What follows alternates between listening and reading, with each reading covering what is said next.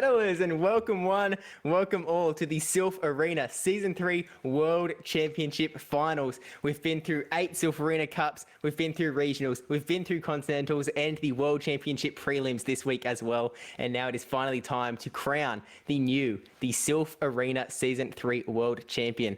We're going to see 8 competitors here today, but before we reintroduce the competitors, I want to give a brief rundown about how this is all going to work today, because this is a very unique tournament. So the 8 competitors are going to be fighting in a double elimination bracket, which we have seen before. So they're able to lose once and then still go on to win the tournament as long as they don't lose again. So it does give everyone a chance in that regard. The meta that is being used is Open Great League, but here's where it gets twisty, because instead of the normal Open Great League where you pick 6 Pokemon and you bring 3 each game, we're going to see competitors will bring 8 Pokemon onto their teams for the first time ever, which is a crazy little concept. And not only that, but each competitor, each round, is going to ban 2 of their opponent's Pokemon. So it's going to bring you down from that 8 to 6. So it opens up a whole new world of team building, an entirely new challenge for them to face going into the World Championship Finals. And I'm really excited to see how they're going to kind of tackle this sort of unique problem. So with that said, to bring us through the action today, we are going to see some familiar faces throughout the stream. So let's introduce our first casters for the stream, which we'll bring on screen now. We have 2 of the most famous faces in Pokemon Go PvP. You love them. It is the one, the only World Champion 2020 North American Continental Champion, PvPSteve 2, and also pillar of the PvP community, KiengIV. So let's bring them both on screen now so we can say g'day and get their thoughts. There they are. There's those 2 handsome faces. Look at these guys. I'm excited to be here. Speedy, how are you doing?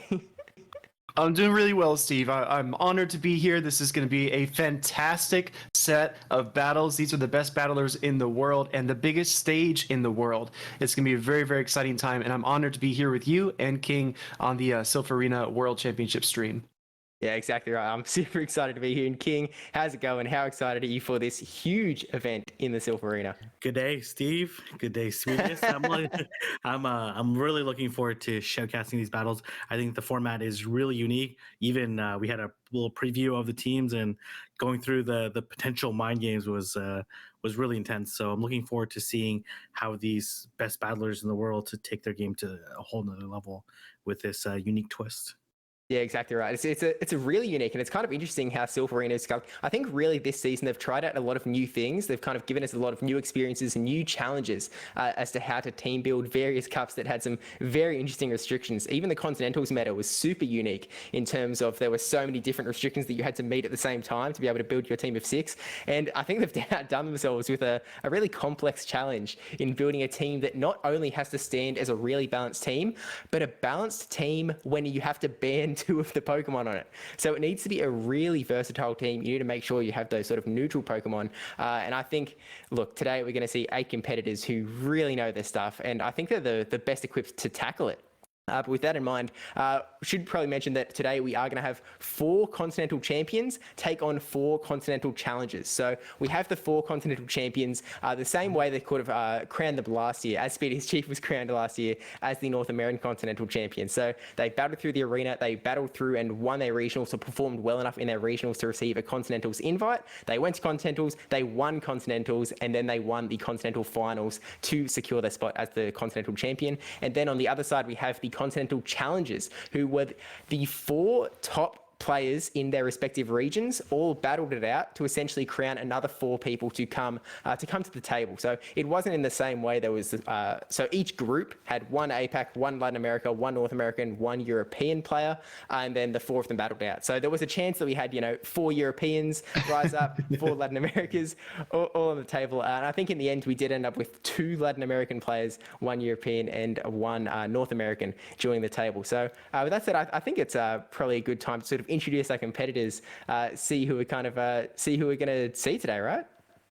Absolutely. Yeah, let's do it, Steve. Yeah, right. So we've got the full swarm of cards here, and look, these guys are just so incredible.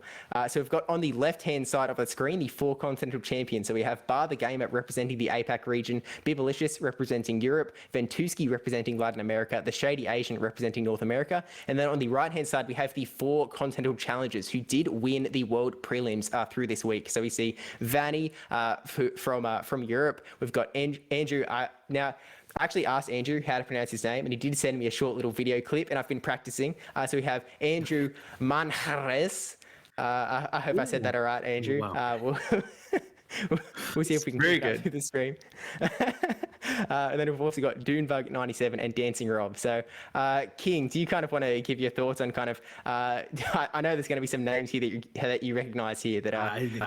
All these names are household names, right? Incredible battlers. A lot of them I've been able to showcase some of their tournament runs, and as well been opponents. The people that I've showcased have been opponents, and they're all absolutely phenomenal, amazing. I'm looking forward to seeing who will come out on top. Yeah, just like King said, it's really hard to pick a name out of the group because all 8 of these players are just at the next level. They're just extremely competitive. We know them from team tournaments, from Silph tournaments, from GBL as well. They're just very versatile battlers. The name I think you have in mind, Steve, is Ventusky. Ventusky is a 2 times Latin American champion, and he is back at it again in Worlds. Really, really proud of Ventusky for just having such grit and being able to rise back to this stage again. And then we see Dunebug as well. I did face Dunebug twice in the North American Continentals last season, and one of the scariest competitors. I looked at his team and I was scared. I looked at his play style and I was scared. He's very formidable, and as we see there as well, #1 ranked in the world overall in Silph. Yeah, exactly right. I think Dunebug is potentially one of the scariest competitors in here, just by virtue of being #1 in the world, being the first ever GBL legend. I mean, just overall incredible battler, and someone who is actually worth noting that he did unfortunately miss out on Continentals. So Dunebug just found a way that even missing Continentals, he was able to fight his way around and get to still go, hey, I want to come to Worlds. I want to take on the best of the best. I believe I deserve a spot here, and he most certainly does. But we have a lot of the other battles here, so I can give a little bit of info on all of them. I was going to run a trivia session earlier, but I decided against it. We've got Bar the Gamer representing Israel, who is in all 3 Silph Arena seasons. He's been #2 in Israel every single time, and that isn't because like one person has always outclassed him as #1. That's like the #1 player has changed, but Bar the Gamer has been consistent and been really well #2 in Israel, and that's a very high rank, by the way. I think Israel has 2, maybe 3 legend rank battlers this year, so they're doing incredibly well. And then we've got Bibelicious representing EU. They're kind of an interesting spot, Bibelicious, because they only played the first 3 Silph Arena metas of Season 3, and with that they were able to get to the point where they were qualified to regionals. They then swept the Sweden regionals and then went ahead and did incredibly well in Continentals to take out the Continental Championship. I've got Ventusky, as you said, the 2-time Latin America Continental Champion, Final 8 as well in the first year, I believe. Dr. Trotter was telling me he was there. And I mean, now just really, really incredible job. I think he finished season 3. He finished season 3 at #3 in the world. He finished season 2 at #2 in the world. Ventusky is a consistently strong battler and is definitely going to be a name to look out for in this tournament for sure. I've also got the Shady. We've got the card says the Shady Asian there. He has changed his name now to a Shady Equation, who actually is a bit of a reverse Bibelicious. He started the season halfway through at the 5th Cup, the Vortex Cup. That was his first time in the Silph Arena, and then just consistently did incredibly well, able to come through the Continentals and get that Continental Championship title. So those 4 battlers, even if they don't come away with the World Championship title, they are coming away with the title, right? And then on the right-hand side, those Continental challenges. We've, some really strong names as well. We've got Varney, who has been, I think, #1 in Spain 2 years running. Incredibly strong battler and definitely someone who can put on a real show today. We've got Andrew Manjarres. I think we might stick to Andrew from now on, so I don't strain myself too much. But I think he was #3 in Mexico in season 2 and is now #1 in Mexico this year. We've got the rankings on the bottom. Just in case the text is a little bit small, I believe that first number on their cards is the global ranking, and the second number is their national ranking, and then the number on the right is their ranked battles this season, I believe. And then we've got Dunebug, the #1 everywhere, incredible battler. I think he's been #1 in the leaderboard like just a handful of times. Very strong battler, very strong competitor, and I had the pleasure of seeing him battle yesterday, streaming the World Prelims, and he is just really strong. And last but certainly not least, Dancing Rob, who actually won his World Prelims tournament without even playing his 3rd match. like 2 rounds in, he was at a position with the tiebreakers that he could not lose, which is a pretty incredible position to be in. Silph Arena even let him battle Hot Pocket after the round timer had expired, because they at least had the winner on the books. They were able to battle. So I think there might be a little bit of talent here today, guys. Yeah, I actually saw a little bit of discussion on Twitter with Dancing Rob. There, I think it was Twestel, who pointed out, like, how can you declare him already advancing without him finishing all his battles? But he was just that dominant, performed just that well at that. He was he didn't even need to finish all his battles to qualify, which is pretty amazing. But interestingly enough, he actually then went on to beat Hot Pocket anyway, just to show that he's he's got the stuff. I mean, hey, I'm here. May as well get some sparring practice in against one of the other best battlers in the world. But with that said, I'm not sure if we can get the bracket up here, because we do have the bracket, the first matchups that we are going to see in the first round. So we've got, just reading down the list, we've got a Shady Equation taking on Dancing Rob in the first round. So we're actually got a case where all of the continental champions have been matched up with a continental challenger. So Shady Asian representing North America taking on Dancing Rob. We've got Bibblicious representing the EU taking on Andrew. We've got Ventuski taking on Dunebug, which is going to be such a hyped battle. Oh my gosh. And then Bar the Game at first Funny. So Speedy, are there any matchups that are kind of standing out to here to you as like, oh man, we need to see that battle? Well, outside of the obvious one you mentioned, that third bracket, oh my God, can you imagine starting the tournament and seeing Ventuski or seeing Doombug on the other side of the bracket? It must be super intimidating for both of these guys, but they do not back down. No matter, that's the thing, right? No matter how strong your opponent is, you still go in and you do your absolute best. I know both of these battlers will do that. I wanted to point out at the top, a Shady Equation versus Dancing Rob. So I actually had the pleasure of encountering Dancing Rob's team in Go Team Up, and he is just so good at finding counterintuitive ways to win matches. He finds safe swaps you wouldn't expect. He finds holes in your coverage that you didn't see before. Very, very talented battler, and I'm really excited to see him maybe exploit some weaknesses in Shady Equation's team. I mean, he must be running all kinds of equations to get the perfect team together, but Dancing Rob is going to try to break that formula.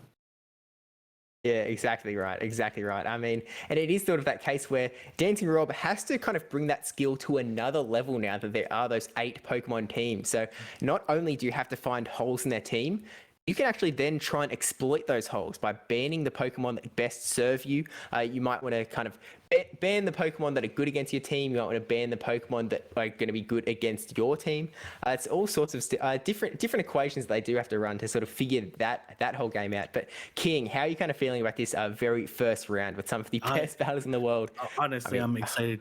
I'm excited to see all 4 battles, but as noted by Speediest, I think a Shady Equation and Dancing Rob is really intriguing. We're talking about one of the most experienced Silph battlers in the entire world, one of the best, versus someone who's relatively new to the format, but certainly has had a long resume in other formats and in other ways of battling. So it'll be interesting to see whether or not the newcomer can knock off a legend, or whether or not experience will pay off.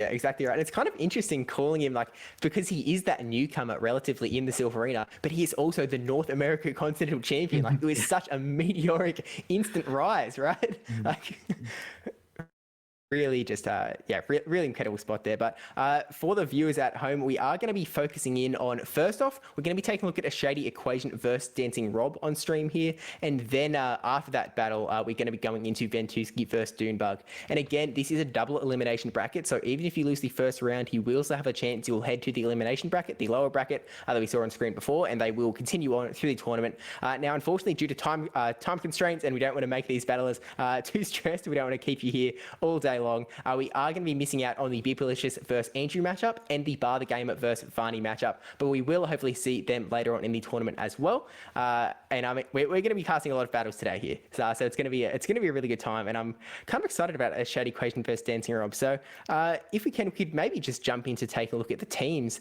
They've obviously got the 8 Pokemon teams. They're going to be able to ban 2. So if we could pull the teams up here, we've actually got the bans live at the moment. So it's a bit of a case where they have because it is a different format that we may see in the future as well. It's going to be a case where they register their 8 Pokemon, they get their opponent's matchup, and they're going to have 5 minutes to select the 2 Pokemon they're going to ban. And then they're gonna match up. Okay, it's going to be a few minutes before we see the teams here, but King, do you kind of want to talk us through how you might approach the sort of how to ban 2 Pokemon from that team of 8? Because it is such a unique format. Yeah, so when I first initially looked at, we were analyzing Dancing Rob and a shady equation, I first looked at, okay, I do my typical analysis to see, okay, what Pokemon is good against the opponent's teams, like what are the weaknesses, and then trying to exploit that particular one. So on Dancing Rob's side, which we'll see shortly, I'm curious on what his bans will be, is that Alolan Ninetales looks really strong on his team, but obviously Galarian Stunfisk would be the biggest issue that he would have to encounter. Does he go ahead and ban Galarian Stunfisk and the second strongest Pokemon, or does he take in consideration that a shady equation will factor in that Alolan Ninetales is really strong against his team and just outright ban it and then kind of nullify that strategy? So I'm curious on whether or not they'll try to form a core and then protect against it, or whether they'll anticipate what the bans are and then kind of build around that and form a different core based off the remaining Pokemon. There's just a lot of really complex calculations that need to happen to try to figure out how you can best position yourself to win this match. Yeah, exactly right. There's so many different ways you can sort of attack the problem. So, Speedy, is there any way that you might think that if you were in this position that you might tackle the problem yourself, that you might potentially go for that core strategy that King was talking about, pick a core that you really like against their team and then ban Pokemon to protect it? Or might you go for more of that, a little bit of a different strategy? Yeah, just like King said, when you have teams like this, you look at something like a Grass and Stunfisk combination. That's very common in GBL. We've seen it work in Silph formats as well, just because of the incredible synergy of those 2 Pokemon. So if you come up against a team, you immediately identify that combo and you say, well, I don't want them running this really famous combination, so I'm going to, hash one of these off. And it just comes down to, I think, in terms of finding cores that maybe you wouldn't expect or finding different ways to attack. And one of the hardest parts about this format as well is lack of practice. I mean, who are you going to find to pick 8 of these Pokemon that are such well-balanced Pokemon and then run through this kind of practice situation? This is something brand new. Silph continues to innovate in forms like this, and I think it's very, very exciting to see. And I don't know. I mean, when you get to a point where you have some of these Pokemon that can be so dominant against the team, they almost kind of pop up as red flags. And I think that they're immediate bans, and that's pretty straightforward, right? Or is it? The mind games are at work here. Yeah, exactly right. And we are seeing in chat, so the bans have been selected. So the teams are kind of getting worked out on the back end for production at the moment. The teams did go live with the tournament. So as we go on, the teams will be instantly there. But I'm just going to quickly read out the teams. And again, the link is in chat at the moment if you want to go check out the bracket yourself, and the bans are there as well. So we have Dancing Rob's team, who has that Alolan Ninetales that King mentioned before, Mew, Skarmory, Swampert, Sableye, Medicham, Altaria, and Galarian Stunfisk. And then on a shady equation side, he's got Umbreon, Azumarill, Venusaur, Medicham, Shadow, Abomasnow, Skarmory, Jellicent, and Galarian Stunfisk. And again, we have seen the bans come through already. So Dancing Rob has decided to ban Umbreon and Jellicent from a shady equation side, and a shady equation has decided to ban Skarmory and Sableye from Dancing Rob. So deciding to leave the Alolan Ninetales on the board, but kind of interestingly, Dancing Rob actually banned the Umbreon. So maybe makes Alolan Ninetales a little less strong than it might have been anyway, right? Yeah, I'm trying to anticipate. Speedius, what do you think the mindset for each of the opponents were in terms of picking their bans? Yeah, that's a really good question. So we were briefly discussing before the call about how Mew might be an interesting pick, and then he bans the Dark and the Ghost type on the other side. Kind of tricky to kind of pick where these trainers are seeing gaps. And then again, like, we're just the casters, right? We're not even the battlers, but I can tell all 3 of us are kind of staring at these teams, and we're trying to X off these 2 picks and just think, well, how do the rest of these picks interact? Maybe you can then kind of funnel things down and just have like a brand new team of 6. So it almost feels like a quick read on both of the parts of these trainers here. When you ban the Jellicent, that kind of tells me that you want to clear the runway for the Medicham, because I think Medicham's also a solid pick against this team. But then you ban the Umbreon as well, which of course is one of Medicham's favorite punching targets. No pun intended. Yeah, exactly right. King, would you have potentially made some different bands, or are you kind of like, do you see a little bit more about why they might have made these four particular bands? Yeah, I'm not. I think Speedius has identified it correctly in terms of. I think honestly, both of them are trying to clear the runway for their meta champs, right? Like the Skarmory Sableye pick are both very strong against meta champ, right? And then as well, I guess Sableye is always a very reliable safe swap here. So maybe taking that, maybe Shady Equation was trying to factor that into the analysis there. So yeah, I'm curious on how they'll play it out. I'm sure they have their strategies in mind and how they're going to play it out. So I'm really looking forward to it. Yeah, exactly right. So, Speedy, how do you see? So, obviously, you've both identified that Medicham is going to be a pretty powerful Pokemon on both sides. The Shady Equation obviously running that Zoom rule that may give it a little bit of strife, but we know that Psychic can do a fair bit of damage there. How do you see? What sort of lines of three do you think Dancing Rob might be tackling here, or what might they be pairing with that Medicham to take on the six that a Shady Equation does have left? Well, I have to mention this. If we see on Shady Equation's team, he's got double grass with the Venusaur and the Abomasnow. We know Abomasnow does carry that ice typing as well, but I do think it operates in a big way as a grass type. And look at this.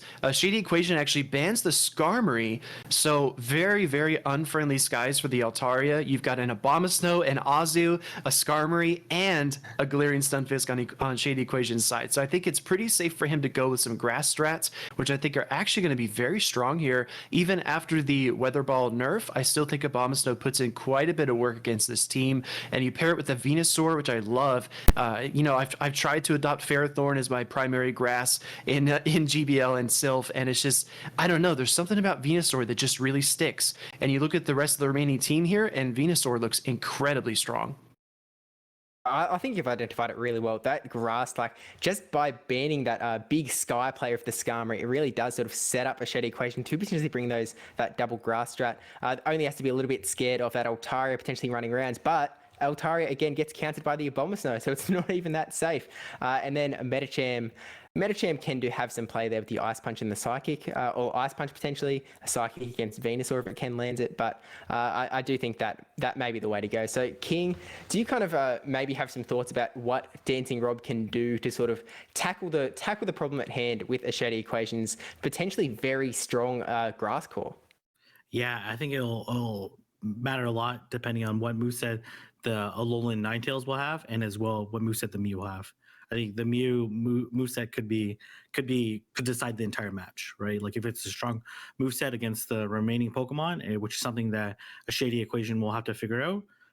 So I think it's definitely a strong pick, but with only one water type, there's not targets across the board, but they do definitely have strong, really neutral play across the entire team. So I'm curious on how Dancing Rob will factor that in. Or I've seen a lot of times where I've called out a particular strategy and battlers at the very top anticipate that, and then they run a completely different team. So we'll see how these two decide to pick their three Pokemon.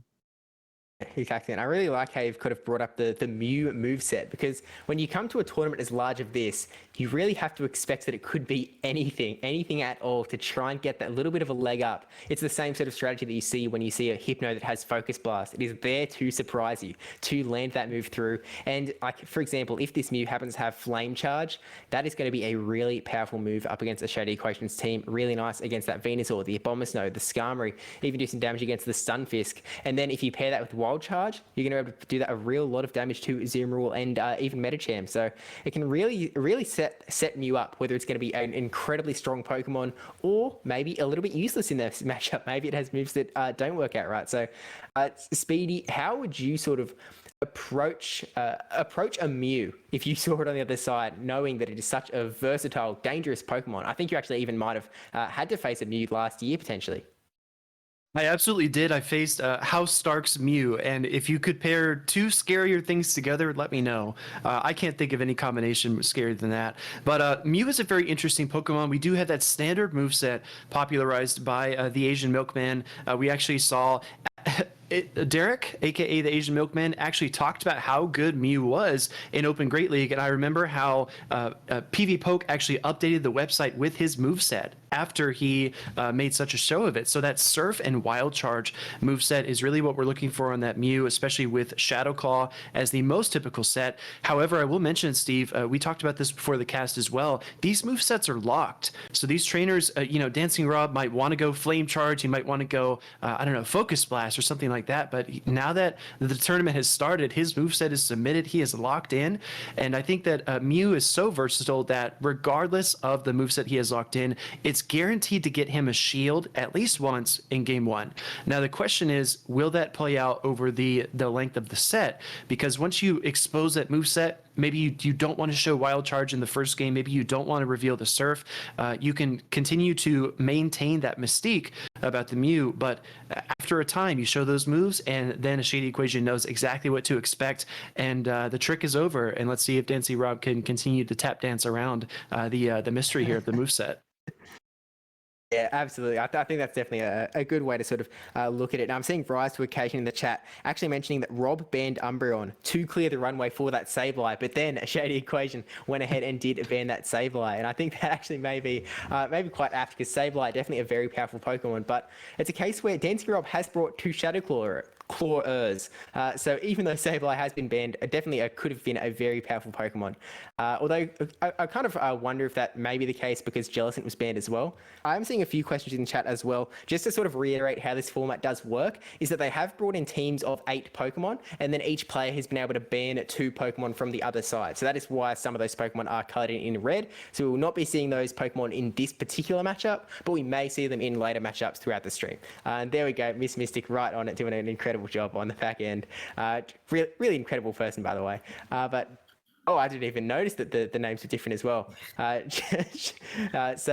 Honestly, I thought the name was correct because it says winners quarters. So I was like, oh, makes sense. Speedy's is here. We're in his quarter. So it worked out perfectly. But this title works too. So hey, if I get access to the winners' quarters, I'm a happy man. I'll take any opportunity to hang out with the likes of the two of you. But Speedy's Chief, I guess you're positioned above that Dancing Rob set. So if you have to take on King representing a Shady Equation here, what are you kind of thinking that you have to pick the line of 3? You have to pick the lead. What are you going with? Putting you on the spot here.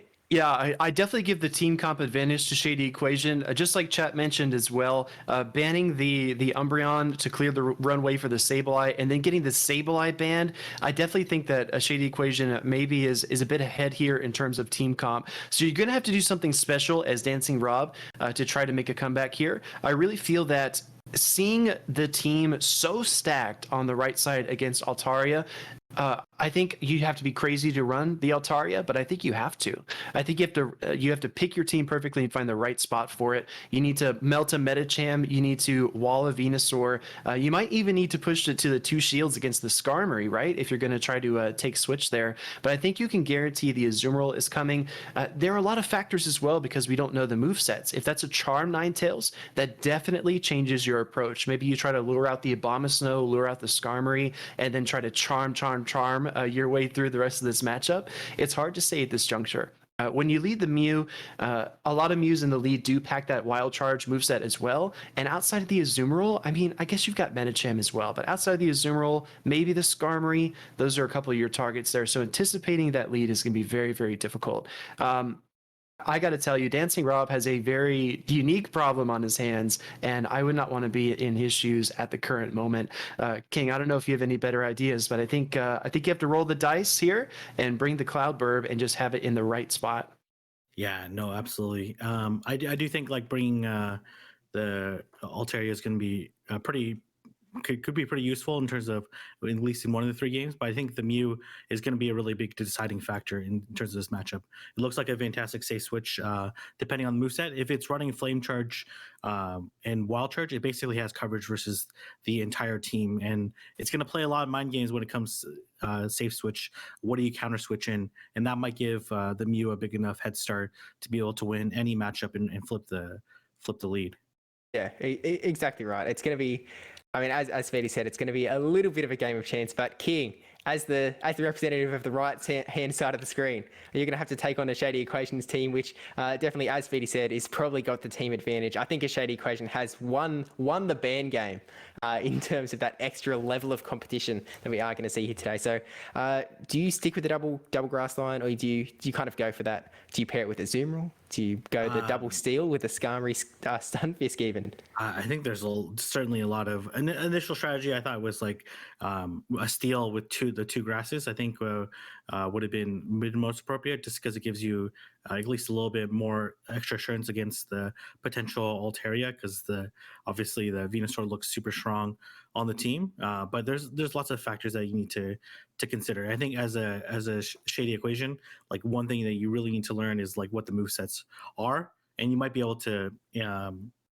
tell based off of the team composition that Dancing Robs bring, or obviously seeing the moveset. So I think game one is kind of a feel game. If you can win it, that's great. But winning it plus gaining a little bit of information will give you a little bit more certainty on what you bring for your other games. And I think that's probably one of the most important things that is it does take place in a lot of these high level competitions when you bring those Pokemon that do have such variable movesets. So it's kind of the power of Mew. It's what makes it such a great Pokemon, that it is such a question mark to plan against. It's so frustrating. It's like, I don't know what I'm strategizing against quite, so I have to kind of strategize for these different sort of scenarios. They're throwing when they throw their first charge move at you, the stress that comes over you, like, oh, this could be some huge nuke that I'm not expecting, or the spammy moves could just be coming my way, and it would be foolish to shield. You just don't know until you know, unfortunately. So it is a game that Dancing Rob may try and hold some information close to his chest, because it really does give you that advantage. So I think, as Speedy mentioned a little while ago, that you may just go for one single charge move in that first game, so you can sort of keep a bit of the suspense going into the next game, especially if you can get away with that. If you're in such a matchup that, for example, if you were up against an Abomasnow and you had Flame Charge, there's no way you're going for any other move. So it kind of gives you that opportunity to hide that move, and then you just wouldn't throw your second move in the next matchup if you can avoid it. That is, but. And then there's a lot of Ninetales as well, which plays very different roles, whether it's a Charmer or if it's a Powder Snower. I mean, the matchup against Metacham, for example, can be very, very different. I mean, if it's that Charm Ninetales, that Metacham just completely melts away. It almost turns to liquid in a flash. But against Powder Snow, it does have a lot more play. So I think a Shady Equation side is a lot more predictable in terms of the movesets it's going to be, unless they're going to run that Flash Cannon Skarmory. I think Azumarill is potentially the main one that's going to have a bit of a whether it's going to be Ice Beam, Play Rough, or Hydro Pump. I think, Dancing Rob is maybe hoping that they don't have the Ice Beam, just so that Altaria can survive a little bit longer against Azumarill, so that Azumarill has to go for the Play Roughs instead of the Ice Beams. But only time will tell on this front. But I'm seeing the G-Fisk on both sides, and there's always the fear of the G-Fisk mirror appearing. I think it's one that no one likes to be in, but I guess that's another little bit of the information that you have to gather about your opponent in that first game. Are they the type of battler to burn the first shield? Are they the type of battler to go straight for the nukes, go for the hitting moves? And that's somewhat a little bit of a benefit for both players, because they've had to battle through either the Continental Finals that were streamed, or the World Prelims that were streamed. So all players had a little bit of an opportunity to sort of sneak some views on how the other battlers have approached these high levels of competition, and maybe grab a few ideas about how their strategies, or potentially even I know one person was talking about that if I saw in chat a little bit earlier, if they were approaching the World Championships, they would just go for a completely different strategy early on and just throw people completely off. They go for only nukes in the Continental Finals, and then go for only baits coming to the finals. It's maybe a little bit of an extra level of mind games to where these competitors need to be, because I mean, you guys have both seen some incredible battlers over your time, and there's just such a high level of strategy that can be employed in these high level battles that it kind of just it sets some people apart, the way that I saw Dunebug just perfectly find win conditions and then execute those win conditions. So I think we really just have to give a really big congratulations to all 8 competitors who have made it to this huge world stage. I mean, they've had to play some incredible battlers to get here, whether they had to play other Continentals finalists, regional finalists, Silph Arena just region finalists, or the people who had to play through the World Championship prelims and had to play 3 of the other best in the entire world. I mean, it's truly an incredible mark mark on just being able to get here. Absolutely, Steve. And it's interesting as well because these trainers have just seen these teams recently, but they have known who was going to be in this tournament for a couple of days now. So you can go back, you can crawl Twitch, you can crawl YouTube, you can even go to their Silph Arena card and you can look at some of these Pokemon, some of the tendencies. Maybe you can find gameplay that they've done before. Maybe they've been on King's YouTube channel, like you mentioned before. He's casted a few of these trainers. Maybe you can get a good feel for their play style. Sometimes recognizing those tendencies a second too late can actually flip an entire matchup. If you know your opponent likes to overcharge and not push CMP, if you know your opponent does like to force CMP, those kinds of strategies you can use against them. It's small things, Steve. It's like one extra Shadow Claw here, maybe catching after the third Snarl on this move here. It's very, very intricate things about how these trainers play. And like you said, when you throw a charge move, when you make a switch, that's a cue. Just like if you're dancing with someone, you have your dancing partner. If you shift your hips right, it's a cue. So let's see if Dancing Rob gives some cues here to Shady Equation. I was going to mention as well, I see some people in the chat, including Arrow. Arrow recommended a very neutral team for Dancing Rob to run. And there are really three ways you can approach this matchup. First, you can go with a very neutral team. You can try to feel your way through the matchup, maybe try to gain energy leverage or shield leverage early, and then just try to outskill your opponent. Secondly, you can try to pick their team perfectly. If you know it's going to be an ABB steel double grass line like King mentioned, maybe you call that line and you say, this is absolutely what they're going to run. These are the absolute counters, and I'm just going to pencil in this matchup and just RPS, right? The third thing you can try to do is you can try to lure out that one threat. If you identify something that fills a role, for example, the Abomasnow and the Skarmory are both kind of like an anti-grass. Now, in this particular instance, Dancing Rob doesn't have a grass type, but if you identify two Pokemon that fill a similar role, you can lure one of them out, clear out that counter to whatever you want to run, and then kind of push through the rest of the matchup. So there's kind of, in my mind, there are three kind of archetypes for how this matchup could go. I don't know if you gentlemen agree or disagree. Let me know.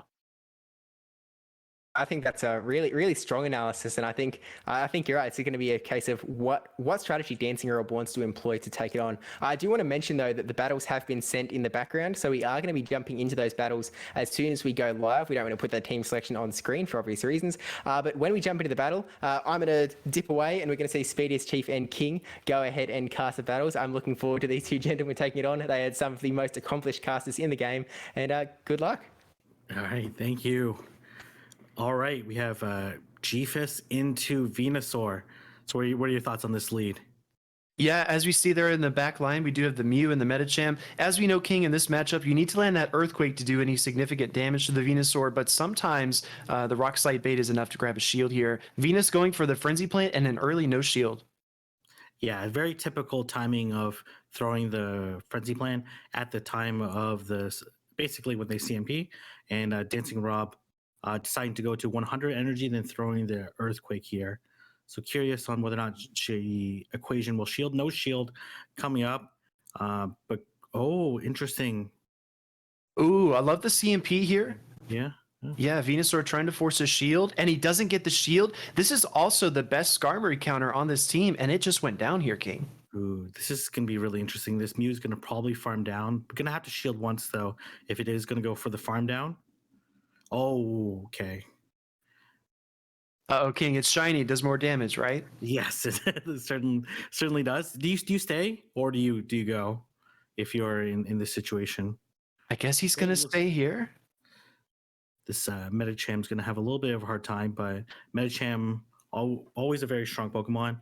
Very curious on the timing, the bait game. The mind games are going to be really important here. Interesting. Going to go straight for it.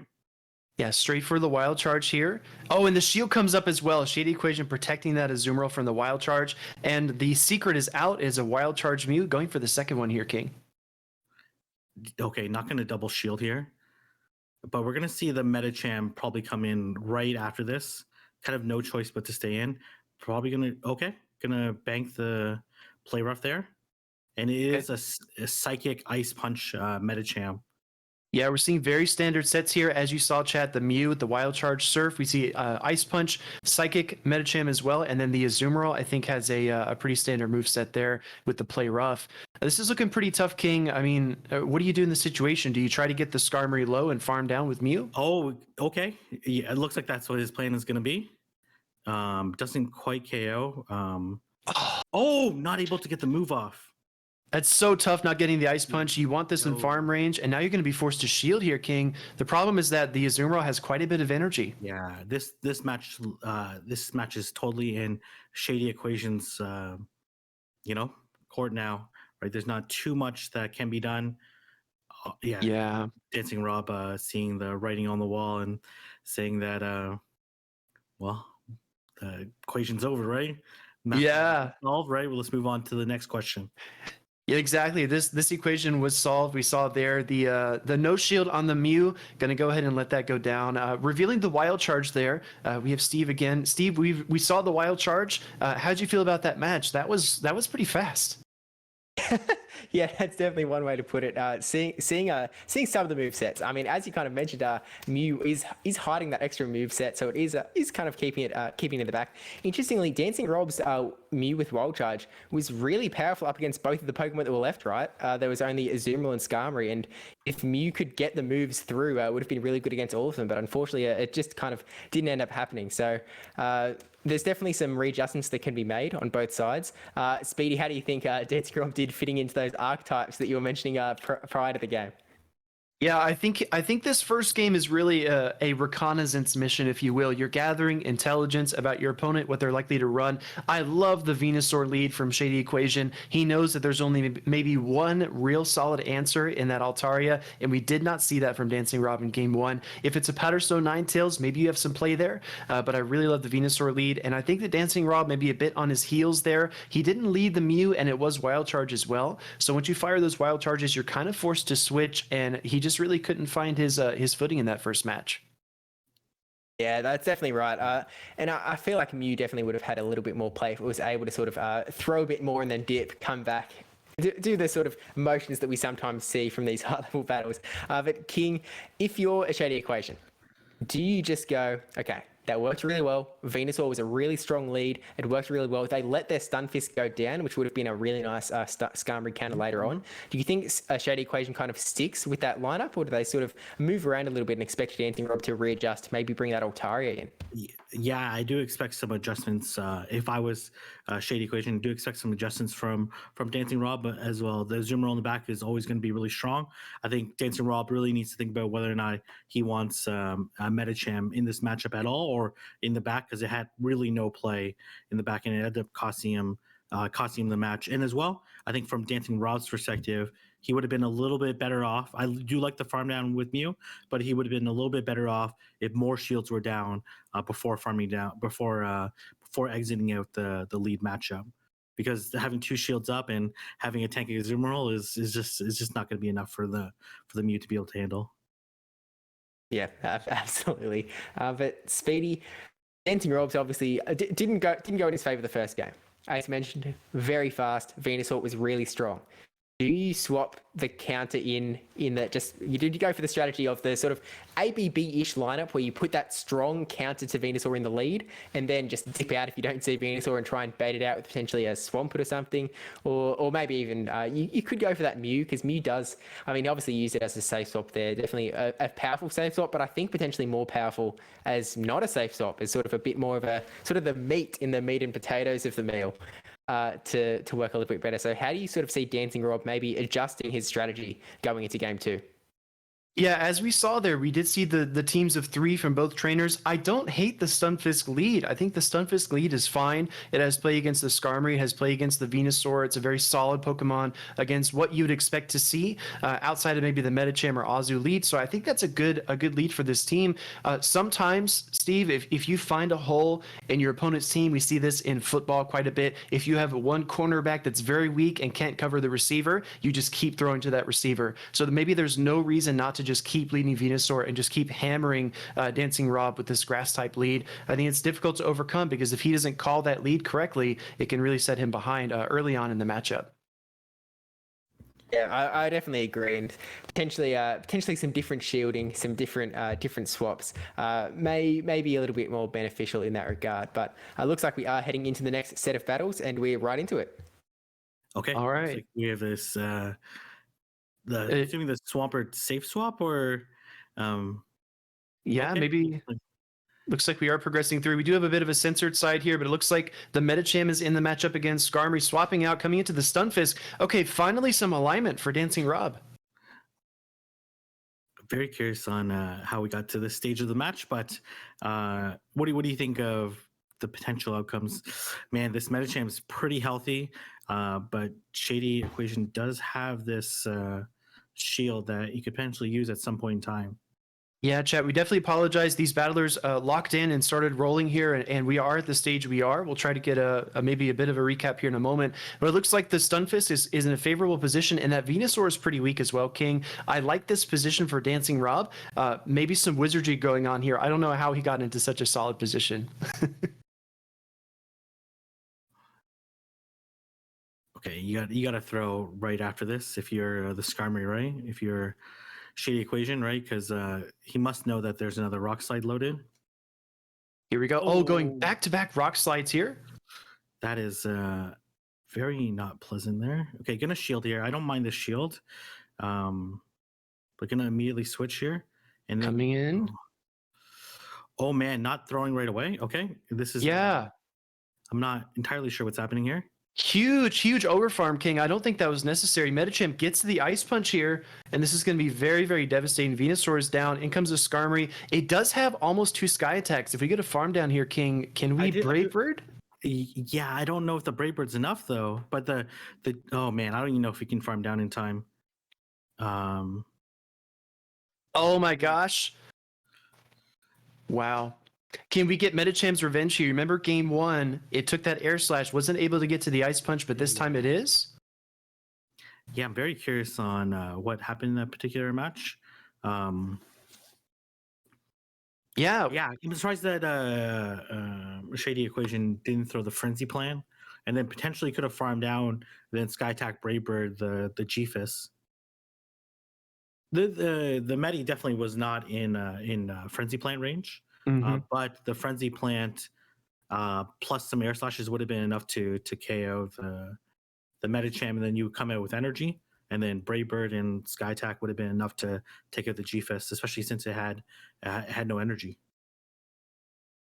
Yeah, I definitely agree that Medicham was just too healthy. We saw it take the Sky Attack. We saw it get off the Ice Punch there, really kind of putting the nail in the coffin for the Skarmory. I agree with you, King. I'm not sure about the overcharge on the Venusaur, maybe misunderstanding where the energy was on the Medicham. But if you land the Frenzy Plant, you can air slash down, and it at least gives you a chance to Brave Bird the Stunfisk and try to make something of it. But we saw the Swampert come into the Venusaur when we started the matchup there, King, maybe trying to lure out the Grass type. I don't know how Dancing Rob did it. That was pretty spectacular. Yeah, when I look at it, Venusaur was strong against all 3 Pokemon there, but Dancing Rob dancing his way to victory there. Yeah, there was definitely some... I understand why Shady Asian wanted to go to Double Frenzy. Felt like maybe that was the only chance to be able to win the matchup, throw the Double Frenzy and whatnot. But I do think that if he would have either thrown the Brave Bird right away after that first Rock Slide and CMP'd, would have put him in a pretty good situation, because it would have meant that the Gfist was going to be super low. But either way, it was going to be a tough matchup at that point in time. Yeah, absolutely. Yeah, so there was definitely some a bit of weirdness going on in that matchup. Obviously, we missed the very start of the matchup, so we don't know exactly what happened at the very beginning. But we came into it, and Venusaur. I see, as King, you were saying, that there was that strategy of trying to go up to the Double Frenzy Plant, but I do agree with you that it may not have been the best move for Shady Equation. And I think it maybe just gave Dancing Rob the full window, the full power to be able to kind of decide how the matchup was going to go. So we're going to apologies for everyone on the late start on the next one, but we will be jumping straight into the game 3 once they have locked in. And so it's now 1-1. And again, this is double elimination. So whoever does lose the next one isn't out of the tournament completely. They will just move to the elimination bracket, the lower bracket of the tournament, and then they may continue on, and we'll see them a little bit later. We'll be covering both the upper bracket and the lower bracket in this stream, so we very well may see him later on as well. But I mean, going into the final game, we have to see some adjustments on both sides, I think, if not in Pokemon, in strategy. So how King, do you think that this both battlers may change their ways for this next one? I think there's a lot of mind games. I think Dancing Rob could totally bring that Altaria. right? And hopefully lock in with the Venusaur. But also Dancing Rob could bring 3 Pokemon that are generally lose to Venusaur, but through clever switches and tag teaming the Venusaur, able to come out on top, right? Or Shade Equation might not bring the Venusaur at all, right? Then there might not be a target. So I'm curious on how these two will decide to play it out. We are jumping in to the final battle now. Take it away, boys. All right, King. Looks like we've got Medicham into Azu. Ooh, leading the Azu this time. What do you think of that? Obviously, I mean, the right pick. It's pretty solid. Oh, we also see the bird in the back. Oh my gosh, Oh King. my gosh. Here we go. Oh man. This So does Shady Equation realize how important this Azumarill is? Oh, he no shields the first psychic. Famously, XL Medicham can take on this Azumarill in the 2s, and he lands a psychic early. Defense drop does not come through, though, King. All right. So, man, this Altaria is going to have a lot of really strong play in the back. So, actually, no shielding here. Taking a big chunk there. Play rough, really chipping the Medicham. This is getting pretty tedious here. Going to come in with another psychic. No baits. Able to get the bubble through. Let's see. Gonna no shield this. That's a huge no shield, King. That is actually. Okay. Looks Oh, like Medicham stuck. Okay. Yep. This Medicham is in, or he strategically wants to farm. More likely that he's stuck. Looks like we might be stuck on the left side. Dancing Rob not moving. The Medicham not bringing anything in. Yeah. I think we should get a stop here. No, we see the Altaria. Okay. This changes a lot of things. This is definitely almost certainly a rematch at this point in time, right? The problem though, King, is that we're seeing the Altaria here, and we see the shield come up. Maybe he is still here. Oh, maybe did he purposely come in Altaria when he wants to farm down? Maybe gonna try to farm. I am not entirely Another sure. play rough coming through here. We see the Altaria trying to eat up this Azumarill. Dancing Rob is back in it. We're just going to play this out and see what happens and then kind of reevaluate afterwards. Here comes the Medicham. 2 shield advantage, so it's really tough here, King. This is going to be really tough for Dancing Rob at this point in time. Going to see the shield. They'll likely be a CMP tie. Okay. To this Ice Punch. Ooh, Ice Punch is not going to KO, but it's going to do a pretty good chunk, right? So yeah, we see the Ice Punch come through here. Sky Attack, just like King said, CMP, Medicham winning it. Shield comes up protecting the Medicham. The problem, though, is that this is your best answer. You got a Stunfisk in the back. Yeah, but he's going to try to catch, right? He has kind of no choice here but to, he's going to throw right away. This game's all but over, right? Yeah, I think this is too tough. The Stunfisk with no shields is going to have a hard time with a hobbled but half-health Medicham and a Venusaur in the back. Maybe a big spike of lag here really disrupted the rhythm. Yeah, this looks like to be in... Yeah, I don't think... I think Shady Equation thinks that this match is going to go to not even bother hanging all the bubbles at this point in time. Yeah. So I was mentioning as well, King, you can correct me, but the replay rules are the same as they are in the standard season, correct? Yeah, I'm sure we'll get some adjudication from Silph, but an unfortunate part of the game. Yeah, this is so tough. You wish you could have called this match before the Altaria was revealed, because I feel like that was the perfect Pokemon to have in the back, and then it was revealed. So if the rules do stand as they do in the regular season, we have to keep the same leads, but we can switch up our back lines. Looks like a message coming through there as well. Yeah. Oh, that's so tough. I don't think it's necessarily decisive, right? Because two shield Medicham actually beats Altaria. So there's still definitely a lot of play at the end, but certainly the Azumarill would not have been able to farm down the Medicham under normal circumstances. Yeah, we have got confirmation that the rematch rules are going to be the same as the normal season. So we are going to see that they are going to have to keep their same leads, but they are going to be able to change the Pokemon in the back. So definitely a little bit unfortunate there. That matchup definitely was looking pretty good for Dancing Rob's side, because that Azumarill was going to be... the fact that Azumarill was such a powerful Pokemon and that it was going to be lost straight away. No shielding 2 Psychics in a row, letting it go down. Definitely was looking like... Altaria may have done some good stuff there. In saying that, there's very much some chances for Metacham to land some ice punches and take that Altaria out. So nothing was set in stone. But yeah, definitely unfortunate that, unfortunately, even at the highest tiers of competition, the lag condition always exists. Yeah, Certainly, there's still a lot of mind games to be played, right? Like Dancing Rob could still bring the same team, right? They might still play at the same matchup, or might not even bring the Altaria, and there might be an overcompensation in terms of trying to anticipate the Altaria, right? So there's still a lot of play here. Obviously, the leads are going to be the same, and we're going to see. All right, here we are. Out. You see the Azumarill Metacham lead as expected. Let's take a peek at the back line, and it did change for both trainers here. Ooh, okay. So, this is looking pretty tough initially for Dancing Rob, right? If the alignment stays, we do expect it to be. I would anticipate that's a Charm Ninetales at this point in time, given how it was played. But we'll see. Oh, defense. Yeah, just like you mentioned, King did get the defense drop here. Play rough coming through. Let's see if Rob decides to shield. No shield again. It's been straight play rough all day from Shady Equation, and again, it comes through. Ooh, man, what do you do here now? Because now okay, isn't this Psychic gonna KO now? I don't believe it will. I think it'll be close, right? Oh, yeah. One. Oh, yeah. Man. Ooh, comes in with the Metacham here. Oh man, this is gonna be an interesting. The Psychic's gonna do a lot, so I'm curious on whether or not he shields. Yeah, Dancing Rob getting the Psychic, Shady Equation shielding, no defense drop. You can't go 2 for 2, but he does get shield advantage here, King. I assume Ninetales comes in, and we're gonna get that moveset reveal. It's probably Powder Snow given the time he's taking. No, it's a Charm Tails. It is a Charm Tails. Okay, coming through here with the Psychic, shielding. Okay, he's going to switch now. He's going to switch now for sure.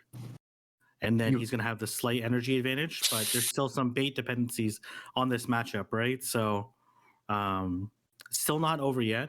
Obviously, this Ninetales is going to be... Okay, CMP. And we get vital information here, King. Dancing Rob's Stunfisk going to win CMP here. Does the shield come up? And the shield comes up at the last second. Oh, my God. And now this is actually really good because now Shady Equation feels very comfortable in throwing this EQ. Good to see another shield. And because he's going to be able to beat it to the move by 1 turn. Whoa. What? Yeah, I guess Dancing Rob getting to the Earthquake first. Going to land this on the Stunfisk here.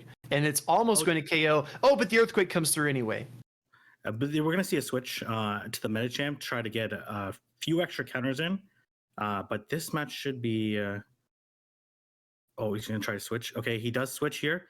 Does it... I think this game's over, though, right? Yeah, he's not going to KO. Yeah, he was reaching for the switch there. Metacham going to fire off this Psychic here. You really need some very special things to happen to flip the outcome here. Let's see how much this does, King, and if there's a defense drop. I guess no defense drop there, and then this matchup is over. Dancing Rob able to take the win there. I don't think, honestly, I'm very surprised that Shady Equation wasn't able to get to the Earthquake first. It looked like he was even one off. But even if he didn't get it off first, both G-Fists survived. So it really doesn't change the result. So the really nice call with the Alolan Ninetales in the back, plus getting the Psychic defense drop, allowed it to KO the Azumarill before able to get off a move, which ended up having alignment there. With that said, I think we can sort of jump into that numero 2 now with the Dunebug versus Ventuski matchup, which is definitely one of the most hype matchups that has potentially ever taken place. Like this is like the Titan of North America, Dunebug, versus the Titan of Latin America in Ventuski, right? So, I mean, Speediest Chief, you've been acquainted with both of these battlers. What's kind of going through your mind knowing that this matchup is about to take place? Yeah, I mean, I couldn't have said it better myself, Steve. You have two incredibly, and that seems like it's such an overused phrase. I will say two incredibly consistent battlers here. Dunebug hanging on to that #1 spot for almost the entire Silph season. Ventuski always challenging. I do have some inside information. I was in a group chat with Ventuski months ago, and Ventuski, I think, had just won a big tournament, and he said, I might be #1, and then or one of his friends said, Ventuski, you might be #1, and he said, no, Dunebug is too strong. Dunebug will keep that #1 spot. So these trainers have been they have a history, right? Maybe if they don't face each other often, they do have each other in their sights. It's just like you said, Steve, when you're the Titan of one area, you look over the land that you preside over if you're the continental champion or challenger, and you look to the other lands to find new challengers on the horizon. And we're going to see those two paired here today. Again, this is the bracket is set up in such a way that we may, like, even whoever wins this matchup, they very well may see each other again in the finals of this tournament. Like, Absolutely. they're such good battlers that I truly believe that both of these guys can do incredibly well wherever they go in any tournament, any structure. These guys are definitely two to watch. But with that said, I think we'd potentially take a look at the teams there. Because this is still round 1, the bands are very well hard set at this point. But again, we've got the bracket posted in the Twitch chat as well if you want to follow along on that end, and you can actually see the bands come up on there. But yeah, we've got the updated bracket here, so we are going to see in round 2, we're going to see Dancing Rob go ahead and take on Andrew. I'll try it again. I got it wrong there. Manjarrez. It might take a few attempts, especially if Andrew keeps putting up an incredible streak in this tournament. And then, Varney is going to be the one to take on either Ventuski or Dunebug, whoever does end up there. And in the elimination bracket down the bottom there, we are seeing that Bibblicious is going to be taking on Bar the Gamer. So the European Continental Champion taking on the APAC Continental Champion. Definitely going to be an exciting matchup there. And a shade equation will have to take on whoever Ventuski or Dunebug does end up losing this matchup. So there's a lot of hype matchups left to go. I mean, there's a lot of this bracket left to fill, and there's a lot of blank spaces to write these incredible names again and again and again until we reach the very end where we write the one champion's name for the final time. And I mean, not the final time, that's going down for the final time in the history books, right? We're going to see that name forever and ever. Looks like we're headed into the games. The battlers are locked in. Lickitung Lee, just like King said, versus the Swampert. We're going to get a lot of reveals here, King. Yeah, as anticipated, Swampert looks really strong. Just has to avoid this Lickitung. Unfortunately, the Lickitung, and he does have Sludge Wave, which does make sense for this bigger team. Dunebug going to throw before they get to the Power Whip, and then I think as Lickitung, you go straight Power Whip here, right? There's no need to bait, but let's see if he does. Yeah, I think the shield pressure is always present, right? Oh, actually allowing another Hydro Cannon through. This is interesting. By Ventuski, I personally like to put the shield pressure on first, because then they may not end up shielding. Try to catch the move there. Unfortunately, doesn't have a good answer to the G-Fist, which was going to be the case anyway. So gonna throw this Power Whip here, and then likely gonna switch to Deoxys. Actually, Ventuski. Ooh, maybe trying to catch the move there as well, King. But here we see that Stunfisk building up tons of energy. It's over the Earthquake. Going to throw this right away. Shield advantage is big here, King. Like you said, getting that early advantage is going to be tough for Ventuski to come back from.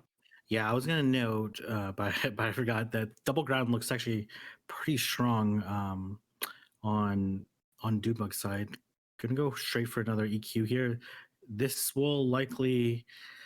Oh my goodness. Oh my gosh, that's bad. That is very bad. This is looking, honestly, Dunebug somehow has a shield advantage and has one switch here. So Dunebug doing some magic here. Yeah. I think you have to one shield and farm down. Oh man. Oh my god. Going through the rock slide bait here, which is very bad here. Can you KO in 5 mud shots? I think you need at least 6 or 7, right? Let's see if he can get up there. Pushing for the Earthquake. Ventuski has the throw. He's going to throw the Rock Slide. He just wants the Stunfisk out of here. But this is a huge deficit, King. I don't know how Dunebug has exerted this much pressure this early in the match. Oh man, this is so bad. This is somehow Dunebug has 2 healthier Pokemon and 2 shields here after losing the lead. Like, how did this happen? We see a desperation earthquake from Ventusky. 2 shields. Dunebug uses one of them finally to protect his Swamper. Going to make that instant swap into the Lickitung. Lickitung does have energy advantage on Ventusky's side, and the Dunebug does have a shield. But man, that Lickitung is weak. Man. Oh man, how did this happen? There's no answer to the GFIS safe swap was just too strong, right? No immediate answer to it. Maybe stayed in a little bit too long with the Lickitung. Probably didn't need to build up to another power whip there, and then not throwing any moves against the. Not that the moves do very much on the Oxus side, but at least would have been able to chip a little more, and then would have been able to farm down, and not have to throw the energy. Maybe we would have been able to flip the matchup. But this is looking pretty rough here. Dunebug actually going straight up for the power whip here. Does a little bit more damage than the body slam, but honestly, I'm not sure if it really matters at this point in time. Dunebug gonna lick down the Lickitung. Oh my gosh, got licked down. That's bad. Oh, it's absolutely brutal. In comes the Stunfisk here. I think you identified something very interesting, King. The double ground is very strong, and we see the absence of grass on Ventusky's side. So it makes perfect sense, actually, the strategy. I'm not sure what why Dunebug is. He's building. Yeah. Why is he building up energy here? That almost cost him the match. Obviously, he's aware of the opponent's energy. Plus he had a shield, I guess, right? So didn't really matter at that point in time. Wow, that is not what I necessarily anticipated to happen there. Yeah, as we move into team selection here, we come back to Steve. I agree, King. I did not see that coming, but now that we've seen it, it's so obvious, right? You take shield advantage early. You come in with the Stunfisk. You identify there's no hard answer. You get energy lead on the Stunfisk, so you can't even come into the mirror match. Dunebug just in complete control there. Honestly, I think the first initial mistake that Ventusky did was not throwing the power whip before the second hydro cannon. Forcing himself to be at a shield deficit, and then the GFIS coming in very safe with the shield advantage and no immediate answer on Ventusky's side, as his team indicated, with Medicham and Azu bans, right? Obviously, now in hindsight, it makes total sense, right? Now the double ground is so powerful. Now that we see Dunebug just put on an absolute masterclass of a performance. That was quite possibly one of the craziest games I've ever seen. I'm really not sure how Dunebug was able to get himself into the most advantageous position. As you said, in the middle of the Battle King, losing the lead, able to get 2 healthier Pokemon with a 2-0 shield advantage. How did that happen? It makes absolutely no sense. And Dunebug, just the wizard that he is, able to somehow pull it out in an incredible fashion as well. Just really, just as you said, a masterclass in Pokemon Go PvP from Dunebug. Truly incredible, and I'm really looking forward to this second battle. I think Ventusky is definitely going to approach this battle, try to maybe respect that GFISK a little bit more, and let's just find out. All right, Lickitung lead again. We're back in the saddle here, King. We got the Stunfisk against the Lickitung. Ventusky brings Jelly in the back. Okay, yeah, he does bring Jelly in the back, and unfortunately, going to end up in this. He obviously has to bait out the Lickitung, right? He has 2 Pokemon weak to Lickitung in the back, and he succeeded. Mm-hmm. Yeah, and but we'll see. I'm assuming Ventusky's Jelly better have Bubble, or else it's going to be still a very difficult matchup ahead. Absolutely. We do see the Lickitung down a shield. Actually, Dunebug down a shield earlier this time. We do see another foul play coming through here. He's got a ton of energy here, King. I think you need to go for the power whip, right? Yeah, this is a CMP here, or at least even a decent CMP, but luckily a CMP because did see Dunebug click it. This does not going to KO. Can allow Ventusky get to at least one more foul play here. We're obviously going to see the lick down happen here. It's going to put this Lickitung pretty low, but it's going to come out with quite a bit of energy. So we're going to at least see 2 body slams, potentially 3 from this Lickitung against the opposing Lickitung. Yeah. Oh, another immediate swap into the Fisk. Ooh, this is interesting here. All right, so going straight for the Earthquake here, we do get a moveset reveal that is a Hex Jellicent. Slightly less favorable than the Bubble variant. No shield on the Earthquake. Man, no baiting here. I would be surprised by the no shield, but let's see how they're going to play this out. I guess he is down a shield at this point in time. Yeah, I definitely believe that Ice Beam could be a huge asset here. You see the Hex, you see the Shadow Ball, both are resisted by the Lickitung. He could surprise Doonbug here with a late Ice Beam. Let's see if it happens. Man, Doonbug's timing was absolutely perfect there. Do you shield this? Okay, not No shield.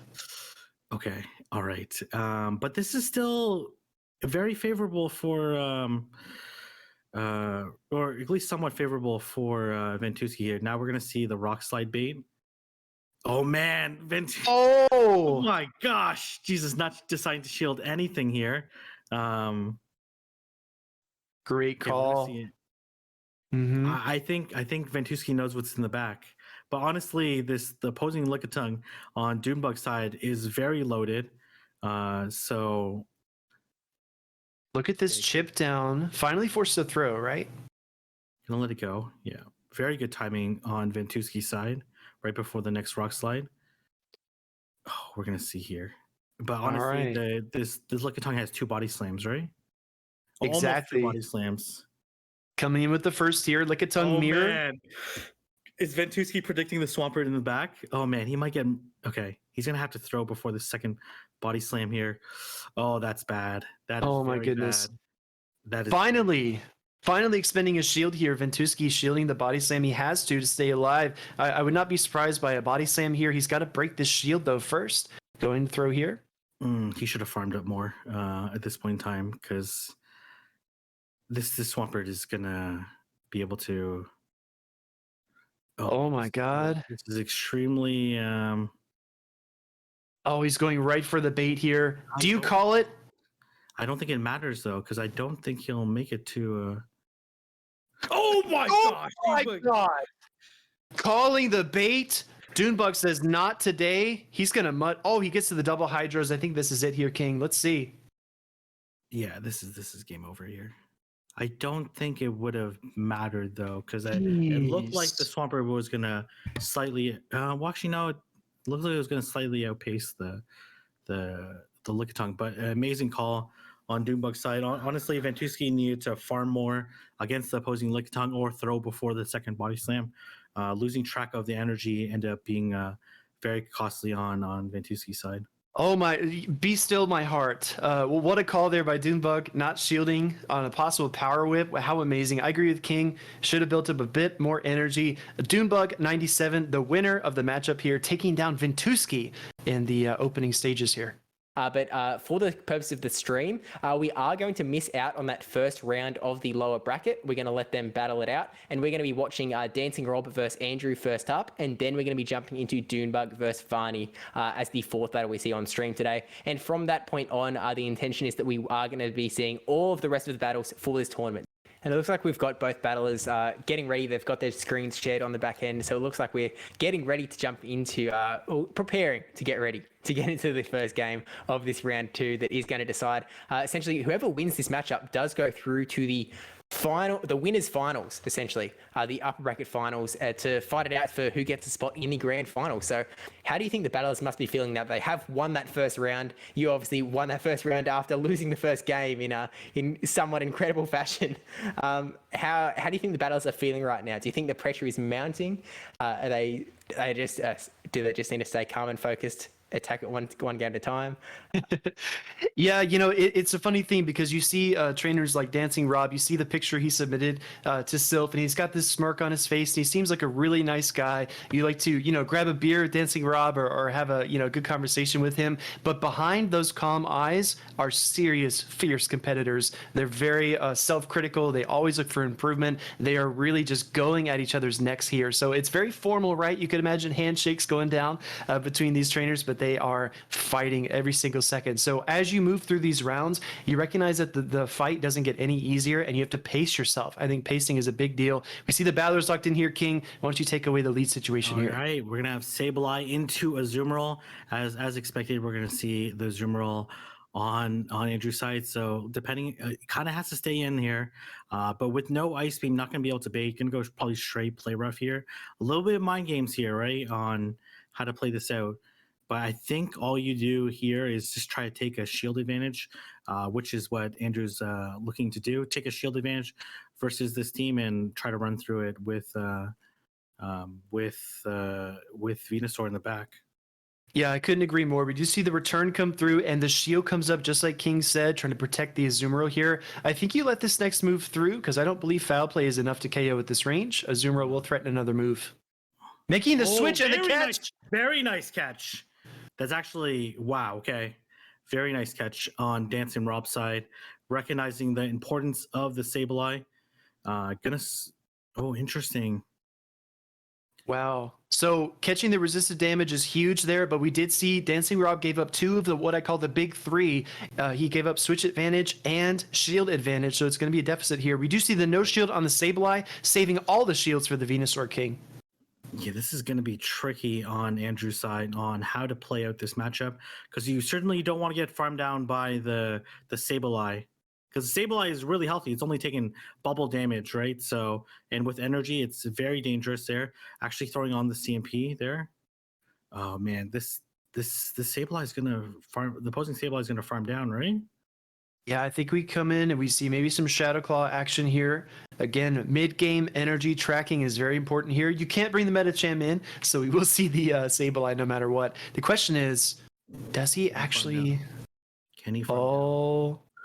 Yes! Oh my god, this is actually really huge here. This is very bad for Andrew, despite being up a shield. All right, we do see... Go ahead, King. Oh yeah, we see the foul play obviously come through here. No shield. Wow. Okay, he is certainly saving his shields here, which I think is going to be potentially pretty dangerous here. Oh my gosh, King! Another catch. Yeah, don't you just undercharge here? Okay, not going to undercharge. Just going to literally just take out this. Oh man. Yeah, he should have undercharged, right? The Azumarill was almost empty there. Going to throw another foul play, continue to apply pressure. Finally, the shield comes up from Andrew. But Dancing Rob's in a pretty favorable situation right now still. But let's see how this is going to play out. Building up to double frenzy. Looks like Andrew's maybe glitching a little bit there. It looked like he wanted to try to CMP tie with first Ice Punch, not letting any moves through because he's quite low on health. But honestly, he's just going to get fast moved down at this point in time.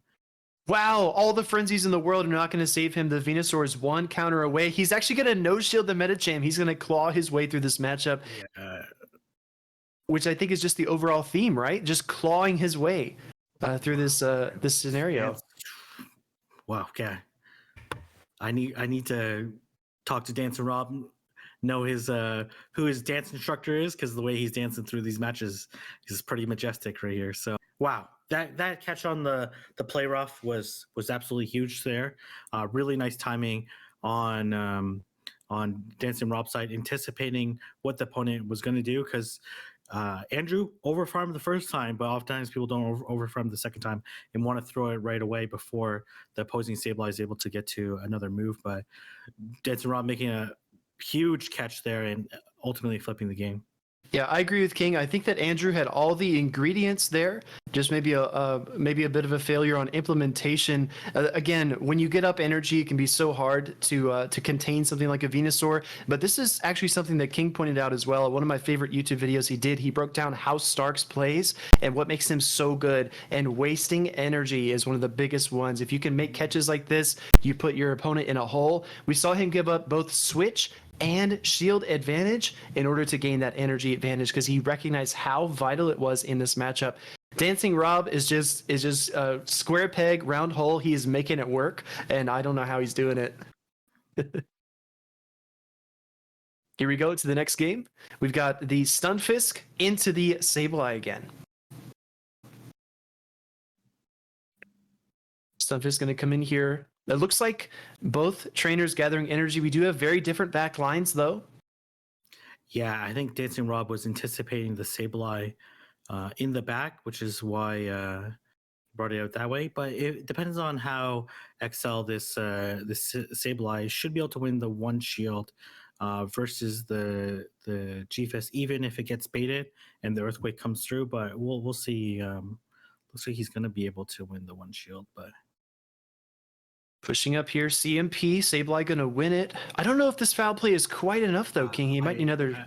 Yeah, I don't think this KOs here. This might be a CMP, depending if Dance and Rob decide to throw or not. You definitely don't shield here. You 100% don't shield because you're going to farm down with Venusaur and you're going to play. And yeah, I think you switch out here if you're Dance and Rob here, right? If you as soon as you see the Yeah. 100% has to switch here. He knows that if he's behind on energy, he's going to lose this matchup. So. Very nice play by Dance and Rob, but is it going to pay off here? Actually going to no shield the... Whoa, okay. That's interesting. And he goes for return as well. 100% going to shield this. Yeah, my jaw's on the ground here. This is a really crazy no shield. As we saw there, trying to sneak in the extra Shadow Claw, did not throw right on CMP. Dancing Rob knows there's Nazu in the back, right? He knows that if he does shield it, he might end up getting caught another move. But this game's almost all but over here. Obviously, Dancing Rob can make some catches here, but this being a charm Ninetales, but these charms are chunking here. Nice timing. All right, we see the frenzy. Yeah, very, very nice timing of the frenzy, like King mentioned. We see the shield come up as well. I think that third shield Stunfisk needs to be a play here. Look at the charms, though. Trying to catch, and he fails. Wow, okay. Fool me once. Shame on you. Fool me twice. Oh, he's going to go for the bait here. Interesting. I would definitely no shield this if I was, okay, going to shield it. It doesn't really matter here. Yeah. This game's much is over. My goodness, you see the friend. Okay, finally going Sludge Bomb here. Venusaur, just like we thought, King on the onset, able to really put in some work against the team here. Yeah, this is going to be really, really tough there. Unfortunately, Dance and Rob predicting the Sableye in the back. Andrew, knowing that Dance and Rob's going to predict the Sableye in the back, decides to bleed in the front. So that ended up being really costly for Rob. He made the right call, and he made the right call in terms of immediately switching. He knows that he cannot be the Venusaur if he's behind on energy. But honestly, I think he had to shield and try to be creative, stall the clock, try to get alignment, try to force the Sableye to switch out, and then just play it out. But unfortunately, that Frenzy Plane just did way, way too much damage. And I'm willing to put all the money on the line here. Venusaur is probably gonna pop up in this last one, but it looks like they're locking in on the back end now. So we'll see what Dancing Rob does decide to do to try and maneuver around this Venusaur, whether he can get stuff going on. But gentlemen, take it away. All right, we see Registeel. Oh my gosh! No! Registeel. You brought the Registeel. What? Oh, because anticipating the Venusaur. Yeah, okay. And he's staying in. Because he can hit the Focus Blast before the Earthquake. All right, oh, man, looking pretty good for the Bear Trap. They're gonna shield the first Earthquake, going down a shield early here, King. You're right. These trainers can trade shields, but the Focus Blast is gonna hurt. Making the switch too. In comes the Azu. Wow. Okay, this is kind of honestly, this is actually extremely favorable for Dancing Rob at this point in time because you have three Reggie counters. You have three Reggie counters. And he didn't even necessarily throw the he didn't even throw the Focus Blast at. Oh my gosh! Oh, this is huge here, King. We haven't seen the Hydro Pump. Does he call it? And he shields the Hydro. Oh, what a call here by Dancing Rob. Huge shield to save the Stunfisk there. Stunfisk gathering lots of energy up to the Earthquake here. This doesn't KO here, right? So I don't expect a shield from the Zoomerl. But will it be able to make it to another Hydro Pump? It will, I believe. Okay. Oh, because you let it go. Yeah, you let it go. Oh, I think you just switched to Venusaur right now. You just yeah. Just switch to. Okay. This is interesting. Yeah, he's looking for it. Look, King, he's reaching for the Venusaur. He comes in with a Sableye. Instant swap. Oh, but this is going to be tricky here. This is all depending on. Okay. We don't yet. It honestly depends on how XL this Sableye is and whether or not any fast moves come through. But not shielding there is, oh man. This is tough. Venusaur getting to the Frenzy Plant. Do you just not shield this? I think you don't. You've seen the Metachamp punch down the Venusaur before. Why not try it again? Switching. Oh man. Oh I man. love the Okay. switch. I love that switch. Okay. We obviously can't see Andrew's screen right now, but that's okay. We're gonna see the shield here. Oh man. Okay. This is pretty interesting here, but doesn't have great moves against this Reggie. This Reggie's gonna throw a bunch of flash cannons here. I think two It's flash got cannons- so much energy, King. 2 flash cannons enough? I think 2 flash cannons is going to be very, very close. Medicham not packing a charge move that is a fighting type. And look at that. Huge damage. Unable to catch 2 stabilize waiting in the wings. You gotta no shield this, right? In case they have power up punch. Oh my gosh. Yeah. Oh man. Okay, you need to throw this before they can switch. Here it comes. Oh my gosh. Are you serious? Are you serious? Reggie was weak against all 3 Pokemon. Absolutely annihilating everything here. Hammering the Medicham, going to take down the Sableye with lock-ons. My goodness. Registeel had no favorable matchups, and Andrew is able to find the winning combination, taking down the Medicham and the Sableye. Wow, what an unlikely comeback. The very subtle play there, the instant swap to the Venusaur. Yes. Right? Like instant swap, it's a very subtle play, and you might think like, oh, if he was even a turn slower, then he probably would have lose that game. But really fantastic play. And honestly, maybe he should have shielded the Sableye again on Dancing Rob's side to preserve it, right? Just because the energy on Medicham doesn't really mean anything, right? The health actually means more. But switching out and banking that energy, honestly, I thought that Reggie was dead in the water. Yeah. When I saw triple Reggie counters. But man, wow, okay, fantastic play by Andrew. Yeah, I would just add, throughout these sets, we've just seen incredible grit, bringing these picks that are otherwise unfavorable, finding win conditions, recognizing the small windows that your opponents open, and we've also seen just incredible calls. I mean, Dunebug no shielding the possible power whip, that just still is stuck in my head. These are some insane battlers, and if you're new to Silph Arena, if this is your first time watching a tournament, you are in for a treat. This is high quality stuff, and we can all learn a lot from these battlers. Absolutely. So that will move us on into the second battle in round 2 in the winners bracket, with Dunebug going up against Varney, 2 of the best battlers in the world. Absolutely, Dunebug representing North America as the only USA battler in the tournament, carrying that Mesa flag, and Varney going on from Europe, a really strong battler. So this is definitely going to be a super hype matchup, and I'm very much looking forward to it. Because this is we've already been through the 5-minute bans, we do have the full teams and the full bans. So as before, as we get the teams up in the back end, I'm going to be going through and just reading out the teams of the 2 battlers. So we've got Dunebug's team first up, who we've seen before. We saw him up against Ventusky, who is running that Swampert, Tropius, Scrafty, Alolan Marowak, Shadow, Gardevoir, Galarian Stunfisk, Skarmory, and Lickitung. And then we have Varney, who is actually the second highest ranked battler in this tournament as well, after Dunebug, who's running that Azumarill, Mandibuzz, Galarian Stunfisk, Alolan Ninetales, Galvantula, Medicham, Pelipper, and Ferrothorn. Again, the link to the bracket is going to be posted in the chat using that ! bracket command. But we've got the teams up on screen here, and we have the 2 bans. So Varney has decided to ban the Tropius and the Lickitung. Dunebug just not getting a single opportunity to run that Tropius, just completely being walled in both rounds, whereas Dunebug has gone ahead and banned the Ferrothorn and the Mandibuzz from Varney's side. So, but it looks like we are going to be jumping in here, going to see what lineups they do decide to use in this really high caliber World Championship final match. Take it away. All right, Dunebug. Yeah. I think Dunebug is playing the exact line that, let's see. Yeah. Right. No, he's running double ground this time. Oh, okay. Okay, coming in with the Skarmory here. But does this Nerf's Weather Ball change anything? I do think it makes it slightly more favorable for the Skarmory here. A lot is going to depend on the fast move timing as well. Sticking in the extra air slashes can really help Dunebug along here, building up to the Sky Attack. Another Weather Ball comes through. Very solid timing by Varney so far. Do you try to win switch here with Varney, or do you try to come out with energy? That's a good question. It's really hard to pull that Swampert away from the Stunfisk. I think that's probably what Dune is looking for, but he does have that decent play opportunity against the Azumarill on the back as well. Letting the Pelipper take the Sky Attack. I think if Dune shields here, he's got it, but he might be... Another weather ball coming through. Oh man, this Pelipper is at 1 HP here. He's actually gonna let it go. Is that enough?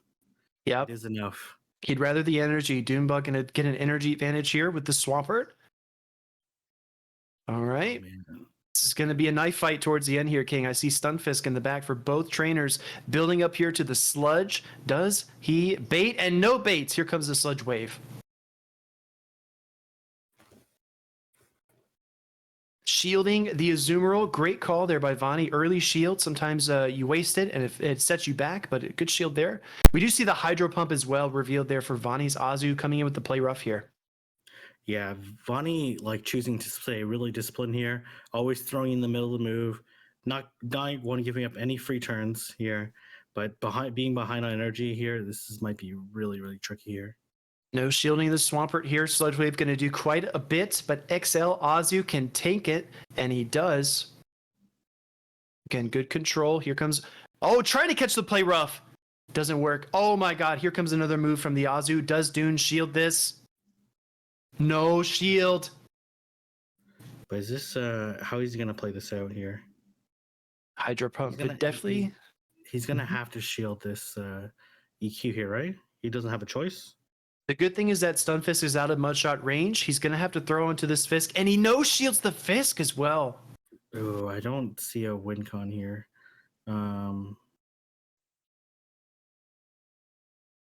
going for the rock slide here. Trying to pressure away this final shield. Does he give it to him? Vani says yes. I don't think there's a way to win this. This is going to be a simul... No, it's not a simul KO. He's at 1 HP here, right? He's going to obviously throw the rock slide here, but Dunebug is just not going to shield. He knows that this can't be an earthquake. Dunebug needs a big no shield, and he calls it immediately. He knows. He knows, right? I think Vani had to shield the first We see the Swampert. Oh, Hydro Cannon is going to be enough here. The water types are at it. Swampert looking like it's going to come out on top. This double there we ground are. strategy is really strong. And again, in hindsight, we look at it. Double ground, really strong. Ban the one grass type. It's so obvious after after we see Dunebug implement it. The strategy just becomes inevitably super obvious. I know we were questioning the Ferrothorn ban, but that's exactly why he banned it. So he can run this Swampert, G-Fist in the back, safe swap type of situation here. Wow. Wow, Dunebug definitely in control of that match. The Swampert, Stunfisk combination. I mean, Vanny has to start to react here. Steve, I know you've just joined us again. I mean, did you see any possible adjustments here? Any windows for opportunity for Vanny? Yeah, look, it was definitely a bit of a rough spot. Varney let a lot of big moves through. It was a little bit unfortunate. Dunebug has this way of just being able to land whatever moves he wants to land exactly where he wants to land them, and just kind of, I guess it's kind of as you said in the last round, just able to apply that pressure, putting on pressure every single time, every single chance he can, getting these shields. It seems to just always have enough energy to make the plays that he wants to make to get these big moves through, and really did put Varney on the back foot at the end there. Unfortunately, has had to burn that shield on the rock side after getting earthquaked. Just really unfortunate. Definitely could have kept that Stunfisk a little bit healthier in the back there if the shield did come up. But to tackle that, I actually do have a little bit of a surprise for the audience today, in that there are going to be Silph trainer card badges being given out to the spectators today. So nothing is going to be live yet, but if you want to grab a fancy little badge, keep an eye on the stream, keep watching, don't go anywhere. Wait for some further announcements, because there are going to be, it's going to be a chance to get a badge for your card. So definitely a fun little thing to see. So I'm looking forward to it. I know the three of us are all going to be kind of just waiting on the chat. It looks like we're jumping straight into it. Speedy, take it away. Absolutely. Oh my gosh. Oh my gosh. We're here again. We're here again. Terrible. That's terrible. Okay, swapping right into that Azumarill right away, recognizing no grass. Go ahead. I like this play by Vani, recognizing that he didn't have an answer to Azu. So actually going to shield this, and then probably going to switch to Skarmory here. Maybe trying to catch a play rough here. Over farming. Not reaching for switch yet. Oh, staying in. Interesting. Very interesting play here by Dunebug, shielding that play rough. We are now even shields. A sludge wave is creeping up here, and he goes for another one. Again, pressure. So much pressure from Dunebug. Yeah, I like how both these players are very disciplined when they throw, like not allowing any free moves to come through. Let's see, building up some more. Gets to the second play rough. Oh, doubling down.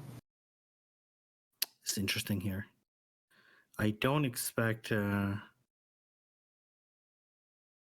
At this point, Dunebug knows that Azumarill is empty. He's counting those bubbles as they come in. Again, very nice timing, as pointed out by King. Here comes a Hydro. Going to take an energy advantage, but a shield deficit into the secondary matchup here. Swapping. No energy advantage for you. Comes in with the Pelipper. Whoa, okay. Oh, no, okay. Okay, this is interesting here. Maybe we want to try to catch the rock slide. Definitely not going to shield this. Here comes the big EQ, like King said, no shield. Stunfisk hanging on, gonna get to its own earthquake. Go ahead. Honestly, the best case scenario here is like a simul KO for Vani, right? Or like you need like the simul KO, or oh man, but Dune's ahead. Wow, I'm actually not entirely sure how Dunebug. Wait, how did that work out? Like, is Vani's GFS that much worse? Because it might be. Didn't that GFS take wing attacks? Mm-hmm. Yeah, Pelipper stayed in and fired at least 3 or 4 wing attacks off. It's got the weather ball here, going right forward against the Skarmory. Oh man. I think ultimately, yeah, that was weird. Yeah, that Doombugs just might. Oh, he might have the mud shot breakpoint against the opposing GFS, right? That's the only explanation I could think of why he would lose that matchup despite having the slight health advantage. Mm-hmm. Not only are his Pokemon good, but they seem to be at a IV advantage as well. Coming in here with the big Brave Bird. Definitely want to put an end to the Pelipper here. Wow. Again, not only are the strats good, King, but the Pokemon just seem to be even better than his opponents. Yeah, no, absolutely. Toonbuck just putting on an absolute masterclass there. This double ground team is just way too strong. Just ban the grass type, run 2 ground types. One day Speedius will learn why Toonbuck is running that strategy. One day we'll continue to break this down, right? Yeah. Dunebug winning the next round. Maybe in the next round, right? Dunebug winning over Vani, advancing through the tournament. Dunebug almost untouchable at this juncture. I mean, 4-0, Dunebug putting on a true masterclass, showing you how to use that line to perfection.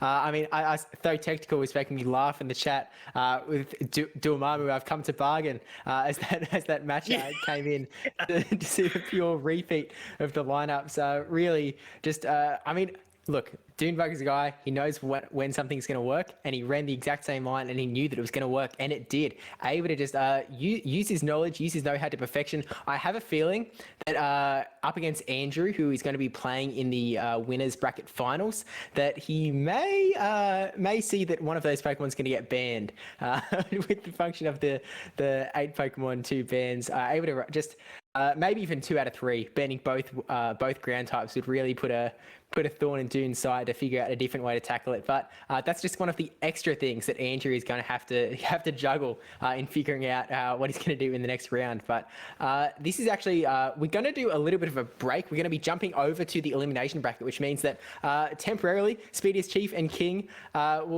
you guys will disappear, I think from existence, and then we click you back into existence for the winners finals. I think that's how it works here. I don't think we exist outside of this stream, but we will be seeing you for the winners finals again for that matchup between Andrew and Dunebug.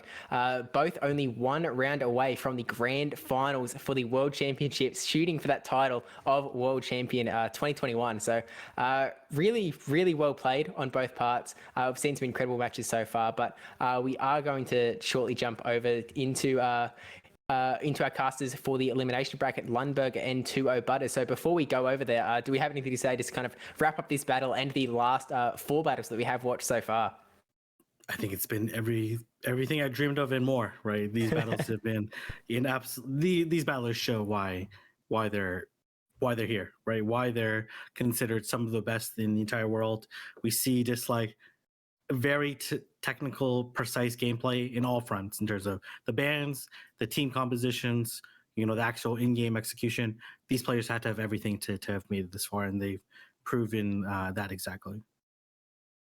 Yeah, I just have to say, if you've ever seen an iceberg, right? You have the ocean and the water line. You have the tip of the iceberg coming through the water, but below it is this enormous, massive ice. That what we're seeing right now is the tip. This is what we get as a result of the thousands of hours of practice, hundreds of matches, the IV hunting for these stunfisk mudshot breakpoints, the incredible commitment these battlers have put in for the entire Silph season to get to this stage. We're just seeing the very tip of the iceberg, and these battlers go so deep in terms of talent and their ability to play out these matches. I think it's been, like King said, everything we could have asked for in a World Finals.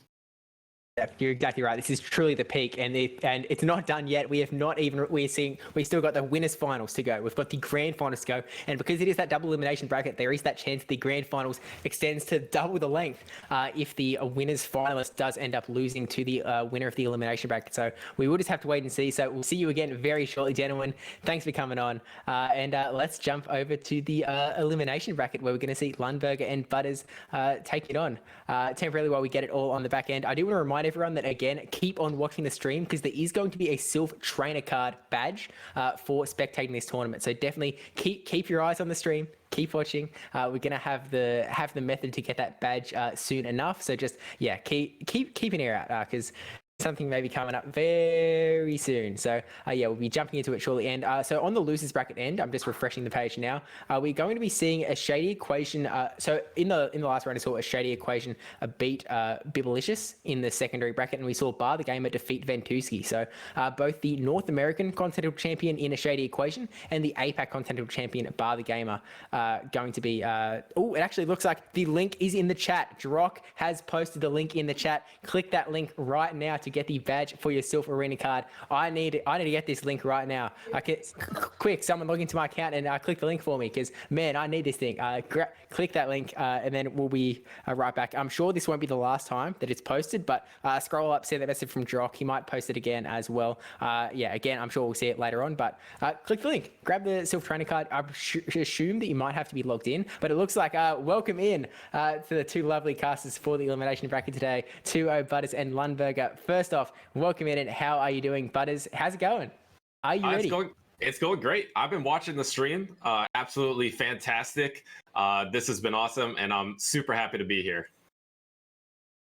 Saying so far, I'm so shocked. Ventuski is basically already out, so I think he was a heavy hitter. Everyone was expecting maybe the third time to be a charm for him to be the champion, and just didn't really work out in his favor this year. Yeah, unfortunately, it did work out that way. We saw, going into round one, having to face Dunebug, definitely a rough proposition for really anyone to have to take that away. I've just got a quick reminder that the link is actually going to expire in a few minutes. So the link is being posted a few times in the chat, so click that link right now if you want to get that thing. Rise to Occasion says he wants a PvPSteve Silph trainer card. You can have it, Rise. It's all yours. But yeah, as we go into the battles, we are going to see some of the best battles in the world. It looks like Dunebug and Varney are still reporting their matchups. So I'm not actually certain of what the matchups are going to be. It seems there's a little bit of conflicting reports as to whether we're going to see a shady equation taking on Andrew, or if we're going to see a shady equation versus Dunebug. But we'll just get. Okay. It's all. Oh wait, it's live. It's live now. I'm not sure if that means the bracket or the trainer card link. If I misspoke, I meant that the trainer card badge link is going to expire in a few minutes as opposed to it's going to exist in a few minutes. But either way, I'm sure you've both been around, you've both been watching the stream, you've seen some incredible battles so far, and we are going to see someone fight through the elimination bracket to essentially go up to take on the winners bracket champion. So it could be a Shady Equation. It could be Bar the Gamer. We're going to see Varney and Dancing Rob appear as well. We're going to be watching both battles. Just waiting for confirmation on to whether it's going to be a Shady Equation versus, I believe that it's going to be a Shady Equation versus Dunebug, in which case we are going to be watching Bar the Gamer versus Andrew Manjarrez first up. But all really incredible battlers. And we saw in the first round of the winners bracket that all 4 of the Continental champions were actually knocked out by the Continental challengers. So we are now seeing the mix between there's going to be a Continental champion taking on a Continental challenger. So it's time to defend the Continental titles. The question becomes, are we going to see someone take home both the Continental titles and the World titles this year? Or are they going to be completely separate roles? Last year, we actually didn't have the Continental challengers. So there's an extra 4 people in the World Championships this year. So last year it was guaranteed that a Continental champion would become World Champion, that being our friend speediestchief, absolute hero. But who are you guys kind of liking in the elimination bracket out of the 4 that we've got? That Bar the Gamer, Shady Equation, Varney, and Dancing Rob, all 4 incredible battlers. Who are you kind of favouring? Lundberger, if you want to start. Yeah, I'm torn because obviously living in Europe right now, I kind of have to support my boys in the European region. Dancing Rob and Vonnie both super strong. I want to mention that Vonnie is the only one left in the tournament that was a legend both in season 2 and in season 3 of Silph. He's number 2 in the world. I mean, like, he's been clawing his way back, and it is good to note that in his challenger group too, he lost a game and still managed to make it to the world. So, I mean, I wouldn't know yet. Yeah, absolutely. And Butters? Yeah, I mean, Vonnie and Dancing Rob are the 2 I'm most familiar with, and I would have to say, like, Dancing Rob looks lethal. I believe he had the Mew as well. Mew is a really good choice in this format. The thing I love about this format is that obviously you have 8 and you ban 2, so you try to ban like your hard counters. So it actually ends up being a lot of neutral matchups throughout the board, in my opinion, which is how Pokemon Go PvP should be. So it's not like you're matchup locked and you're just getting farm bound by a Bastiodon. So when everything's neutral, that being said, like, Mew is really, really handy in neutral matchups. Mew is fantastic in those neutral matchups. So I think Dancing Rob has a really good shot, but I might just have to favor whoever is on the bottom of the bracket, because I saw the bracket so far. Every green, every winner is just on the bottom. So whoever's on bottom, I think you're looking pretty good. It looks like the bracket has actually generated, so we are going to be seeing Varney versus a Shady Equation, the one on the bottom, and a Dancing Rob taking on Bar the Gamer also the one on the very bottom of the bracket. So we're going to be seeing the North American Continental Champion take on Varney, the Continental Challenger from Europe, and Dancing Rob, the Continental Challenger also from Europe, both European Continental Challengers here, taking on the AFAC Continental Champion in Bar the Gamer. And they're going to go ahead, and whoever wins out of those ones will then play, and the winner will go ahead and play the winner of the winners bracket. We've got all the brackets on screen here, so you can see how it all kind of works out. The bracket, that one at the very bottom there, is actually the first grand final. It's just the way that the Silph bracket is set up. So it kind of plays through. We get a finalist at the end of the sort of connected bracket. They go to the grand final against either Dunebug or Andrew, who we will see shortly, and then jump into it there. But I'm not certain who we. I think we're actually going to see.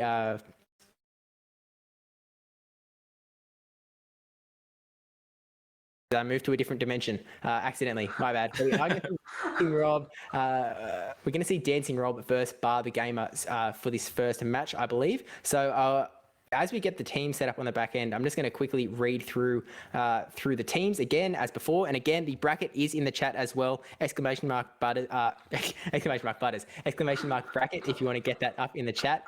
I mean, maybe exclamation mark Butters also works. Only one way to find out. But Dancing Rob versus Bar the Gamer. Dancing Rob, we've seen his team before. He's running that Alola Ninetales, the Mew, the Skarmory, the Swampert, the Sableye, Medicham, Altaria, and Galarian Stunfisk. I believe that Skarmory has been banned both rounds so far. So maybe he gets the chance to use the Skarmory this time up against Bar the Gamer, who we have not actually seen battle yet, who's going to be running that Azumarill, Medicham, Galarian Stunfisk, Swampert, Skarmory, Mandibuzz, Lickitung, and Alola Ninetales. As I mentioned before, it's like I'm reading the top list off the PvPoke rankings. These are some very powerful Pokemon. So just some initial sort of reactions on this teams as it's all getting set up. How do you kind of feel about this matchup, Butters, between these two?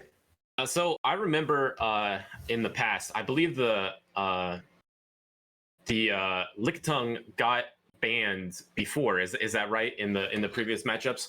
But yeah. So Lickitung just an amazing say swap. It's hard to break it down just off memory there. So I mean, the thing is, like you said, like everyone is using like the top mons on PvPoke. So pretty much, what is your strategy like going into the battle? Are you trying to like just ban 2 counters to something that you think has a real good potential of winning? I remember I saw earlier banning the 2 flyers, a Skarmory Altaria, so that the Venusaur could just absolutely thrive. Strategies like that are super important. One highlight from before I really loved was I remember the Registeel going ahead and like sweeping the back line, where the Registeel, as you said, as you mentioned at the time, was triple countered. It was a Pokemon that was actually triple countered, but trying to take advantage of Registeel's clunky system, where it actually, if you can get like the dimensions right in a neutral matchup, you can get to these like flash cannons, focus blasts really fast. And maybe in a game that's 100% health, 100% health, 100% health, Registeel is not that great. But if you're ever in a situation where 3 Pokemon are in like a 55% health, 55% health, 55% health, and it's a more fluid game, something like Registeel can really take advantage of those matchups. So really looking to see what the opponents or what the players want to ban, to try to maybe get a little insight to what they might be trying to be using in this upcoming match. Yeah, I really like you've kind of oh yeah, sorry, go ahead, Lundberger. Just saying that, Dancing Rob really let both of his opponents so far use an Azumarill, and it's kind of been to his disadvantage. He's had to work around that, so you have to wonder if he's really eyeing it with Bar the Gamer and saying, you know what, fool me once, fool me twice. Okay, this time maybe the Azumarill gets the ban. Yeah, I mean, you have to imagine that all of the competitors have been watching not only how the matchups have been going on the bracket, but they've also been watching what Pokemon the other players have been banning at the bottom of the page as the bans do show up. I think there's actually a little bit of a bug for the elimination bracket where the banned logo is not actually appearing on the Pokemon on the bottom of the list. So they may not have been able to watch that as closely, and we are going to have to get that fed directly through from the battles themselves when that 5-minute timer is out for them to select their bans. But I want to say that I really kind of liked Butter's identification of the fact that matchups can be so more dynamic when they aren't at that full health position. And it's kind of also what Butters, you said before about the fact that these are so many neutral matchups. They've had to build these teams of 8 in such a way that they can have 2 Pokemon banned, and they're still going to have a team that they can play through any team of 6 that they may come up against after they ban 2. So they've had to build them using those neutral picks. I think this is a really interesting meta that forces the competitors to really showcase their skill in such a way that they can kind of manipulate and maneuver through energy, shields, health, Pokemon, everything to kind of to get a result in the end. So Lundberger, didn't really hear your kind of thoughts before about how you feel about this 8 Pokemon sort of format that we are testing out for the first time ever. We're seeing it for the first time ever in the World Championship final. So yeah, how do you kind of feeling about all of that? I'm loving Silph is always bringing something different and new and innovative, so I'm really excited that they have a chance to try this out. Like earlier in the year when they had the Silph All-Star Invitational, which was kind of the teaser for factions, which is now like a really big deal. This could be potentially a whole new format that we should be learning how to play in. I also really like seeing all their teams, how balanced they are, and the strategies that each of the opponents is using. Like if you talk about Andrew, I'm not going to try to pronounce his last name, so maybe you can do it for me, Steve. Manrez. I got it wrong there. I'm sorry, Andrew. But like we were saying, he banned the 2 flyers and then just gave his Venusaur room to roam. I mean, like, if you look at Rob's team, he's got like kind of the double Mud Boy-ish Strategoid, but he also has a double Steel in that as well, double flying. So it really depends on what the opponent wants to ban. He might still always have another of a specific typing to handle the rest. So it's really interesting. I'm really excited to see how these will turn out. Yeah. Piggybacking off. Sorry. Go ahead. Oh, you go ahead, Butters. Oh yeah, piggybacking off Lundberger. The interesting thing about like you're mentioning, like the 2 of each typing. Dancing Rob does have the 2 steel typings, the G-Fisk, the Galarian Stunfisk, and the Skarmory, right? And Bar the Gamer does have a Charmer. So if you do ban both the steel types, look how many targets this Charmer is going to have. It's going to have the Altaria, the Metachan, the Sableye. 3 out of the 6 matchups are just going to be really positive for the Charmer. And then, like, neutral matchups versus Swampert, versus the other Alolan Ninetales, the other Charmer, and Mew. So if you could get the steel types out of the way of Dancing Rob, and that might be a really good strategy for Bar the Gamer. And then vice versa, the Dancing Rob has 2 Pokemon that have ghost fast moves, the Shadow Claw. It's got the Sableye and it's got the Mew. And Bar the Gamer has 2 things that will resist that. It has the Mandibuzz and has the Lickitung. So if you do go ahead and ban both those Pokemon, your Shadow Claw is just going to go unresisted, and you know how like good neutral Shadow Claw can be in the situation. The only caveat to that is if you do ban those 2 Pokemon, then you leave yourself open to the charm if they do ban your steals. So it's really hard to know, like, will they be banning my steals? Do I need to ban this Alolan Ninetales? Because if they have the Alolan Ninetales, having the Sableye is more of a liability, and running these 2 ghost types is more of a liability. So really interested to see these mind games from these opponent on what the bans will be. I think what you're really hitting on is something that we spoke to PvPSteve and King earlier on about the fact that there's this extra layer of strategy that is embedded into these matchups, where they have to consider not only what Pokemon that the other team has that is good against them. They go like, oh, Alolan Ninetales is the best Pokemon against my team. I'll ban that. That's not the only consideration, because you also have to consider the fact that, okay, what are they going to ban from my team? How is that going to adjust mine? Am I potentially going to be left with something that's not going to be like, do I have 2 really good counters to this one particular Pokemon? They could ban them both, and then I'm going to be completely lost and just have all 6 that hard lose to this one. Do you have to then make some different considerations? So there's a lot. Like, it seems like one simple extra little step, but there is so much extra strategy that goes into this extra little bit. And I am really curious as to how they did end up practicing, whether they found lobbies of other people with that built 8 Pokemon teams. They kind of went through the ban strategy. I know last year when they were doing a draft format for the preliminaries, I believe, or maybe it was the Continental Finals, there were lots of people who were actually running practice drafts to get that practice in. So I can only imagine there was a lot of practice partners that have been really gracious to build these teams of 8 for a format that they may not be familiar with. And I'm kind of curious if this is a format that we are going to see going forward in the Silph Arena, maybe outside of the Silph Arena World Championships. Potentially it may appear in a Silph Arena monthly meta. Potentially it may be used for these sorts of wildcard tournaments, continentals. It really just opens the doors to a lot of new possibilities that the Silph Arena is kind of giving to us. So it's a really exciting time, and it's somewhat daunting for these world championship competitors to have to take it on for the first time without any like hard practice. So they've had to adapt a little bit, adapt to a new format, a new meta against some really, really strong competition. So if there's any time to be a little bit worried, this may not be a bad time. But jumping back into that matchup with the Dancing Rob up against Bar the Gamer, who again are both really, really incredible battlers. Butters, if I put you as Dancing Rob, what do you think that, putting you in the hot seat here, as if you were a world competitor battler, legend Rob has to ban 2 Pokemon from elite ranked Bar the Gamer.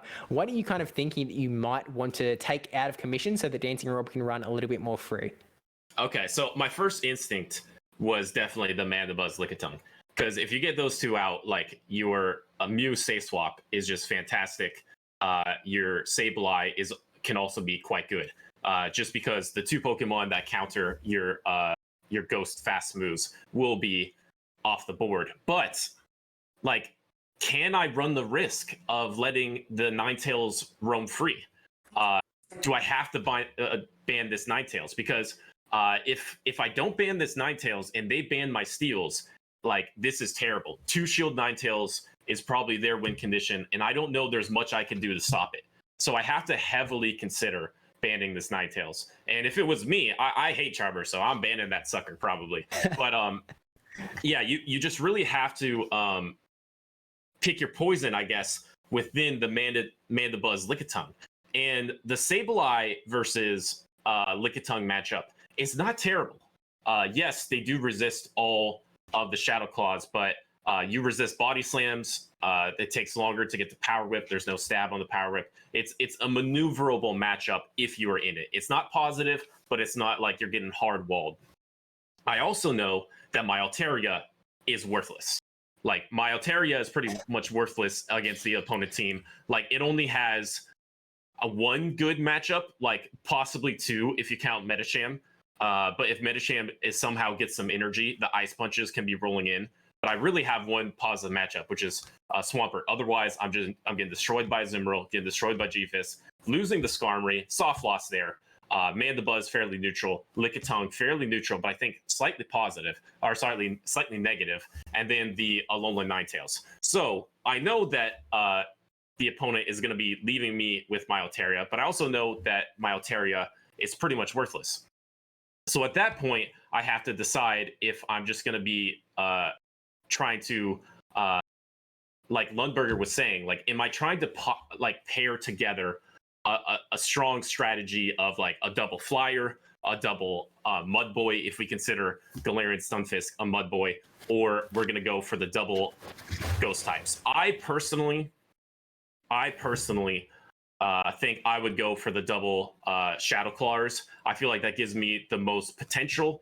I feel like it is the most flexible, and I feel like I'm gonna, in a fluid situation, I could play myself into a good situation. So if I had to choose, I would probably choose Mandibuzz, Alolan Ninetales to ban from Bar the Gamer.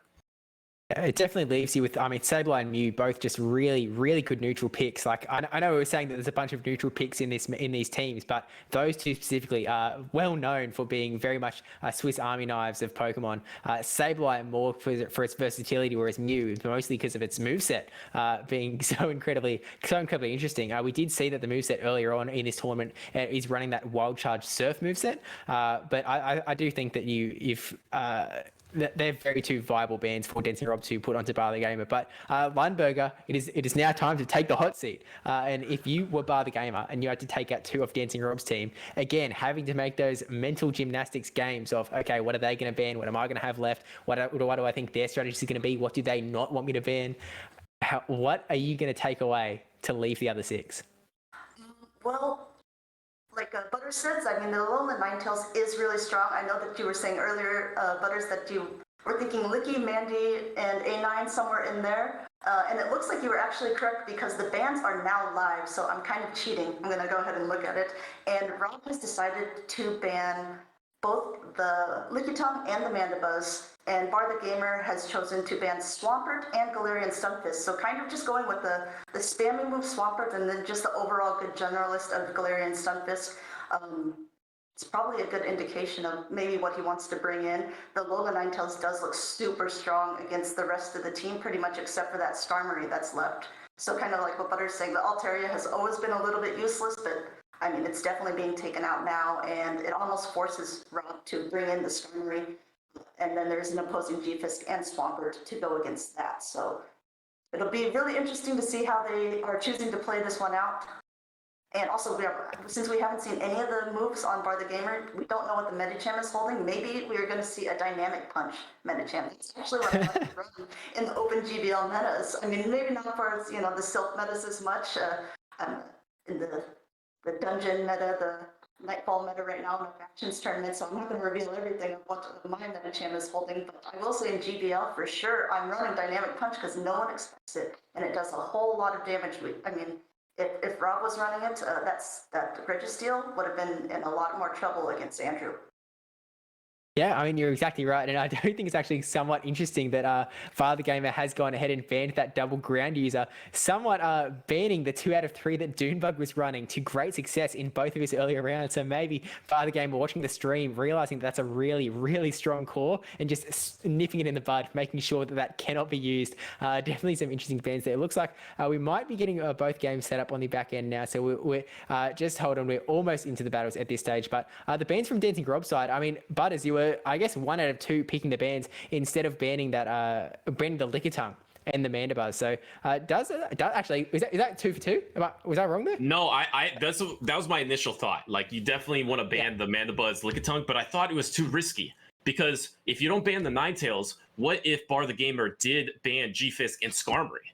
Like he decided to ban the G-Fisk and Swampert, but what if he chose Skarmory? And then the Alolan Ninetales was there, and it could just literally shred through your team. So this is really fortunate for Dancing Rob, in my opinion, because Dancing Rob was able to ban the 2 threats to the Ghost, the Shadow Clawers, and also maintain the steal.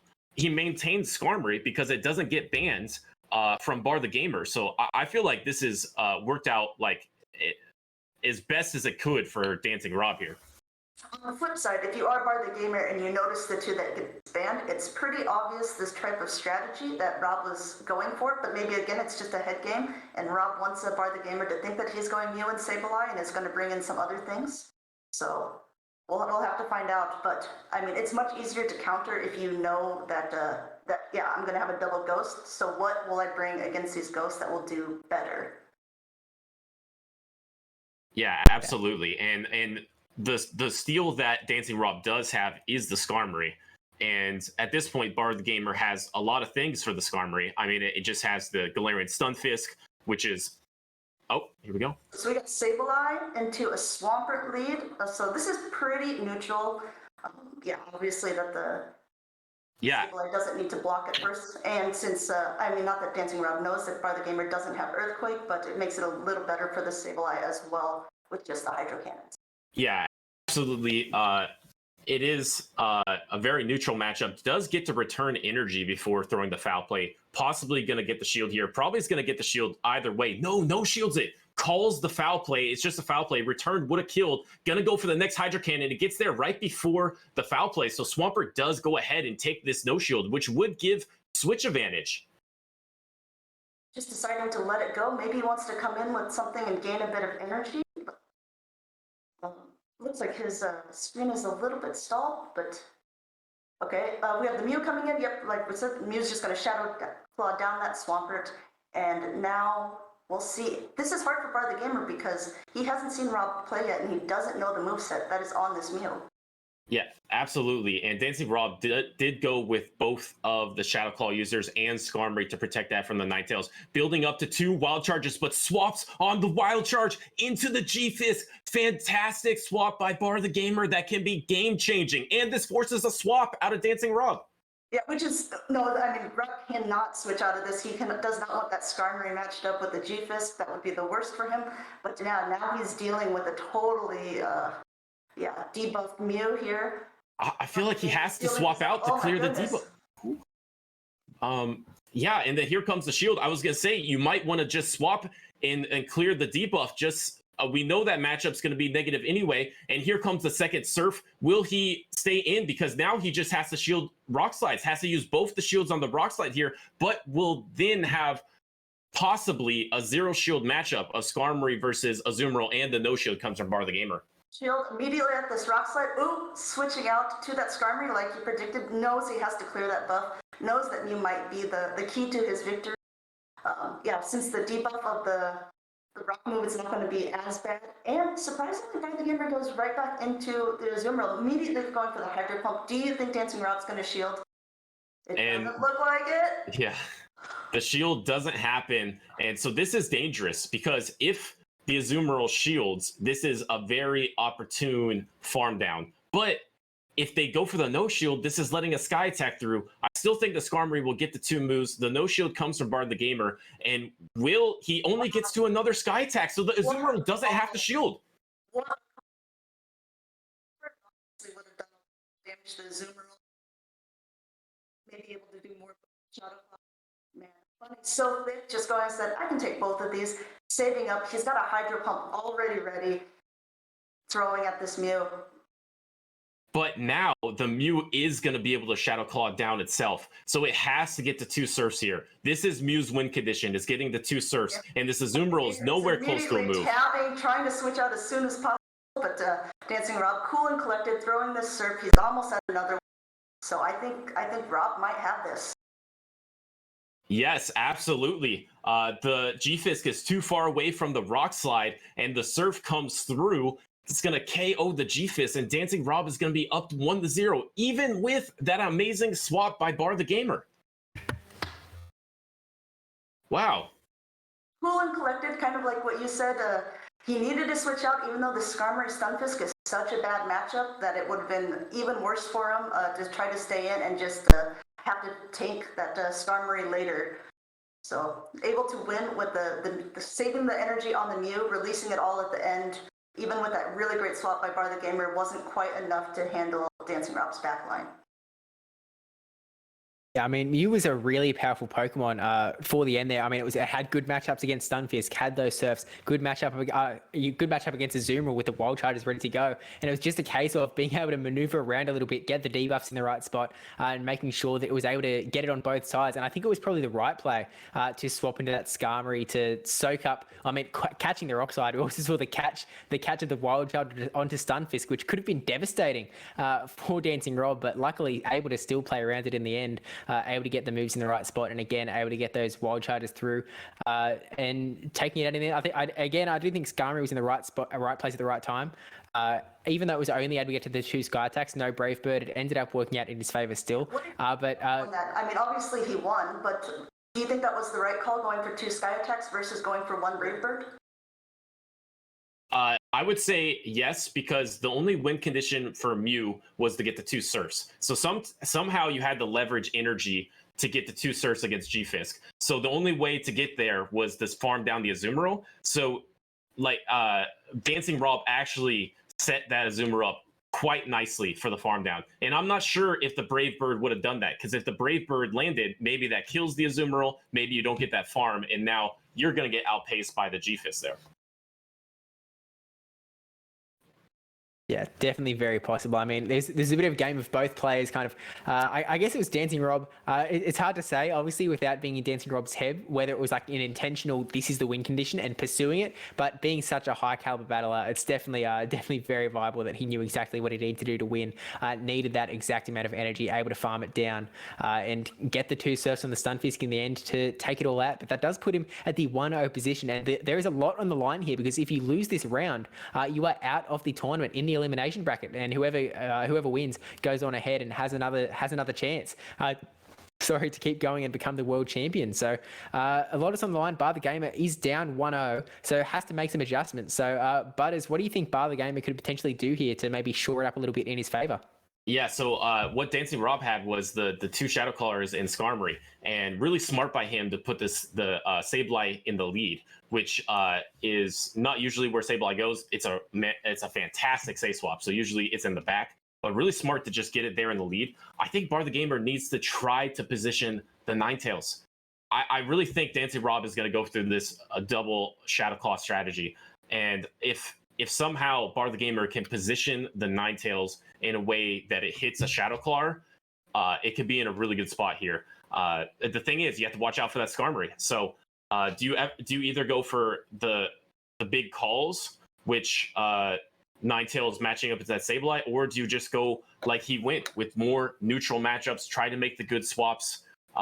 It's really a tough call at this point. Like you said, it's so important. If you lose another game, you're out. I feel like you definitely need to get some momentum. So I would go for a big swing here, and I would go bring the Ninetales, try to get it matched up on that Sableye. Yeah, I mean, Butters, look, you've been right so far with the bans. You were right with the double Shadow Claws, and I do think that a lot of Ninetales could be be an asset for Bar the Gamer here to take it out, as long as he can avoid that Skarmory. So maybe it's a case of wanting to run that sort of ABB lineup where you have that Skarmory in the lead and then swap out if you don't see the Skarmory. Again, running a bunch of neutral Pokemon that can do really well. But Amanda, how are you kind of feeling about this? Thinking the same thing. I was actually quite surprised to not see the Alola Ninetales in the first round, which also makes me think that it could potentially be a Powder Snow Alola Ninetales as well. We haven't seen it being played at all. There's big potential that he's just trying to scare with the Skarmory. And since there's with the Alola Ninetales, but since there's no grass or anything that's in that would really be affected with the Powder Snow, that he's choosing to keep out the Alola Ninetales and just kind of use it as pressure, otherwise, like just bench pressure. We saw it on Dancing Rob's team when he brought in the Alola Ninetales against the Venusaur. Oop, we are live. Okay. Oh my goodness. We're about to see.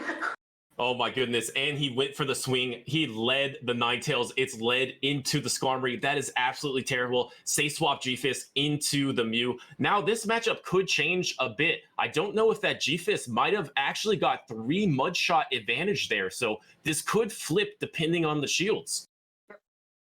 Him choosing not to shield the first one. He knows he has an energy advantage, and it takes that 2 surfs to get it hit. So he was trying to sneak in as many Mudshots as possible, and now it's going to be the rock throw here, and it's Dancing Rob's turn to see if he wants to shield. Yeah, absolutely. And no shield both ways. That is huge. And here comes a surf on a CMP, it looks like. There are 2 rock slides available for Bar the Gamer. Getting the first shield here, can go for back-to-back rock slides. Mew seems to be in rock slide range. Does go for the rock slide here. A Shadow Claw does go through. This will probably have to force the shield from the Mew, but it gets no shielded, and Mew survives no problem to get to this next surf on a CMP. A little bit sloppy by Bar the Gamer to let a CMP on this second rock slide. Especially when we know that it has such a higher attack. So he's got so much energy on this G-Fisk, he does not want to let it go. He wants to maintain some sort of switch advantage, but now the G-Fisk is so low, it's not really a threat even to that Skarmory anymore. Yeah, absolutely. And this Sableye is going to get a full farm down. It doesn't even matter if the Ninetales comes in, because return damage plus Shadow Claws is just going to be enough. You're going to be able to unleash on this Ninetales as soon as it comes in. And here comes a swap into the Azumarill, knowing it's going to have to soak up that energy anyway. Might as well soak it up on the bulkier fairy Azumarill. It's going to lower the Ninetales, although you haven't seen the moveset yet on it. Bar the Gamer switched out immediately, but says, you know what, the Sableye is going to die anyway. It doesn't have great matchups against anything. It's done its job, and now it's the flying one, the flying steel, Skarmory, is turn to really take a shine against the whole ball. Oh my goodness, he shields the Sableye. Yeah, he shields the Sableye, just trying to get this Azumarill out of here. Tried to maybe swap on a Play Rough, but was a little too soon, so maybe was not going for that swap there. And CMP's once again on the move. Such fantastic counting, such precision to get the Sky Attack, wasting that entire Hydro Pump from Azumarill. Fantastic plays by Dancing Rob. He can dance. It definitely has his counts down. And this is a 1 shield. Oh, and it's Charm. Like you said, we didn't see the move yet, but Lundberger, this is not looking good. No. Rob's just taking his time, building up as much as possible. Tries to switch out here, but he's just going to go up to 2. This is what you would probably shield if you needed to, but yeah, he knows that it's not going to be able to take him out. I think Rob is just flexing at this point. Yeah, and just going for the full farm down. Could even get the 2 Brave Birds here, I think, but might just go for the Sky Attack and into the Brave Bird. Nope, going for the Brave Bird here.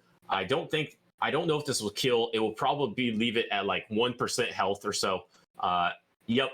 There's that 1% health, and then one fast move does it. Wow, well done, precision by Dancing Rob there.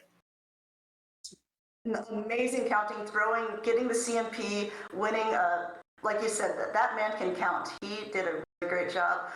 That's a 2-0 for Bar the Gamer. So I don't know if we will show the third, but yeah, congratulations and victory to Rob. He's still in it.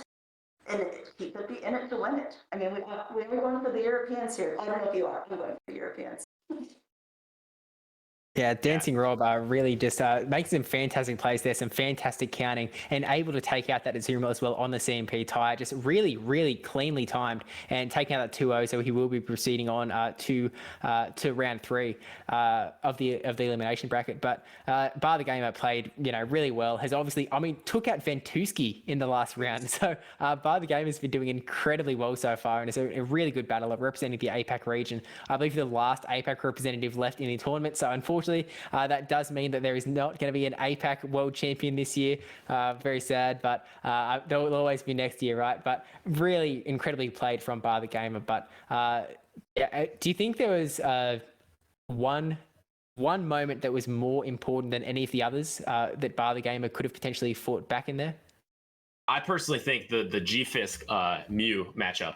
I think the G-Fisk did have that extra energy. I think it got 3 mud shots before the Mew came in. I might have been wrong. I might have only got 2 mud shots. But the thing is, you want to either like get switch advantage, which the G-Fist did get, because then obviously you get to match up your Alolan Ninetales versus a Sableye, or you want to get shield advantage, which Dancing Rob did. But the thing is, it was so one-sided in that matchup. I feel like he maybe tapped one mud shot too many to try to go for like an earthquake like bait and get a shield, or sorry, a rock slide bait and get a shield thinking it's earthquake. Didn't get it, and instead of throwing back-to-back rock slides, one Shadow Claw before the surf was before the Mew was at its last surf, he actually let the Mew get one Shadow Claw extra than it otherwise should have got to get the CMP on that last rock slide. So going straight rock slide and using both shields and then being able to get farmed down. I'm not the most familiar with the G-Fisk Mew matchup when G-Fisk is up energy, but I feel like it could go a bit better than that. For Bar the Gamer, it was the worst case scenario of losing not only both of the shields, but also losing the switch, which kind of rendered the Alolan Ninetales completely useless because it needed to be matched up on that Sableye and it could do nothing against the Starmie. And so it was just kind of a bad scenario. I'm actually kind of surprised that Rob shielded with the Sableye because he didn't really need to, but I guess that was just always good to have some energy banked in the back just in case it really comes down to the last minute being able to throw another move. Fortunately, that Brave Bird was pretty much enough to take out the Ninetales. Yeah, absolutely. I mean, we were saying before, all the Ninetales was an important Pokemon that had to come in, but the fact that it came in the lead, it saw that Skarmory, we saw the instant swap out to maybe keep it for later on, but unfortunately the alignment just wasn't there, wasn't able to get that switch advantage back. The neutral matchups going in Dancing Rob's favour. So, Bar the Gamer just couldn't fight back, unfortunately. But still, again, really, really well played on both sides. And it does mean that Dancing Rob is going to be going ahead to take on whoever does win between Varney or a Shady Equation. But with that in mind, do you want to just start taking a look at the teams in that matchup between the Varney and Shady Equation? Because one of them is going to have to take on Dancing Rob, which is becoming increasingly a very scary proposition with that Mew being incredibly powerful, even with the double ground being banned so that he can't repeat the Dunebug strats. Yeah, absolutely. I'll again just read the teams real quick, just for good measure. We've got Varney's team that we saw before up against Dunebug in the last round, I believe, with the Azumarill, Mandibuzz, Galarian Stunfisk, Alolan Ninetales, Galvantula, Medicham, Pelipper, and the Ferrothorn. We definitely saw Pelipper doing a fair bit of work in that last one, and up against a Shady Equation who is running a very interesting Umbreon, Azumarill, Venusaur, Medicham, Abomasnow, Shadow, Skarmory, Jellicent, and Galarian Stunfisk. So, Butters, what are your kind of thoughts on this team, on this matchup, and potentially what they might be banning? Because I don't think we have confirmation of what those bans are. Okay, yeah. So first of all, when you're asking about my favorites earlier, I have a new favorite. A Shady Equation is my new favorite because he is using one of the only two shadows in the tournament, which is Shadow Abomasnow. So you love to see that. And interesting, Vonnie has that double water strat that I believe I saw earlier with the Azumarill and the Pelipper. And we do have bans on this list, but so you're saying they're not official yet? Oh, sorry. Oh, okay. Okay. We are here. Okay, so it looks like okay, good. That saves me time for trying to guess all these bans off the top of my head. So thank you, Vonnie and the Shady Equation. So it looks like Vonnie's bans, or the things that got banned on his team, was actually Galvantula and Medicham. And then the Shady Equation, the Pokemon banned on their team was Azumarill and Galarian Stunfisk. Two powerhouses there got banned from a Shady Equation. Yeah, this is interesting to me because if I was Vonnie, I'd be really fearful of that Shadow Abomasnow that you were talking about, Butters, because that thing can really do a lot of damage to almost the whole team that's left.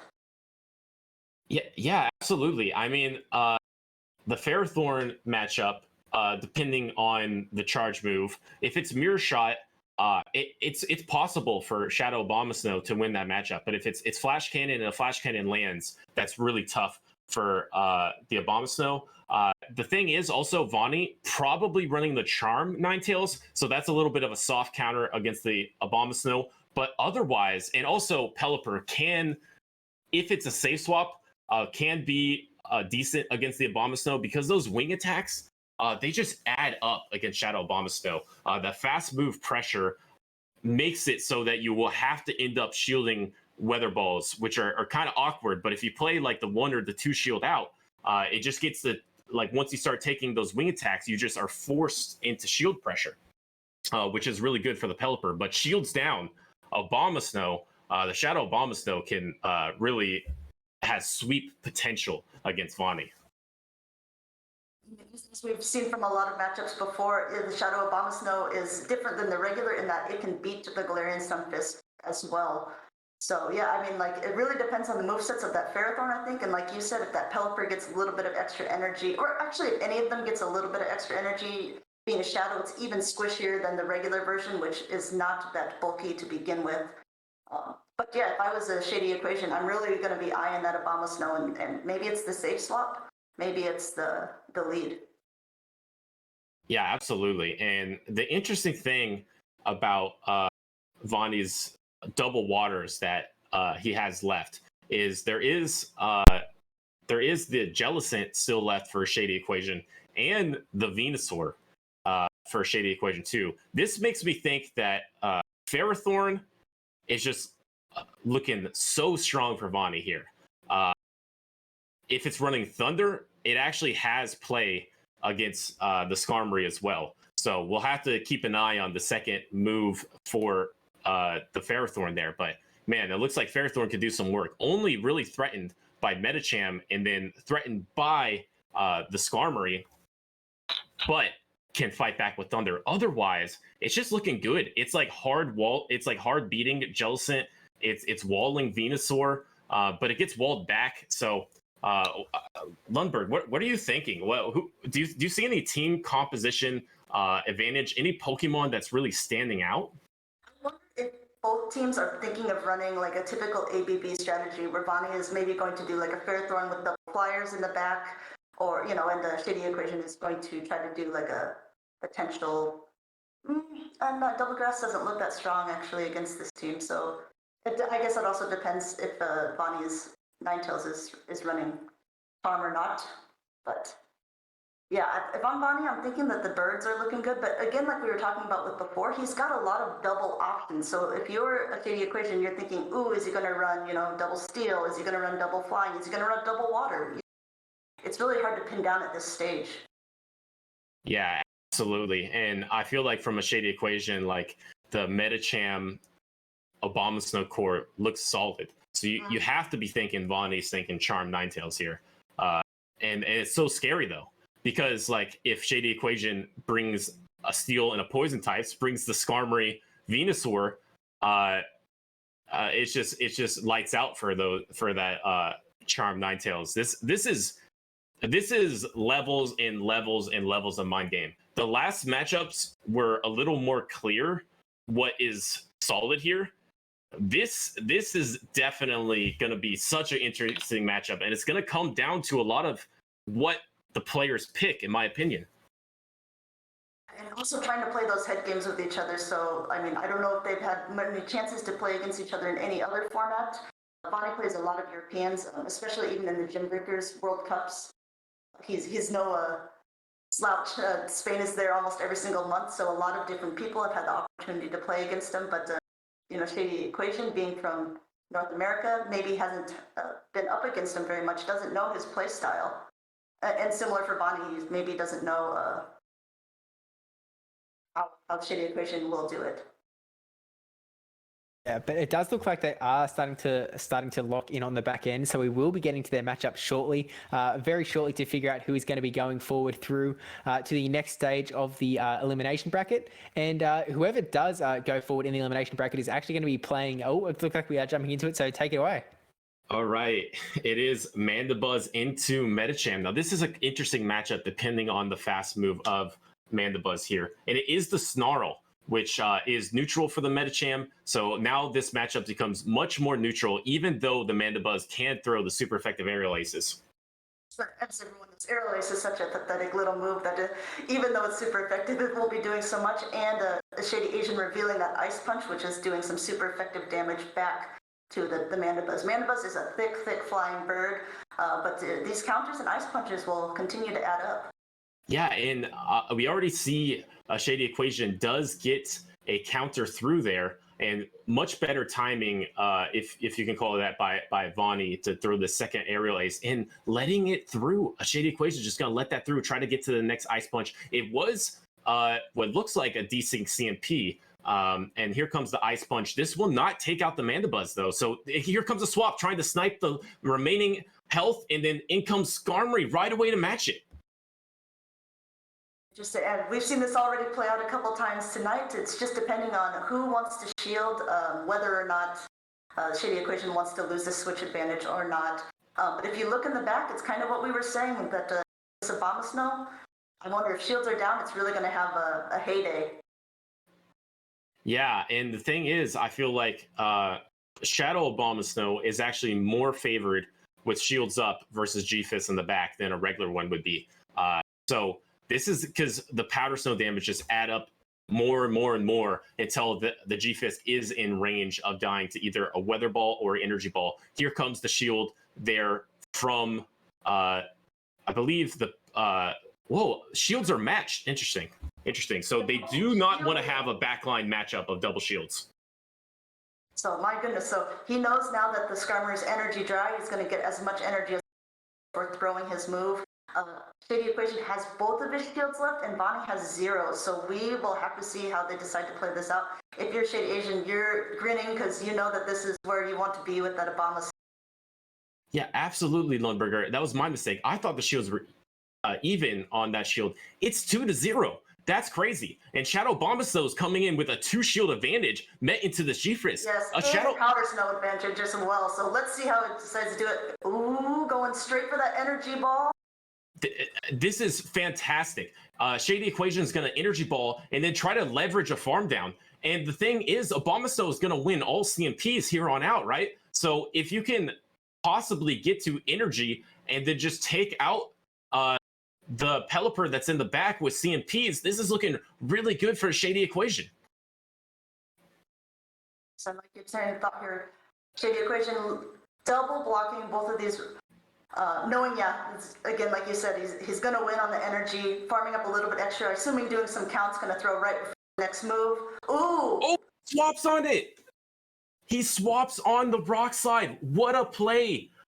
The Medicham is going to die to that, and here we go. Going to be 100% energy by this Abomasnow here. Here comes the back-to-back Weather Balls. Yep. This one takes out the Mandibuzz, the next one takes out the Pelipper. Wow. What a swap.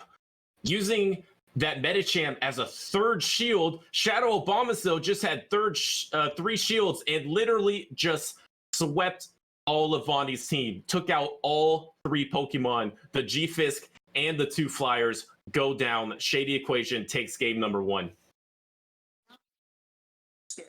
Shadow Abomasnow. You can see the damage that it did to his full team. What do you think, Steve?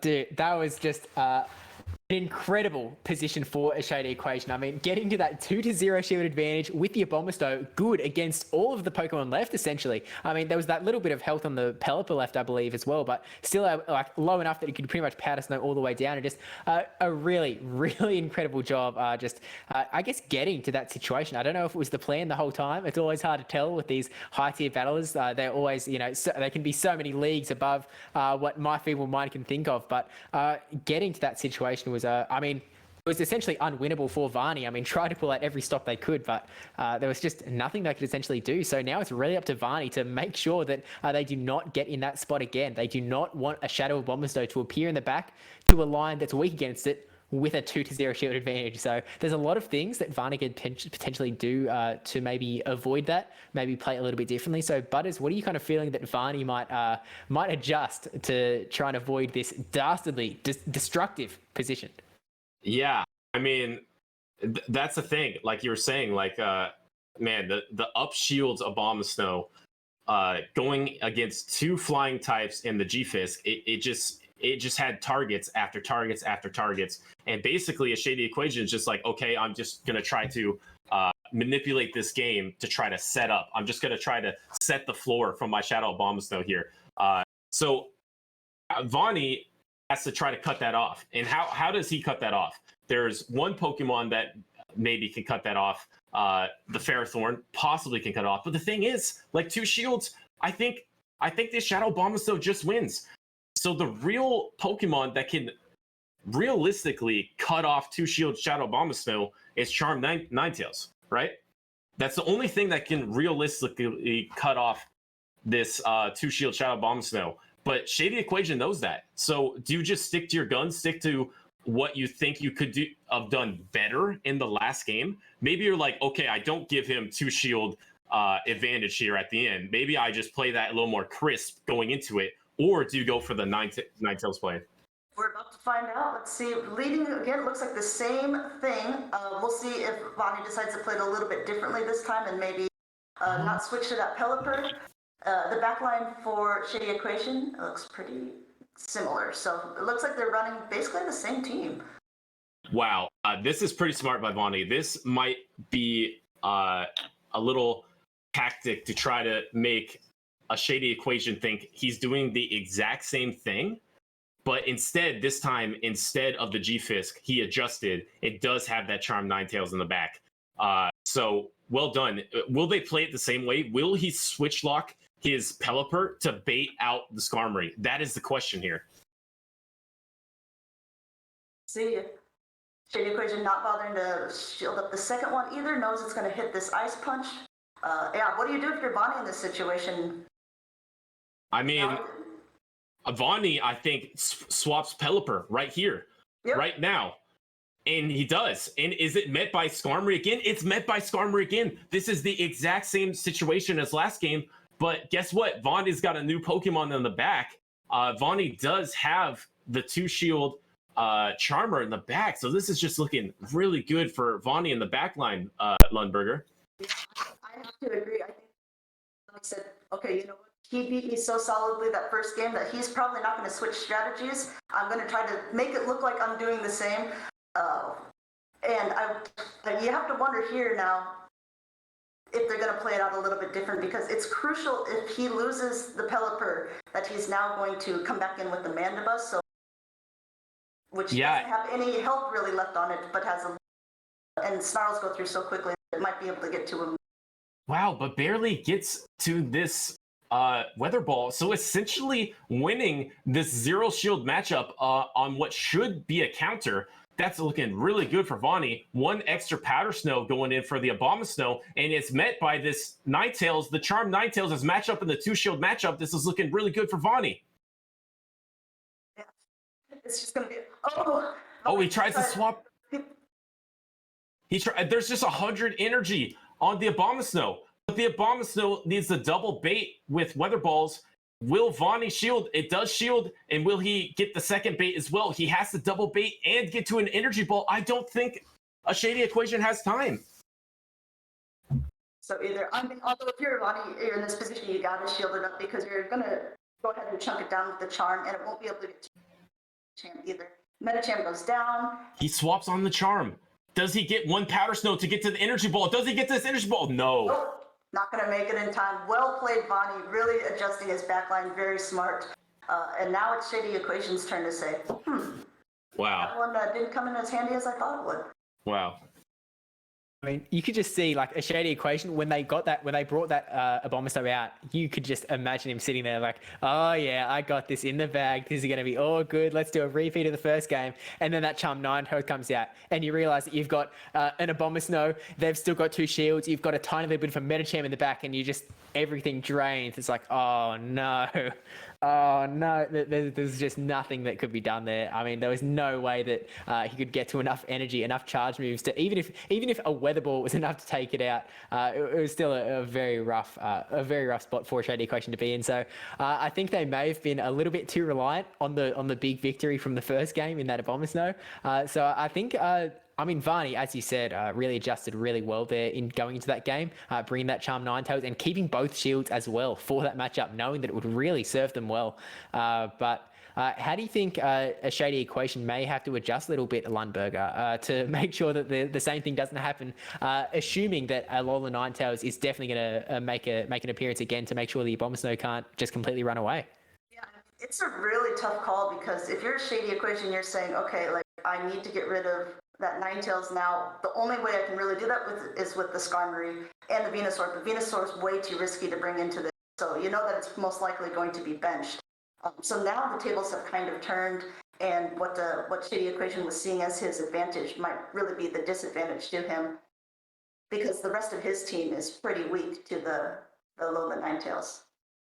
So I guess we saw it. You might have to try to just do the same sort of lineup and just kind of play around with, because everything on that team is going to be bad against the Ninetales except for the Skarmory and the Venusaur.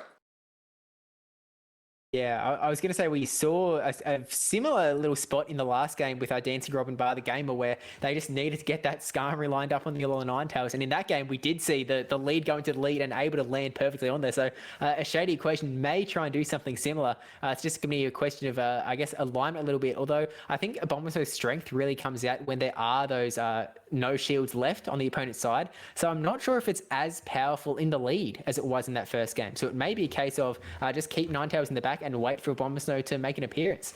But I don't know. What do you think, Butters? Yeah, it's really interesting. My first instinct is like, is there any way to handle Pelipper without Skarmory? I feel like Vaughnie is really baiting out the Skarmory with the Pelipper every time. And that last time was actually maybe even a little misplayed because the Pelipper ended up winning the Zero Shield against Skarmory. So not only baiting out the Skarmory, but taking that matchup. So how else do you handle like a safe swap Pelipper if you know the opponent's trying to bait out your Skarmory? That's what I would be heavily considering for Shay's Equation. I might have a backline of 2 Pokemon that could handle the Pelipper, but I'm not sure if there really is unless you're going for a Jellicent route. If you want to just throw a curveball and throw a Jellicent and maybe handle the Pelipper with a Jellicent, I feel like there's not a ton of options for Shade Equation. So yeah, like you said, maybe you switch it up a bit. Maybe you lead the Abomasnow. Maybe you think the Mandibuzz is going to be in the lead again, and maybe you try to get a good matchup with that Abomasnow early on instead of waiting for the back. Yeah, it's definitely going to be a bit of maybe a little bit of chance involved, which I suppose there always is in Pokemon Go PvP, but with such strong battlers, we know they can definitely get out of any scenario they get put in. But it looks like they are starting to lock in on the back end, so it looks like we might be getting into it shortly. And again, it is 1-1 at the moment, so whoever wins this does continue, whereas whoever loses this one particular game is unfortunately going to be knocked out of the bracket and will not become the Silph Arena Season 3 World Champion. So we'll just have to wait and see who is going to go ahead, whether it is a Shady Equation or Vaughnie, going to be going up against Dancing Rob in the next round of the elimination bracket. Only one way to find out, I suppose. And then they will be facing off. This time they're just going to throw spaghetti at the wall, and all of our observations are going to go out the window because we're going to see the Ferrothorn and the Jellicent, just some things that we were never predicting. Yeah, I'm waiting for the Jellicent Umbreon Metacham going up against. Oh, well, one way to find out, I suppose. All right, here we go. We get the Venusaur into a G-Fist. Both players just completely swapping it here and completely different leads. Check out the backline. Skarmory, Abomasnow, Pelipper, and the Alolan Ninetales. It looks like switch advantage is going to be really important in this game. And unfortunately, both of them being such high caliber players kind of know the best way to play out this matchup, and it is going to be slightly to Shady Equation's benefit. Neither one of them necessarily handle Venusaur that well in the back, though. So, I mean, if you're going to see it anywhere, I bet Vaughnie is glad to see the Venusaur here. Yeah, absolutely. And here comes the shield from the Venusaur. This next Frenzy Plant will probably force a shield from the G-Fist here. It does force the shield. So, like you said, a slight advantage to the Shady Equation here. And a Shady Equation just really wants swap advantage. But does he want to give up 2 shields to do it?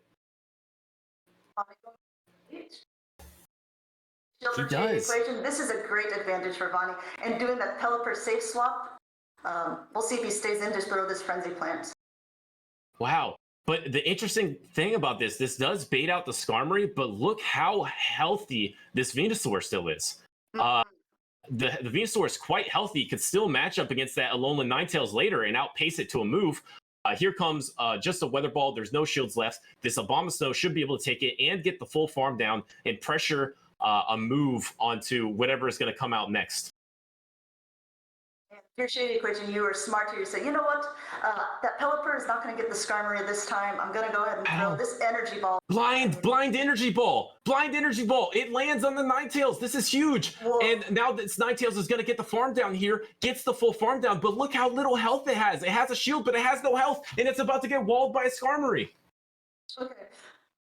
Well, at least he's able to get to this weather ball. Every little bit, every chunk helps, but that, like you said before, that Venusaur is really healthy in the back. It's going to take some really good maneuvering from Vani to pull this one off. Let's see if he's able to do it. Swaps in the G-Fist. The shield comes up.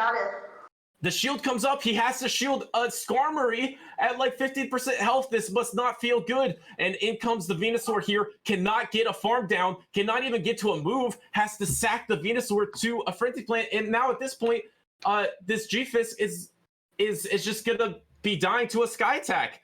But can it get enough pressure out? Yeah, if you're going to throw these as soon as possible, but it's not going to be enough. He's not going to be able to make it to another. And the charms, charm chunks almost everything. It does not chunk steel. And yeah, unfortunately for Vani, does he get the farm down? He's going to totally farm it down. Going to throw this Sky Attack. Wow. Oh, rough. Wow. Very well played. Like we said, they just kind of threw spaghetti at the wall for this round and went completely off the grid from their last couple plays. Both bringing in some new mons and amazing plays by Shady Equation, staying in this, losing his first round, but so far sweeping bracket below. Wow. Well done. Well done. That blind energy really ball. Oh, go ahead, Steve. I was just saying the landing the Skarmory on the Ninetales, which is really exactly what they needed, right? Absolutely, absolutely. Landing it in the exact situation that they needed. Throwing the blind energy ball into that Alolan Ninetales, knowing it's about to come out. The opponent doesn't shield that, chunking the Ninetales low enough to just not be any threat. Well done by Shady Equation. You know, like you were saying, Butters, earlier, he was fooled twice with the Pelipper safe swap and kind of countering it immediately with Skarmory. And I think Vani was sort of banking on him doing that the last round as well, so he was able to reline up. But the Shady Equation realizing that, you know what, even though it is going to slowly start chunking away on my Abomasnow, the energy is more important here than anything, because most likely there's an Alolan Ninetales in the back, and my Venusaur can take care of that. Yeah, that is such a good point, because yeah, you have to handle that Pelipper swap in to bait out the Skarmory, and sometimes you don't need to look in the back to find a Pokemon. Sometimes you can look at the Pokemon that you have right there. So he decides to lead the Venusaur, knowing that if he swaps in a Pelipper, he can threaten the Pelipper a lot, which he did. He landed that Frenzy Plant, which really threatened the Pelipper, and it kept that Venusaur had a dual purpose: to handle the safe swap the Pelipper and be able to handle the Pokemon in the back, which he was having trouble with, which was the Alolan Ninetales. I love that lead strategy from a Shady Equation. If you look at the bracket that's now on the screen, we're going to see a repeat. We have Shady Equation again versus Dancing Rob. I wonder if their bans will be the same or different this time, how they will choose to play this one out. Maybe that's a really redemption. Exactly right. I mean, I think we saw them. We saw them go 1-1, and then we saw Dancing Rob take out that third game when they played in the very first round when we watched them. And at the time, Speediest Chief and King and I, the feeling was that Dancing Rob definitely had the disadvantage with how the bands played out. So I think there's definitely going to be some decent play to potentially swap the bands out, especially after seeing them battle not only through the 3 games they played against each other, but also against some of these other competitors while on stream here. So I think it's a very interesting prospect that one of them has to knock each other out again, whether it's going to be that Dancing Rob able to keep the domination, or a Shady Equation who has really been playing so incredibly well. Like I know we didn't get to see their match up against Bibblicious, but they did really well up against Dancing Rob the first time. They did really well up against Vani just then, and I think they're definitely an incredibly viable battler to take on here. But I think we're actually going to be jumping back over to the winners bracket. So we're going to leave this match up here so that the Shady Asian and Dancing Rob can have some time to get their bands through, realize what they are intending to do in this matchup against each other so they can plan it out, which means that we're going to hop back over to the winners bracket to see Andrew versus Dunebug, which means that Amanda and Butters, you guys have been great, and we'll see you again in a little bit. We're going to jump back over to King and Speediest Chief in the winners bracket to cover this winners final, and then the winners finalists will be going through to the grand final, and the loser of that matchup will go ahead and play the winner of this Shady Asian versus Dancing Rob matchup. So yes, Dunebug and Andrew are going to be up. So yeah, again, I guess we'll see you guys very shortly. Done a fantastic job so far, and we'll see you just on the other side of this one matchup. Sweet. All right, see you soon. All right, so again, we're going to be jumping into the winners bracket final with Andrew Manjarrez going up against Dunebug 97, two of the best battlers in the world here. Dunebug and Andrew, both continental challengers, neither of them with the continental champion title, but both fighting out for that world champion title. And here they are, the return of Speediest Chief and King, come back just to see how this winners bracket finished. How are we doing, gentlemen? How has the stream been so far? That was an incredible matchup between Vonnie and a Shady Equation. Perfect read, perfect plays, like fantastic strategies from both sides. It looks like you might be muted, Speediest Chief, but while you're getting yourself unmuted at a Abomisto, it definitely was a powerhouse from a Shady Equation, really able to line it up in the perfect spot, some perfect strategy. We saw the counter play also in that game too to counter back, and then the game 3, Shady Equation able to flip it back in his favor. But Speedy, now that you have properly rejoined us, how's it going? I do apologize. Yeah, I was just going to echo what you said and what King said. That was just very, very impressive play. Alignment was so key. I mean, the way that the Skarmory came in there, was able to align against the Ninetales, really, really just clutch plays. And, you know, the saying is, the more things change, the more they stay the same. And we do see Dancing Rob facing off there again against Shady Equation. That's going to be a thriller to watch. But we are up in the upper bracket again, and I can't wait to see this battle either. Before we jump into it though, Silph has reposted the link to get that badge for your trainer's card. So there is a badge to claim for your Silph League trainer card. The link is being posted in the chat. Look for the links being posted by the people with the green swords. If you click that link and are logged into your Silph Arena, your Silph account, you will get that badge on your trainer card. So definitely not one you want to miss out for to commemorate this huge event in the 2021 Silph Arena World Championships, where just a few rounds now, we are going to crown a champion, and the winner of this matchup we are about to watch is going to be going through to the grand finals, Andrew versus Dunebug, and whoever doesn't win is going to go into the elimination bracket finals to again have another shot at it. So looking at this Andrew versus Dunebug team, we'll get the teams up in a minute, but we've seen both of these battlers battle through their brackets. We've seen some really strong plays on both sides. Andrew really able to kind of maneuver around Dancing Rob's team, and we saw Dunebug not only just being able to take out Ventuski in the very first round, but also taking out Varney, two incredibly strong battlers going into the finals now against each other. King, what are you kind of expecting out of this matchup here? To be honest, I expect some incredible games because these battlers always come to surprise us, right? Like I always look at what they're potentially going to ban, especially Dunebug. I'm like, oh, I wonder why he banned that. And then it's so obvious after the first game. So I expect more of the same and some really good games. Yeah, I'm kind of in the same boat as King. We've tried to make these hard predictions before about what these trainers are going to ban, and sometimes we're sort of right, sometimes we're way off. It hasn't felt like we've really nailed it yet, so I'm going to steer clear of the really hard predictions here. But I will say there are 4 candidates that seem likely here for Dunebug to ban against Andrew.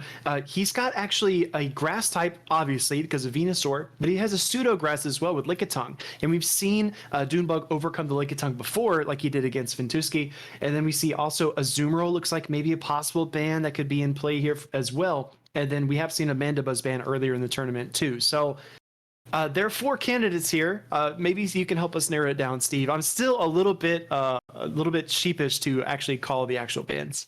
Look, I'm going hard in. There is going to be a double ground ban from Doonbug's team. They are not going to let Doonbug go ahead with that game-winning strategy that is not only won round 1 up against Ventuski, but also was able to take round 2 against Varney. I do not think that Andrew wants Doonbug to use those powerful Pokemon against them again. It looks like we actually have the bans locked in, and I was wrong. We are not seeing the double ground. We are seeing neither of the ground types banned. We are seeing Doonbug ban the Mandibuzz and the Toxicroak from Andrew, who is going to be left with that Azumarill, Lickitung, Registeel, Sableye, Venusaur, and Frostlass. And we're seeing Andrew banned the Shadow Gardevoir and the Tropius from Doonbug, who is now left with the Lickitung, the Skarmory, Alolan Marowak, Scrafty, Stunfisk, and Swampert. So really interesting bans. I think Andrew probably in the right there to protect from a potential Charm Gardevoir that could definitely run through his team, especially knowing how much Doonbug likes to get into those good spots. But how are we feeling about these bans, King? Yeah, these are pretty interesting. Again, we see the Tropius banned again. It's unique typing extreme bulk is obviously why they're a little bit worried of it to be run. Obviously does pretty well against this entire team except for against the Mandibuzz, Frostlass, and Registeel. And then the Gardevoir, I guess that makes sense, right? It does have Steel type and a Poison type plus two bulky Pokemon that would take neutral from Charm. But obviously no one wants to get 2-Shield Charm down, especially in the finals. So I'm curious on what Doonbug's strategy is to ban the Mandibuzz and Toxicroak. Obviously protect the Scrafty. Like Scrafty looks pretty strong against the team. Obviously the Azu and Venusaur are gonna be tough.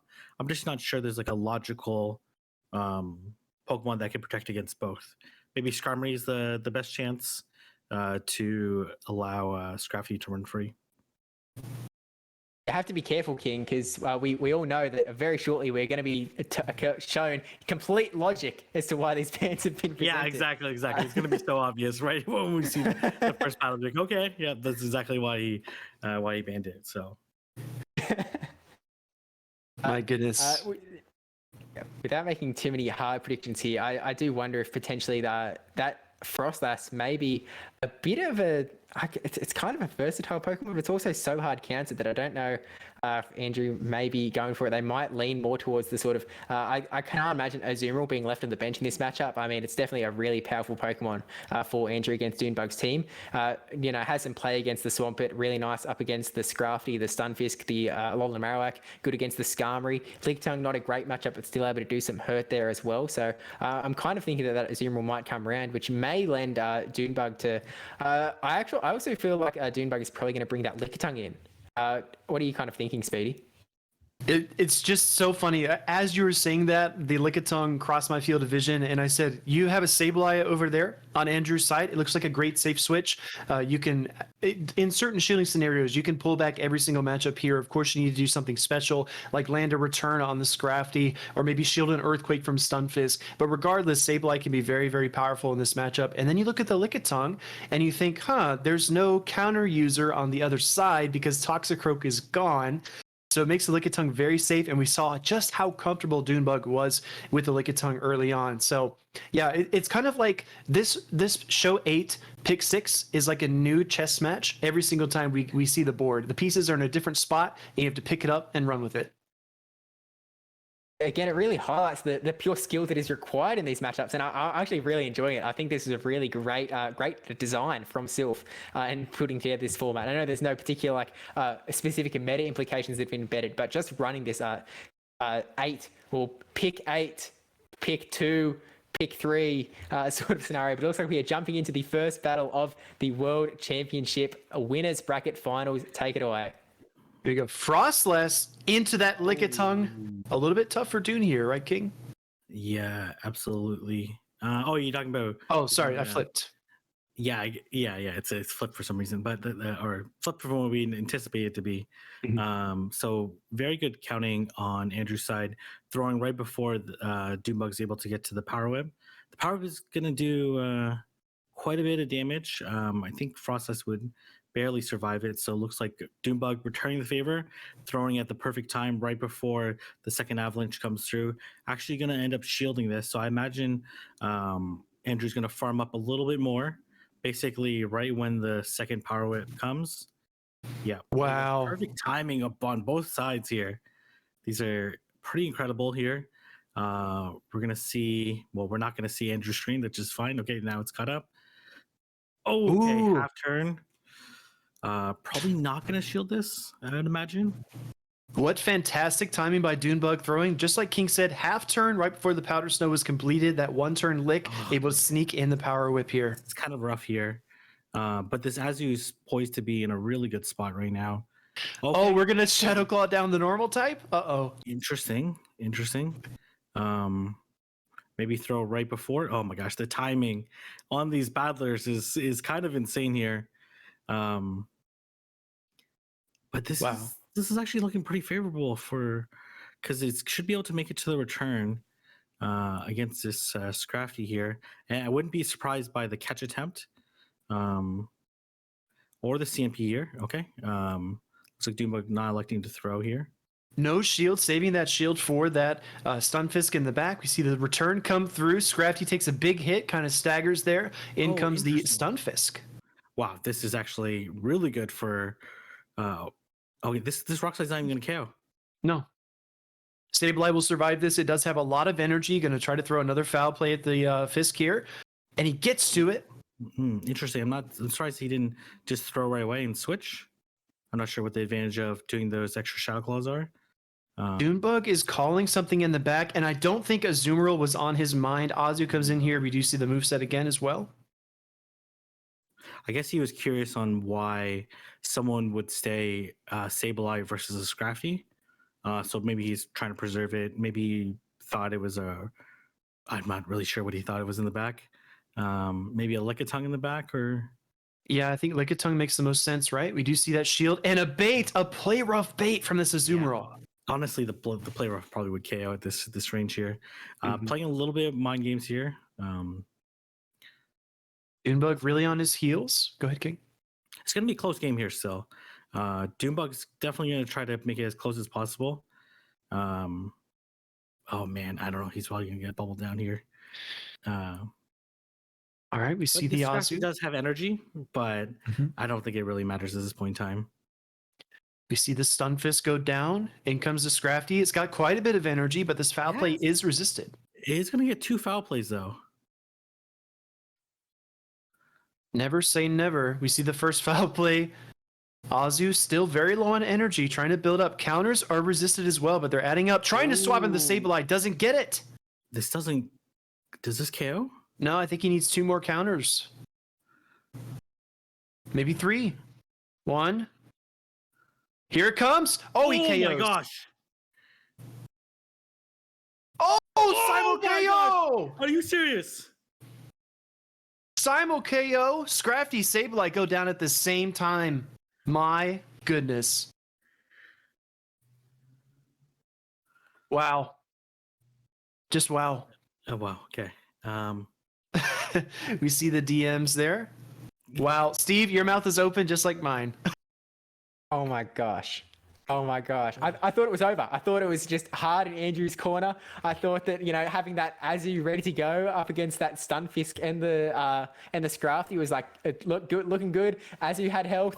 It was going down. And then just Dunebug able to sees that there's no win condition, but sees that there's a tie condition, and Dunebug refusing to lose, able to get that. Oh my gosh, that last counter through just as the player was coming through. I know that wasn't intentional timing, but the timing was just impeccable on all fronts. I mean, even from the start of that game, we saw the moves being thrown just before the charge. We saw the avalanche just before the power whip. We saw the power whip just before the avalanche. We saw that half-turn lick coming through. Just such an incredible game. Both these battlers playing to the highest of their capacities. That was just absolutely huge.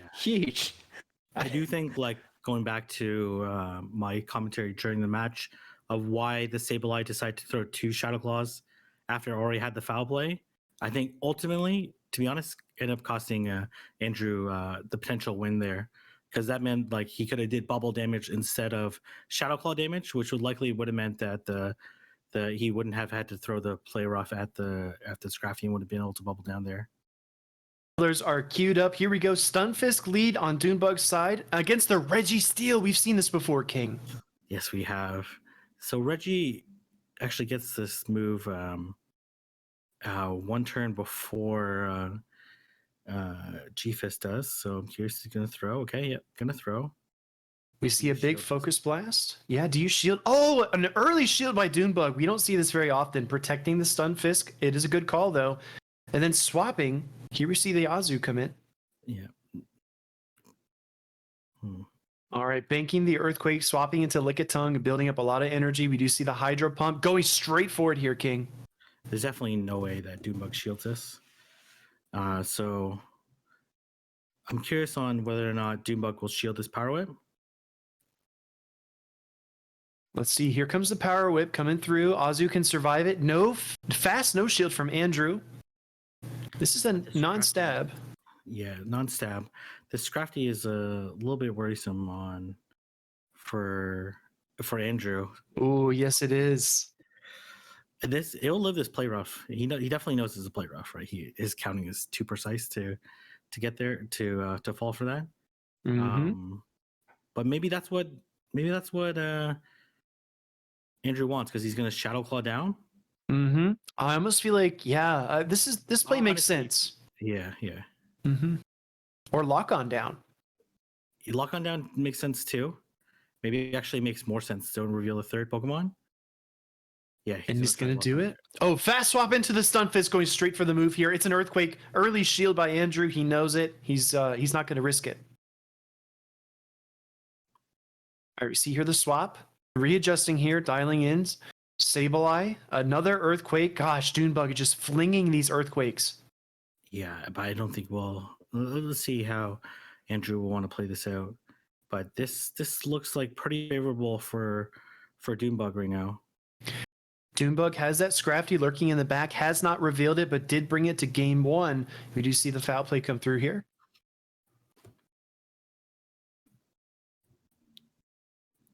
Sableye hanging in there. Here comes a Rock Slide. This, I think, will be enough to KO. It definitely will be. And I don't know if Andrew can not shield it, right? See that final shield come up here? Oh man. Some miscounts there. This great over farming by Dunebug. Even given how precise these battles are, we can all lose count. And unfortunately, this is not good at all for Andrew. These counters and power punch are going to be a little bit too much for this Registeel to overcome. Absolutely. Registeel needs one move to break the shield and another to KO, and then it still has to contend with a Stun Fisk. This is really tough for Andrew. Maybe time is running out for Registeel here. Yeah. So, King, let me ask you this, if I may. So, would you have stayed in with Stunfisk and tried to get to the Earthquake and not reveal the Scrafty in the back? We saw Dunebug switch immediately, not worried about revealing his third. Yeah, I guess he's just making a prediction there, because I guess once the Azu's gone, then it works out. Yeah, I'm not really sure. That was a very hard read by Dunebug, but ultimately paid off. Absolutely. Scrafty looking very strong, like you pointed out in the pre-battle analysis. Very strong Pokemon. Removing the Toxicroak, it freed up the Stunfisk and the Scrafty to really put in a lot of work in this set so far. And we saw that Registeel come up as well. And I mean, we saw an earlier play with the Registeel versus Stunfisk where Registeel was in a little bit of a worse spot, but unfortunately, Registeel not able to come out on top this time around, just was not able to bust through that shield on the Scrafty and then also take it out. Just unfortunately got himself into that position. And again, Dunebug with a really, really nice read on those teams there. But even though we are 2 battles in due to the tie on the first one, that does mean that Dunebug is only up 1-0 here, which means that if Dunebug wins another game, he is going to be going through to the grand finals for the World Championship. So how does Andrew need to adjust his team a little bit? Is it just about going for a different hard read? Does he need to substitute out the Registeel? Oh, it looks like we're jumping straight into it, so let's find out. Finally, a good matchup for the Registeel, right, King? Yeah, absolutely. This is just more than a good matchup here. And actually going to go into... Oh, interesting here. Okay, going right up for the Focus Blast. Do you just stay? Yeah, why not, right? This is probably the only way that you can control the switch if you're Andrew. Mm-hmm. Give your Pokemon in the back. Okay, nope, going to go into the... Okay, Goes into the Venusaur here. Lickitung loaded up on tons of energy against the Registeel. It's going to start to offload that with these body slams here. Probably need 2 more to KO, but the slick damage will also accumulate. Look at that Venusaur just dripping health. Oh man, okay. Honestly, this Lickitung could shield and potentially lick down, right? Because it can definitely live a frenzy. Ooh, maybe he could. I think he needs 4 more turns here, King, to get to a second frenzy plant. Let's see how. Oh my gosh! Did he not click on it, or did he just did Doombug throw at the? Doombug threw at the exact perfect moment. I think he was gathering the energy when the body slam was triggered. Those 1-turn fast moves, man, the precision is just out of this world. Comes back in with the Registeel. Reggie needs to throw, so this isn't a bad plan. You want to drain the Reggie a bit? But honestly, maybe load up here and just switch to Azu. Right, you have a Focus Blast loaded. Yeah, because you can't really lock on down this, right? yeah. Even if you no bubble here, you're probably still going to get a KO. Yeah. No bubbles. Oh my gosh! Lickitung. This is not going to KO. It's going to put it super low here. I love this play to bank a move. If you bank a Focus Blast, it can help you down the stretch. He's going to try to lock. Oh, the switch out. Here comes the Skarmory again, throwing right away into the Skarmory here. Then obviously we're going to see the switch here by Andrew, right? Kind of no choice. Doesn't want to get air slash down. All right, we do see. Oh man, he can't. Oh, he obviously can just see the name, but he can't. He just sees this glowing light. That's what we all see when we battle Doombug. Be like, where? Don't go to the light, Andrew. Like, Don't do it. Up a shield though, right? So gonna shield this sky attack. No Brave Bird by Doombug. Building tons of energy. Azu, not quite at 99, but he's up there. Oh my gosh, he calls a. I guess this is not gonna be enough to KO. Skarmory hangs on, gets to the Brave Bird here, King. This is gonna chip, but I don't think it KOs. I think you have to shield this though, right? Like this would put okay, we're gonna see the switch out soon, but will this Skarmory nope, okay. Still can have a potential sack here. And oh man, this is pretty rough here. Doombug up a shield and I think he's pretty safe, King. That Azumarill's a little bit weak. You can even bring in your Stunfisk here. You just have to call a Hydro. Going straight for it. Let's see what Doombug decides to do. oh man, no bubble. Oh my gosh, this is no. Oh, he shielded anyways, but the game is frozen. Okay. Here comes this is weird. Okay. Azu shifting back and forth. Yeah. Okay. Okay. All right. This is, that's very unfortunate here. Go ahead, King. I think Doombug has this, but obviously there's still a little bit of play there. Like if Andrew's able to catch the Earthquake, would still have a chance. Yeah. Catching the Earthquake would be extremely difficult. Well, this is Yeah, we saw Andrew's phone start to struggle a bit there, seeing the bright light, and now apparently losing almost all connection here. Doombug continuing to play it out. Yeah, as he should, right? Like as he should, yeah. You never know. Here comes a Registeel going to mudshot down. So the timer will tick down, as does the match. We're going to refer to our host and referees about what to do in that situation. I feel like there was still a bit of play there, King. Yeah, if Andrew's able to catch the move, then he can still certainly win the game. Like the game is definitely not over at that point in time. Like, but it was obviously extremely favorable for Doombug, right? Because Doombug very unlikely would throw like at the end of a bubble, right, where Andrew could catch, but that it doesn't exclude the opportunity to potentially catch. Oh, and man, unfortunately, the way that rematches do go is while it was definitely favourable for Doombug there, as long as there was the chance for Andrew to come out on top, generally the rematch will be granted there. So I imagine we will get confirmation shortly, but I imagine that we are going to be seeing some sort of rematch or dispute going on here. But that would mean that we would see the same leads, but a potential different back. So with that in mind, how do both of them kind of approach this next game, again, knowing that Lundberger doesn't need that one more game to take it out? Yeah, obviously, Andrew's on his side. That Lickitung safe swap was kind of awkward there, right? On how to necessarily deal with it. And he ended up losing switch, which I think was okay. And then the undercharge, both of them played very well in that match, right? Like they both had opportunities to win. Obviously, Andrew won the lead. But I'm not. Obviously, we're going to see some adjustments. I don't think like there's really an answer to the Lickitung safe swap besides completely staying in and then doubling up on the back in the back on the GFIS counters, which was what Andrew had. Right? Maybe next time he just completely stays versus the Lickitung, and then hopes that he can deal with the Skarmory with the zoom roll. But he has to obviously control switch there. Yeah, I absolutely agree with King. I think that safe swap really kind of put Andrew on his heels, maybe a tough position to be in. I would love to see Andrew bring his own Lickitung as well.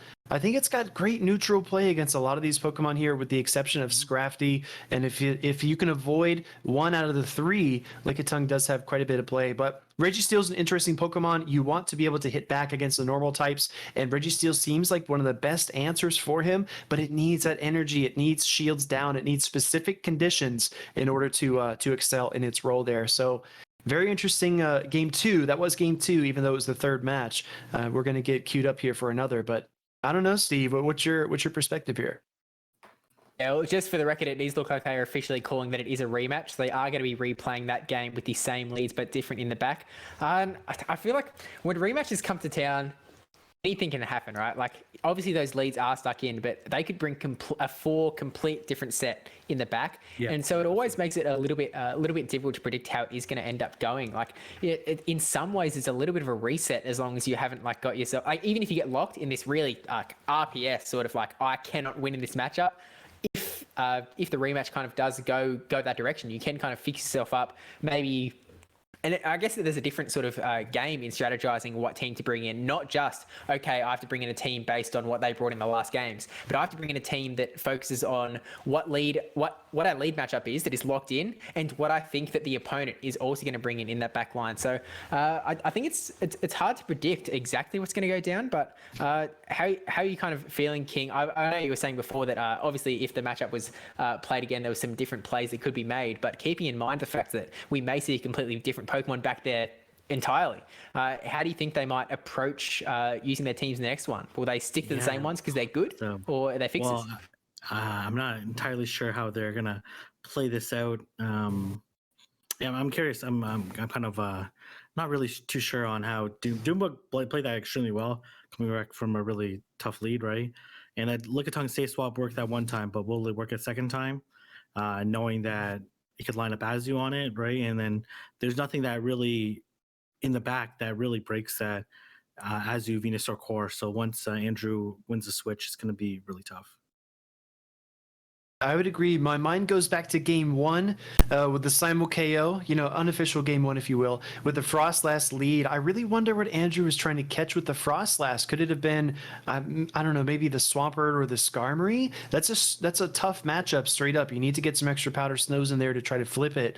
I wonder if he brings a little more spice here in the decisive game 2. Maybe Frostlass again, or the Lickitung. That's what I'd like to see. Yeah, no, absolutely.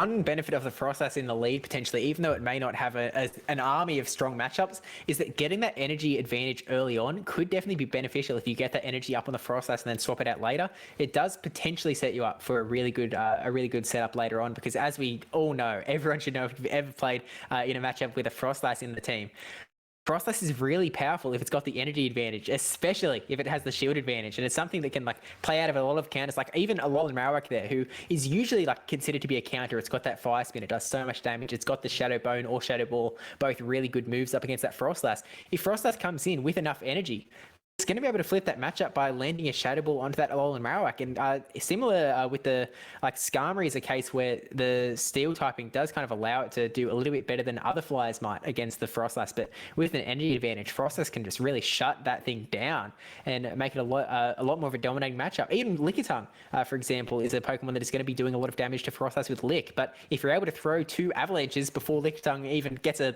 Lick through, can definitely make a lot of play. So I do think there was some merit to the Frostlass. I don't know if it was the best lead for Andrew to run. Again, he was probably clearly trying to predict something, maybe thinking that a Swampert was a likely candidate to come in, trying to catch a Registeel. Obviously, Andrew did like the Registeel as a lead option going into game 2. So, well, game 3, if you will. The game second official, I don't know what to call it, but that last game that we are going to see again, it's definitely a curiosity what might happen there, but I'm not sure if Frostlass is going to rear its head again. It might have been a one-time, maybe it's not the best idea. Definitely a struggle, and I think you have to get lucky for Frostlass to do well, potentially. But Dunebug's just got to be, it looks like we're jumping into the rematch. Obviously, we see the same leads. Reggie into Skarmory here. We're going to see what they're going to decide to bring. Okay. Fast swap Lickitung, just like you mentioned, King. Very tough, safe swap for Andrew to deal with, staying in with Reggie just like before. I think Andrew will just stay in completely this time. Has 2 neutral matchups in the back, and almost for sure has the G-Fist in the back. So we're going to see. Dunebug's not going to throw until he absolutely has to. Absolutely. You want to gather up some energy. We know these moves are resisted by the Registeel, but the Licks are the primary source of damage. Body Slam, just a little chip there. Very nice timing on Dunebug's side, right before the Focus Blast. The Focus Blast is still going to come through because the Body Slam obviously resisted. Not going to do that much damage. But now Andrew has some questions that he needs to answer on his side. What happens if, what does he do in this situation? Does he shield? Does he not shield? No shield Lickitung. It can tank a Focus Blast, and it actually looked like it was a CMP, perhaps. Yeah, I would just switch here because if this Body Slam doesn't KO, don't want to give any energy to. Yep, he's just going to switch right away, and likely if he feels that the Lickitung will, he's just going to one shield and farm down, right? So I wouldn't be okay. Yeah, he's just going to shield this. Here comes the Power Whip from Dunebug, shield up by the Azu. Again, if you stay in here, you kind of get farmed down. Azu is loaded up, and there's 2 steel types in the back here. Dune's staying. I'm surprised he's staying in. Because Hydro Pump is going to be the move that's going to get thrown regardless. Maybe trying to queue up a catch, perhaps? I don't know what that would look like. Yeah, I don't know what that would look like. Catch. I think Dunebug needs to switch out there. Like Here comes the Reggie is so low, right? Like it's not going to be a threat at all. And then you save the Lickitung for a potential catch for later. But I think you just no shield here. You no shield, bubble down. This is not going to KO. You're going to no shield, bubble down, and then throw the Hydro, switch to Sableye, and this game's over. Yeah, I think so. We do see the Earthquake coming through onto the Azumarill. Fast swap into Skarmory, trying to save maybe a potential sack, but Skarmory has to stay alive, and this Azu is loaded up, going to fire this Hydro, and this time Dune deciding to shield. Swapping, just like King said, right into the Sableye with shield advantage. This is tough sledding for Dunebug. Man, Dunebug, it's still possible he has an energy advantage here, but this is going to be pretty tough for Dunebug. He kind of has to go for broke here, right? Like, yeah, building up almost to 2 sky attacks. Like you mentioned, King, he's gathering quite a bit of energy here. But he would have to try to catch here, which I'm not sure the clock is going to be. The clock is not even going to be close to being up here. And it's going to be able to reach the foul play beforehand. And then the Sableye is just going to Shadow Claw down. Again, a few moments of over farming, maybe a mistake here or there, and this matchup could have been flipped. But Andrew really in control of this matchup, going to take down Dunebug. It is now 1-1 for these competitors. Yeah, it was a relatively straightforward strategy by Andrew's side, and unfortunate for Dunebug that he threw the Body Slam on CMP, because I'm sure he would have liked to lick a little more and then throw the Body Slam. To put it a little bit lower, right? Because he could have had almost 2 Power Whips ready for the Azumarill, because the lock-ons would have did almost no damage. and put himself And in good- a slightly favorable situation. But he also needed to, Doonbug also needed to switch out of the matchup rather than getting farmed down. Yeah. And Andrew did well in just recognizing going straight for the Hydro Pumps. I think we saw in an earlier matchup going for the play rough bait to get that last shield from the Stunfisk, because I think at the time it had enough health that a play rough might have taken it out. But I guess somewhat lucky, I suppose. I mean, I think Doonbug was potentially trying to catch a play rough bait onto the Skarmory maybe, but although he did end up shielding the Hydro Pump, so maybe recognizing that was coming through anyway. Actually, Stunfisk did have a bit of health on it, didn't it? So maybe play rough wouldn't have been enough at the time. But either way, just going straight for the Hydro Pumps, knowing that it would be enough to kind of all take it out in the end. It's always unfortunate again, losing on a rematch.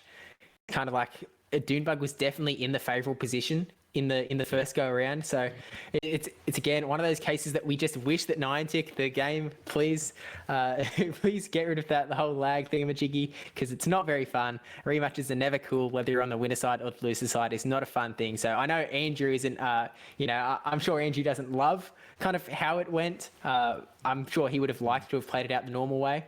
But it is what it is, unfortunately, in the game that we play. We're going to do it the best we can. I think that Silph made the correct call in calling for a rematch there, because there was still that potential win condition for Andrew.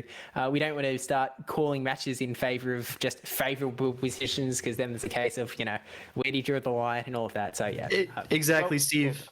And this whole thing is just a brand new challenge for Doonbug as well. He might have been in this situation in previous tournaments. Maybe there was lag or a dispute, but now we're going to see if Doonbug, wavering a bit, can make a comeback here and get back in control. That was the first time Doonbug wasn't in total control. Let's see Venusaur versus Stunfisk lead here. Very neutral matchup here, but we'll see how. Ooh, okay, this is very interesting here. Yeah, the leads are going to be. We do see, absolutely important. We do see the Frenzy Plant come through here. Looks like a case of CMP. Both trainers overcharging. No shield from Doonbug. Stunfisk can tank the Frenzy. Here comes the Quake. Honestly, this looks pretty good in the back. So we're gonna absolutely. See how, Okay, so Venusaur pushing up to another move here. Over farming yet again. Right before the CMP there, King doesn't want to give up another shield unless he has to. So obviously this GFS has the Earthquake now because it got the extra mud shot in. Okay, gonna catch it on. This is interesting here.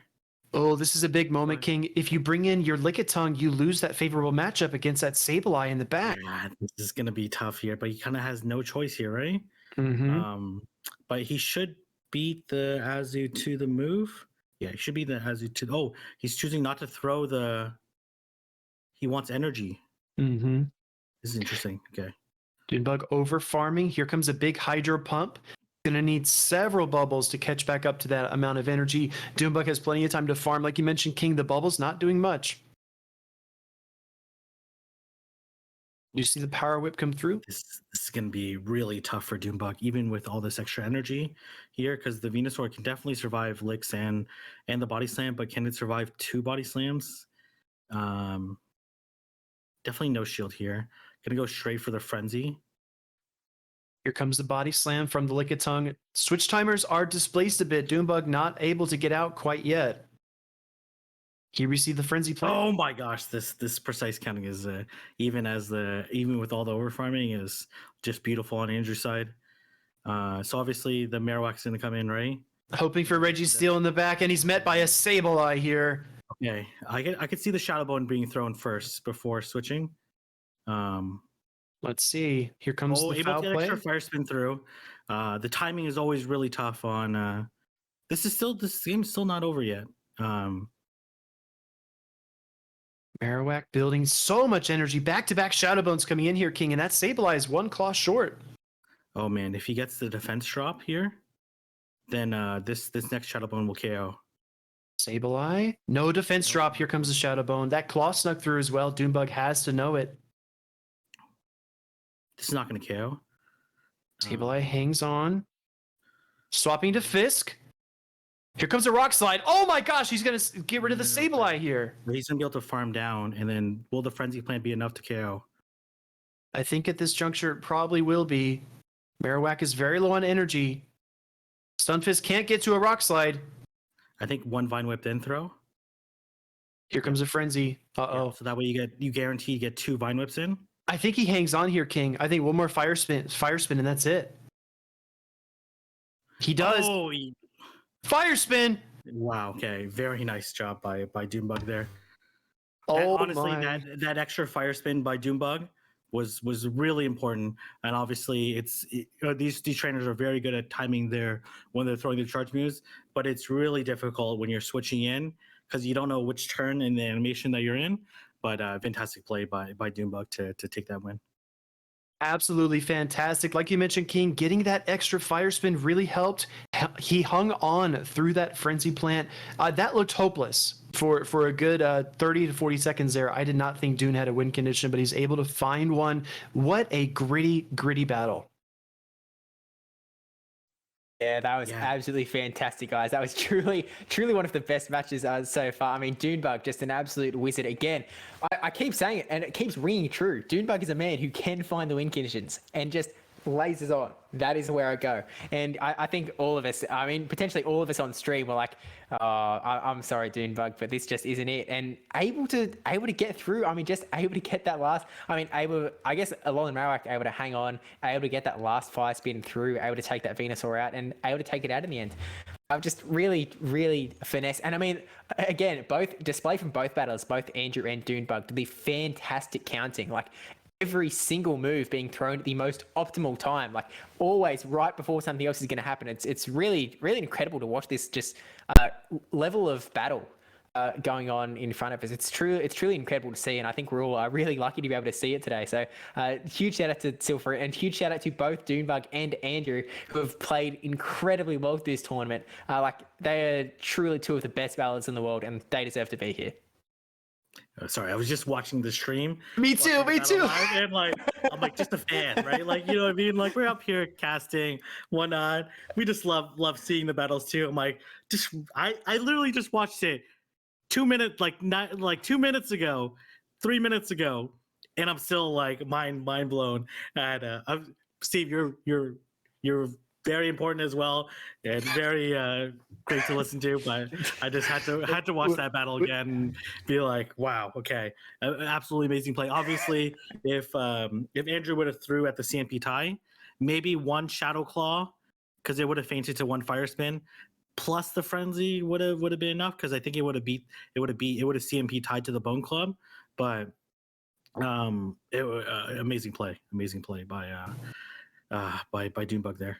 Yeah, King, I couldn't agree more. So we can see the battles live, and then the stream is on a short delay. So Steve, we love you. We love PvPSteve to death. But we watched the battle once, and my eyes just went over here to the other screen, and I had to watch it again. I gotta watch it again, right? I had to see it again. That just happened. I'm actually watching the stream right now where both of us are not paying attention. I'm sorry. Yeah.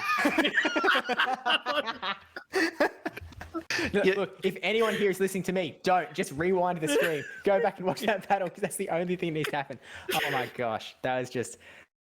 I'm just filler, guys. I'm nothing else. No, you're an excellent host. You could see the window of opportunity just closing. You know, like in Star Wars, right? When you shoot the gap and you escape after you just blew up the Death Star. That was Dunebug. It looked like it was curtains for about 30, 40 seconds there, and Dunebug able to just pull off an amazing sneak to get the win there. Another analogy, the Indiana Jones running away from the boulder, just barely getting through the gap, and Dunebug just cherry on top, grabbing his hat, putting it back on, putting a smile on as he's guaranteed a spot in the grand finals. He's got a 50-50 shot taking skill out of the equation to become the next Silph Arena world champion, which is an absolutely huge accomplishment, and he's so close. Only has to take on one more battler, and Andrew Andrew could come around and appear again in the grand finals. Yeah.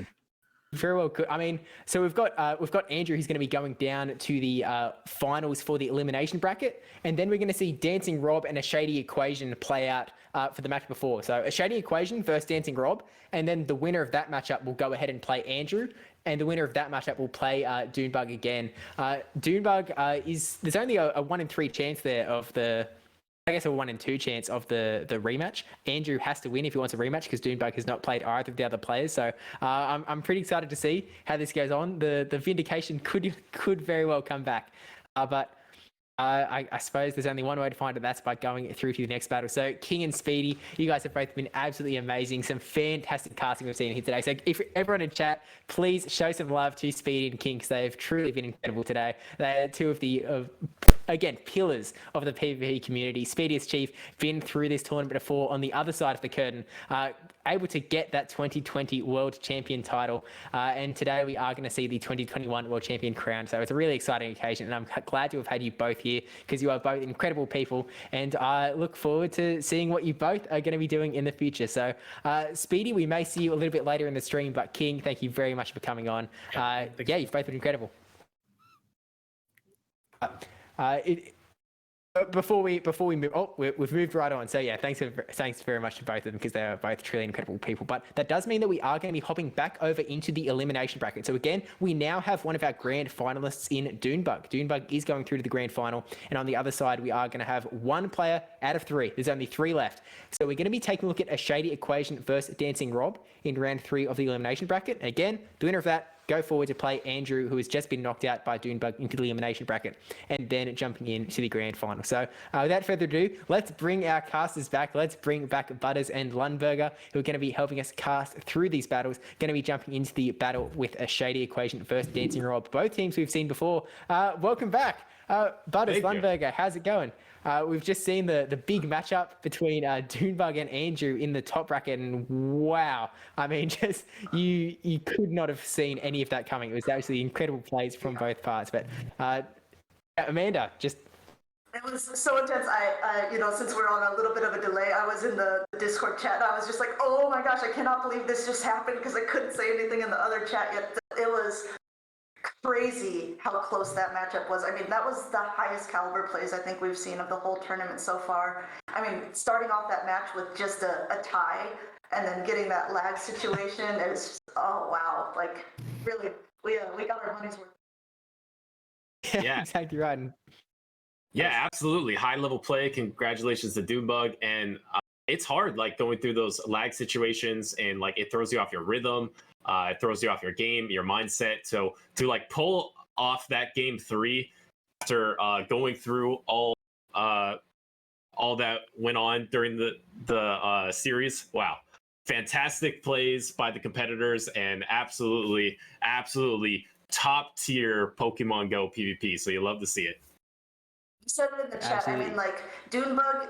I mean, obviously that second round before the lag happened, it was doubtful that he knew that Andrew's only win opportunity was a catch, and Lundberger was probably not going to let that happen. But he's such high caliber. In any other situation, a rematch would automatically be granted, and Andrew definitely has a chance. I mean, the one thing that I've been noticing throughout Andrew's career so far is like, yeah, you can't count that guy. He is really dealing with the best of them. Yeah, another guy you can't count out is the Shady Equation, because now he's battled his way all the way through the bottom bracket, which is also a heroing feat, because like to go from losing your first match in a tournament of this stature, like, and then to come back and like pull off all these wins in a row, that's super impressive.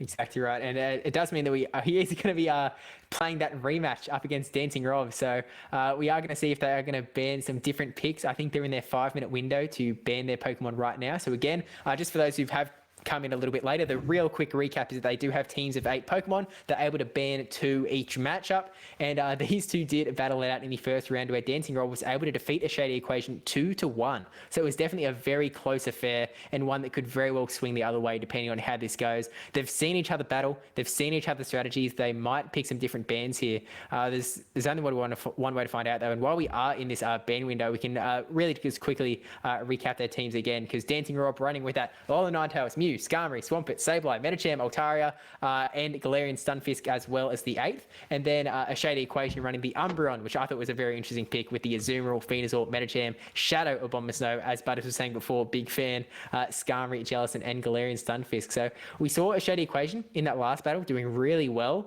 doing a lot of work with that Shadow Abomasnow. Butters, can we see that Abomasnow do just as well up against Dancing Rob? Yes. I mean, the thing is, the nice part about it is like it can hardwall the Swampert. It can dominate the Altaria, and then it has a lot of neutral matchups where it can deal with the Sableye, it can deal with the Galarian Stunfisk. But I would say Dancing Rob does have some options. Once again, Charm Ninetales, which took it down or took it knocked it a step back. Eventually, Obama still prevail, but definitely knocked it down a peg. And one thing I should have mentioned also, the Mew, hardwalling the Mew, which is really important. The Surf and Wild Charge gets hard-walled there by the Abomasnow. But there is that Medicham, and there is a Skarmory. Both going to be able to do super effective fast move damage. So is that something that you try to ban, get out of the way? Maybe you're trying to go for the Shadow Abomasnow win condition, but maybe I'm just living a fantasy, and that's just what I want to see. It seems like a Shady Equation is kind of going legend hunting now, you know? It's like he now knows Dancing Rob's play style. They were really, really close matches in the first round, and just barely losing that third match to bring him down to the losers bracket. So I mean, if you're Dancing Rob, you're not super confident unless you have a new strategy, because we were talking earlier, we can't remember the exact bans of round number 1, but you have to wonder if Rob is going to do it a little bit different this time, because it was so close last time. Absolutely. I can't. Yeah. Sorry, go ahead, Sir Butters. Oh, no, I was just going to jump on one more thing. A Shady Equation does technically have double grass. So if you do ban like the flying types, like what's to stop this double grass here? The double grass is actually looking pretty good. I think that was actually a Shady Equations bans in the first round, banning the double flyer and making that Skarmory Abomasnow pairing a really, really powerful. Actually, it was a ban on Altaria and a ban on Skarmory and something. Altaria was left around because Altaria ended up being a Pokemon that a Shady Equation really wanted to have their Venusaur avoid. Venusaur was a really powerful Pokemon up against Dancing Rob's team. I think it must have been Sableye and Sableye Skarmory that was banned. I'm sure chat can remind us very shortly. But yeah, Venusaur was a really powerful Pokemon from a Shady Equation against Dancing Rob's team. It was really powerful in the first round, and it could actually mean that Dancing Rob bans that Venusaur the second time around, very possible, which might mean that Dancing Rob doesn't care as much about the flyers. And that actually, not only is there the added strategy of this whole teams of 8 bans, but now that we have the potential for a rematch, this adds so many new, like this turns it from 4D chess to 5D chess. Like we're seeing like, okay, this is what they banned last time. Do I try and ban the same things again? I hope they're going to ban the same things again, so I kind of understand the strategy. Do I try and strategize so that I'm going to ban things that are good against the team that they made me play with last time? Am I going to strategize based on they're going to make the same bans? Am I going to strategize based on they're going to make different bans? It's a completely different ball game, and it's really just mind hacky. Like, I have no idea how I personally would approach this, but Butters, do you have any idea how you would kind of attack this problem? Because it's a really different one. Oh man, yeah. It's like, I know that he knows that I know that he knows that he knows that I know. And like, oh my God, it just goes on forever. Yeah, I mean, I think the best thing to do is like try to just keep it simple. Like, try not to get lost in all of that, because they're top tier players. They obviously have those layers of strategy. My personal belief is just keep it simple. Just go for what you think has the best chance. Don't try to layer it, because the more layers you get out, you go out, like the farther you are from your core and like what you know how to do. So I think keep it simple, keep to what you know, and just hope for the best. And if the opponent makes some really, really big brain call, you got to just hand it to them. It's a great call, Amanda, are you kind of on the same little ball game? Yeah, I agree a lot with Butters. I will say this, Dancing Rob really struggled against Andrew's team when Andrew banned the double flyers and that Venusaur came out to play. So if I was Rob, any team that has a Venusaur now, I would be super wary of letting that run away with my team again. So, I mean, if I was looking, that would probably be something that I'm overly cautious of on Rob's side. And on Shady Equation's side, if he really wants that Abomasnow to play, his only real threat is the Medicham, so maybe that is something that, Medicham, Stunfisk, and Skarmory, they're also good counters to it as well, but it can power through, especially with the Shadow power. It does potentially leave you in that same spot that he's been in before with that Alolan Ninetales potentially as a very, very strong Abomasnow counter that can potentially end the Abomasnow sweeping action as we saw in the game 2 of the last round, I believe, where Abomasnow was in a really nice spot until Two Shield Charm appeared, and then it's like, well, this is GG's now. There's nothing that Abomasnow can do. There's just not enough energy in the world to be able to do that one. So I'm kind of leaning towards Dancing Rob potentially banning that Venusaur, but I'm also, maybe I'm getting lost in the sauce here. There's that potential, like, but is Shady Equation going to ban the Flyers, thinking that they're going to ban the Venusaur? I think that may be the only consideration that may have to come into play with this second round of bans. But I imagine that the window on the 5-minute bans should be closing up pretty shortly, and it has closed up. So Dancing Rob has gone ahead and banned the Venusaur and the Jellicent from a Shady Equation side, and a Shady Equation has gone ahead and banned the Skarmory and the Medicham. Butters, what are you feeling about those? Wow, really interesting, because I was thinking, like, for sure it's going to be Umbreon banned, and then what else, right? Because I was like, he probably wants to do the double Shadow Claw. That's what he's really good at. But he bans the Jellicent and the Venusaur. The Venusaur makes a ton of sense. Like you're saying, it was giving the team a lot of problem. Get that out of the way. But the Jellicent is super interesting because those are two good targets for the Shadow Clawers, which 2 of them he has available because he got his Pokemon banned were the Skarmory and the Medicham. Yeah, absolutely. I mean, Amanda, you were definitely you were kind of on board with the Venusaur ban as well, which is a very strong Pokemon. But how do you feel about the Jellicent, the Medicham, and the Skarmory on the other side? Man, I'm looking at it and just trying to see where the holes are in the team. I mean, besides that Charm Ninetales, now the Umbreon looks pretty darn good against this team. It's a good generalist, has a lot of bulk in this league. So, the Medicham has been banned, so it's also not going to get to fight it down. So maybe there's a chance that we're going to see an Umbreon. What?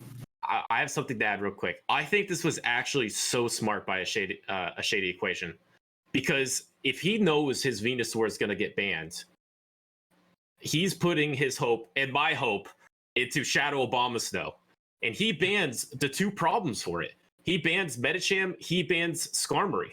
Now Shadow Abomasnow literally walls Mew Swampert. So 2 of those Pokemon, it literally just walls it. And then Altaria, it crushes it. So 3 out of the 6 Pokemon left, Shadow Abomasnow just destroys. I think this was really smart banning by a Shady Equation. It's got the equation down, right? Yeah. He's done the math. He can count up how many good matchups there are. He's gone. Someone has to make the bad puns now, so I'm stepping up. I love it. No, a good job stepping into the role. I'm sure there's still plenty more Dancing Rob puns to come, plenty more waltzing around. But I do wonder, potentially, I think a lot of the Ninetales has to come out now. Like, it's kind of just forced. We saw that it was Charm before, and a Shady Equation is left with an Umbreon, a Medicham, this Shadow Abomasnow that is almost certainly going to be coming out, and then it kind of gets it into maybe a little bit of, I don't want to say RPS, but Skarmory and Alolan and Galarian Stunfisk are really dangerous for that Ninetales. So I'm kind of wondering how this is going to pan out, Butters. Yeah, absolutely. There's 2 steel left for a Shady Equation. And like you're mentioning, the Alolan Ninetales looking quite good, but 2 steel types to protect the Shadow Abomasnow. Is there some kind of ABB strategy a Shady Equation is going to go for? Try to bait out the Alolan, try to bait out the steel counter, like maybe swap Skarmory, maybe like somehow bait out a Swampert. That's probably not the easiest way. How are they going to protect the Shadow Abomasnow? Because, and if they go with 2 steals, the best thing that beats these steel types are literally the thing Shadow Abomasnow walls, right? The Swampert and the Mew are really good against both these steel types, but Shadow Abomasnow just walls them both. So how are they gonna maneuver their positive matchups is what this game is gonna come down to. Yeah, I think if you're Rob, you definitely, you can't lead. I mean, the Shady Equations really brought it down so he can only use 3, maybe 4 Pokemon effectively, which was really smart on his part. But if you're Rob, then you can't lead anything that is going to be hard countered. But that's like almost impossible now with the whole lineup. So, I mean, it's really, it might unfortunately turn into a bit of an RPS scenario. Yeah. But to whose advantage? I mean, that's the other thing. I mean, someone always has to win in Rocket. It could be Rob in this case, in a Shady Equation's head, and says, you know what, I know exactly what his plan is, and I'm going to lead this. In saying that though, there is always that, you know, the famous ABB lineup where you put that one Pokemon in the lead that is very possible going to get hard countered. You put that Abomasnow in. If you land up against that hard counter, you swap out to one of your steel types. You bait out that Swampert potentially that might be coming around, and then able to, you know, go down. Bring in your counter, bring in a Abomasnow, take out the Swampert, and then try and play it from there. It's always an option. It's a little bit rough when it is a Swampert because Swampert does have some play up against a Abomasnow if it is able to get some energy. So I think you'd have to go for something like a Skarmory as opposed to a Stunfisk, whereas Skarmory would be able to still do some damage to that Swampert, maybe even get a Brave Bird off. I mean, there's the chance that Skarmory can actually win that matchup, right? And I mean, winning switch advantage would actually be huge for a Shady Equation, but it would leave that Abomasnow to kind of wonder if maybe they've only got like another counter to it in the back. So not that there is much in the way of counters now that the Metagem and Skarmory have been banned, but maybe the Swampert's off the table and there's only an Alola Ninetales and a G-Fisk left that can both still hurt the Abomasnow. So I wouldn't call it hard RPS yet, but there's definitely some room for hard counters, to say the least. When you said the ABB thing, I was just thinking, you know what, like everyone knows it by now, and especially if you're this high of a level, maybe you want to do like what Vani did, which did work against the Shady Equation once, where he went ABA, you know, so he had the 2 flyers, but he didn't have them in the back. He was like, you know what, Mandibuzz is thick, I'm going to let it go down, basically. And then I will go in with something that can counter the back line. So, I mean, it's really, though ABB we know is the best structure to get everything realigned, it's not the only thing that's probably going to get these people through, especially in the finals of the World Championships here. Yeah, absolutely. And I'm just trying to get, it looks like we're ready to get into the games here. So we're about to find out how this is going to go. The lower bracket finals here. Yeah.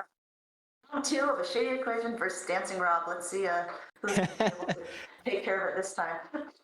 Shady Equation versus Dancing Rob 2 Electric Boogaloo about to be in action, and whoever wins this is going to be taking on Andrew, the loser of the winners bracket finals in the last game. So there's a big road ahead. This is going to be a very large next 3 rounds, potentially 4 rounds if the grand finals goes that way, but definitely excited to see how it's going to go. But Butters and Lundberger, it looks like we're going into it, so good luck. All right, here we go. Looks like the lock-ins are ready, and we got the Swampert into the Azumarill. And the Swampert is probably running that Sludge Wave. So this isn't a terrible matchup for the Swampert, but it is slightly negative. Oh, and looks like we completely called it wrong here. The Abomasnow is nowhere to be seen, so Shady Equation also big braining it again, thinking that, you know what, that they probably think I'm going to bring this, so I won't. Looks like Dancing Rob's going straight for the Sludge Wave, a last minute blocked by a Shady Equation. And it's Azu double steal. So there's double steal in the back here for a Shady Equation. And Swampert is here in the lead. So this is looking quite good, especially if there's going to be a switch advantage gained by a Shady Equation, going to be able to match up properly. This is looking quite good for the double steal in the back. Sorry, too. I mean, Dancing Rob doesn't want any of his backline lined up against either. The Swampert really is going to be the MVP of this entire thing for Dancing Rob, but he doesn't know it yet how crucial it is to keep that Swampert healthy for the rest of the lineup. Yeah, absolutely. And this sludge wave will come through, but you're going to see the bulk of Azu right here. And caught on the CMP, it looked like. Maybe actually registered it just before the Azu got to the play rough. But look at the Azu is able to take that sludge wave. But here comes the swap, but it's into a hydro pump. Really good play by Shady Equation there. Dancing Rob, all he has to do now is a mud shot down the zoom roll, go out. Oh, Shady Equation realizing that, yeah, he can't afford to let him mud shut it down, but now Rob's at least going to have 2 moves to throw at this Skarmory. Wow, and deciding to soak up this extra G-Fisk energy onto the Skarmory instead of the G-Fisk, which shields down. Smart move, because Earthquake is super effective, and these Rock Slides are going to go ahead and be neutral. So how does this Skarmory get momentum for the next matchups? How much farm down is it going to get? Is it going to go for a full farm down? This is going to be interesting here. Yeah, I think if you're a Shady Equation, you know that it's not going to be enough to take you out, and you're going to try to be able to farm that down, because now you have tons of energy on the Skarmory, and with no shields in the back, I mean, that's the most dangerous position for your opponent to be in. Like, if wow. It's going to take anything out. Wow, and the full farm down. Swampert does have health though, but here comes the Sableye, got a Shadow Claw through, blind Sky Attack here. There is another Sky Attack waiting, so is the Sableye going to take both, or going to switch to Swampert? No, going to take both the Sky Attacks, but no, it's the Brave Bird. He gets to the Brave Bird, the Sableye is going to be gone. It's just going to be Swampert left. And we love Swampert, but let's see if it has enough energy. I mean, those do come in fast. If we look at the Shady Equation, actually has his whole lineup still left. He has like barely any health left on the zoom roll, barely any health left on the Skarmory, but I mean, how many can the Swampert get off before it's taken out? Yeah, the thing is, he has to. He takes a Rock Slide. This is resisted. He has almost no health to play with on the Swampert. He has to get to so many moves to kill everything, and it's almost dead by this Rock Slide. He's gonna lose the fast move damage now. The Hydro Cannon's gonna go through, but those low health Mons in the back by a Shady Equation are just gonna take out the Swampert. Yeah, I know he was trying to farm up a little bit extra energy, but even though this is also resisted, it's going to be enough. Wow. Really smart playing by Shady Equation, getting the most out of each of his Pokemon before saying, thank you, you did your job, go back in your ball for the time being, and see you in the later part of the map. Wow. Yeah, but that was really, really well done there. I mean, you saw the attempted snipe trying to take that Azumarill down before it get a charge move off, maybe even a catch up the player off, but it didn't work. It hung on and was able to get the Hydro Pump off, which I think potentially swung the tide of the battle entirely. If that didn't work, I think that might have been Dancing Rob's game. Yeah, absolutely. A Shady Equation with supreme patience and composure there. To know that you need to kill this Swampert because you have double steal in the back. You know that Swampert needs to go. Shields are down. Like, the Swampert still has, like, what, 35%, 40% health. It's just a juicy play rough away. To have the composure to know that probably a swap is going to come in on that play rough, and to not throw it, wait for the swap, and get the Hydro Pump off, won him the game. I also liked his composure and just really thinking it through with the Skarmory. I mean, it would have been so easy to try to Sky Attack that stun just to get it out of there, because it was the hardest counter at that point for the Skarmory, but he knew that he could tank 3. It took 4 to take it out, so he was able to air slash down the Stunfisk, and then he had all this energy to throw with the Sableye in the back. I mean, that game was, it could have been anyone's match if anyone played it just a little bit different, but Shady Equation really keeping his composure there and choosing to do the big moves.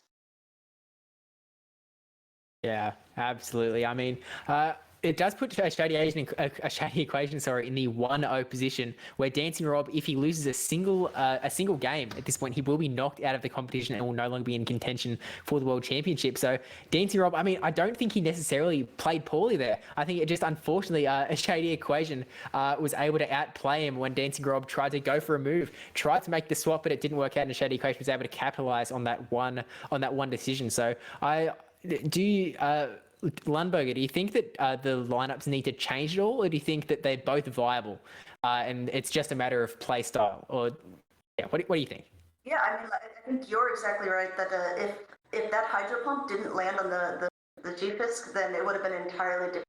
If the play rough would have been thrown and even taken out the Skarmory, I guess, or not the Skarmory, the Swampert, it even still could have been a different game because the Zoomer was so low that maybe the Sableye can come in, gain a lot of Shadow Claw damage. But yeah, I mean, Rob was trying to catch, and the Shady Equation was like, you know what, he's caught me on this before. Everyone knows their counts perfectly, and I'm not going to throw just when I have it. So, I mean, like, I guess Swampert would have needed to be able to get to another Hydro Cannon to take out too. So Rob played it really well, knowing Swampert probably was needed later. It was just, that holding on of Shady Equation for that Hydro Pump changed it all. So it's tough sledding. It's hard to climb back from that.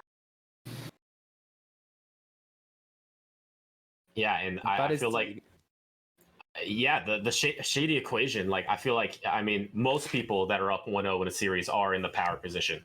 But the thing is, I feel like a Shady Equation has multiple ways to go at, and we're actually going to be going into the battles here. So we're going to see what he does. Is he going for Azu, double steal? Is it the same thing? We're going to see the backline really soon. It's into the Charm Ninetales. Really curious to see what this backline is. And it's an Umbreon in G-Fist instead of a Skarmory. So yeah, if you're a Shady Equation again, you're like, okay, fine, this is where I want to see. I would have ideally liked it on the G-Fisk, but we can make do with the Azumarill. And the Hydro Pump is going to be shielded. An extra charm does go through for the Alolan Ninetales, as we see a Mew and a Swampert in the back. And look at that Mew CP. It's just so crisp at 1499. No wonder Dancing Rob always plays it. Going for the side shot here. I don't think it'll quite be enough, but the charm's coming after definitely. But yep, one more charm should be able to take it out. Oh my goodness, that's so big to take him out there. And the fact that one charm got through extra was the difference between getting to that play rough. And then in comes the Mew into this G-Fist. We'll see how this matchup goes. Will you go for the... and it tried to swap on the Surf. And look, it's met by the Umbreon here. Now this Mew is switch locked into the Umbreon. It has to go straight Surf here, but it goes for the Wild Charge. Doesn't want to position this Umbreon with extra farm. If you really think about Dancing Rob's backline, he's like, this is perfectly because I have a Swampert in the back for that. And even if he takes out this Mew, which I mean, obviously he's going to, I still have my Charm Ninetales that's going to deal very handily with this Umbreon. So Rob is definitely in the driver's seat here. He knows what he's doing. He's just getting all this extra energy now. Yeah, fantastic point. Just trying to get that Mew dead as soon as possible to try to leverage this Alolan Ninetales. But is going ahead and throwing a Weather Ball is not going to kill. Umbreon is so bulky, but it will allow the Umbreon to only get to one last resort. So this Ninetales will be able to farm down effectively without having to throw up a shield. Yeah, and better for Rob too because there's less. Oh, look at him! He's even switching it out. Energy Swampert. Ooh, this is really. Yeah, he swapped maybe a little bit too soon, and now. No, I think this is really good because foul play isn't something you don't really need the shield, and this gives an opportunity to get some hefty farm almost to a Hydro Cannon. But then the Earthquake comes, but is shielded, calling the Earthquake properly. Now it's going to have to just get to as many Hydro Cannons as possible because look at how many shields this G-Fisk has. G-Fisk is, I mean, yeah, if you're Shady Equation, you are doubling this, you're getting up next Earthquake because you know that it's going to be enough to take the Swampert out at this point. It's just a race to these fast moves. Dancing Rob able to get to the second Hydro Cannon, shielded by Equation. Oh, but this is going to be not great for Rob anymore because of the Alolan Ninetales.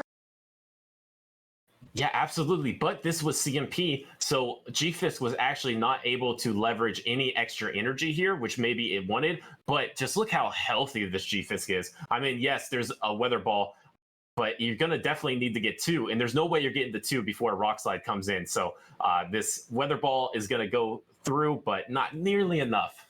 I think it's the last dance for Rob in this tournament, unfortunately. Ouch! You still got 2 games to go, but it does look like he is going to take the L for game number 1, and it's going to go to a Shady Equation. This is game number 2, so he... Oh my goodness, you are completely right. Wow, that was an amazing call on that was the last dance, and I ruined it. Last dance there for Dancing Rob. Oh my goodness, a Shady Equation takes such it. a shame. Again, I mean, it wasn't to the same level as the Dune matchup, but I really saw that going in favor. He had the Ninetales matched up against the Umbreon. I was just like, all he has to do is let this charm down. He's not going to have very much health left, which is perfect because then the Jeepus can't farm. But I mean, sometimes it's just the little things, and yeah, a Shady Equation managed to again stay calm and collected, knowing that his win condition was double shelling the hydro cannons and getting to.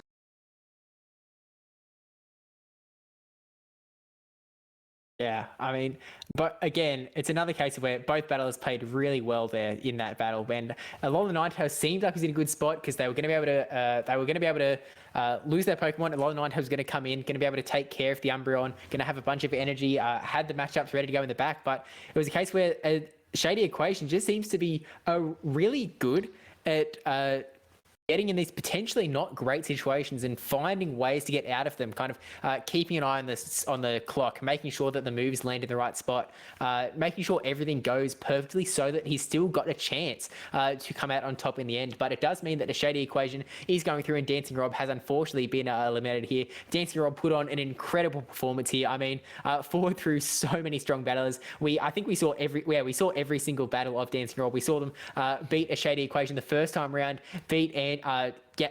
lose to Andrew in the second round of the winners bracket, then go down to defeat the APAC Continental champion Bar the Gamer, and then we saw a Shady Equation able to take the rematch in his favor in that last one. But really well played from Dancing Rob, really representing well, and it does mean that we're going to be going to the finals of the elimination bracket. Well, the finals of the elimination bracket here with Andrew Manjarrez going up against a Shady Equation. Really, really hype matchup here, and whoever wins this one is going to go ahead and take on Dunebug in the grand finals. These battlers only have to win 2 rounds in a row, and they will become the Silph Arena 2021 world champion. The stakes are so high. Oh dear, this is hype.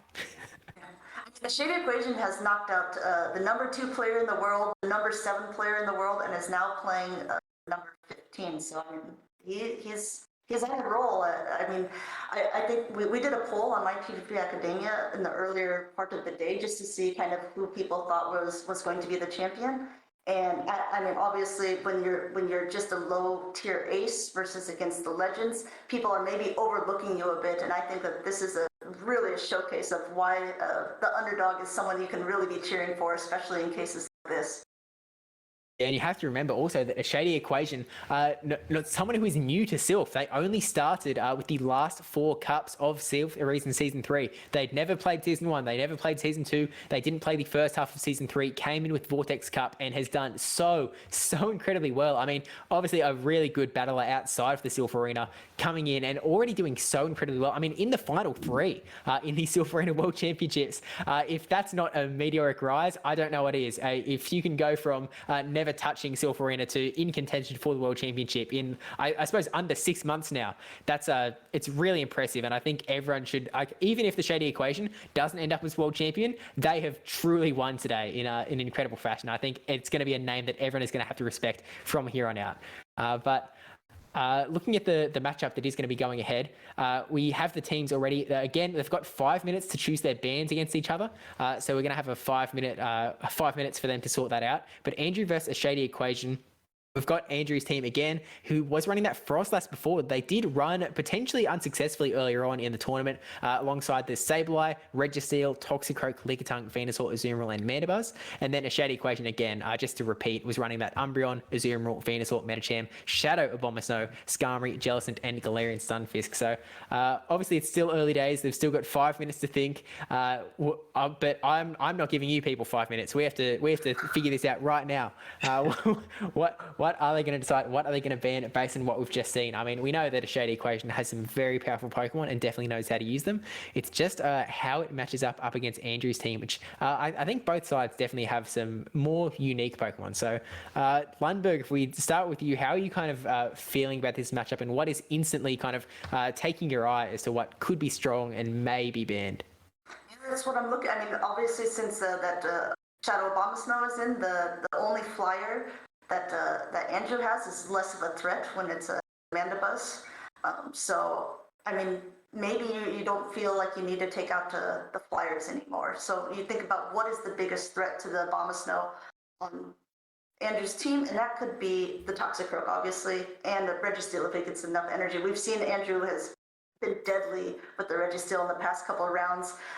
He's gone up against people where it's just like, oh, this thing is weak to 4 of the team, and yet somehow he still manages to pull off wins with it. So if you're paying attention at all, that's a shitty equation. Maybe you're a little bit skeptical about like, oh, is it having some magical thing here? Why is he always bringing this Registeel? So I think the Toxicroak is a definite good ban from that side. It's just neutrally good against a lot of shitty equations team. Yeah, absolutely. And I mean, I think it's worth noting that one thing that these Pokemon like Registeel, for example, that have one-turn fast moves really give players a lot more versatility in being able to just maneuver around, as we've seen so much in this stream already, being able to catch moves perfectly, throw moves at the exact second that the opponent is getting to their charge move. For example, I think there was one Azumarill that just got to the play rough, and at the exact second, click on the charge move, get it sent through on the final turn they possibly could to take out the Azumarill in there. So it's these players so far, again, as Amanda, I think you alluded to before, they all know their counts. They all know what they need to do. They all know what can take what hits.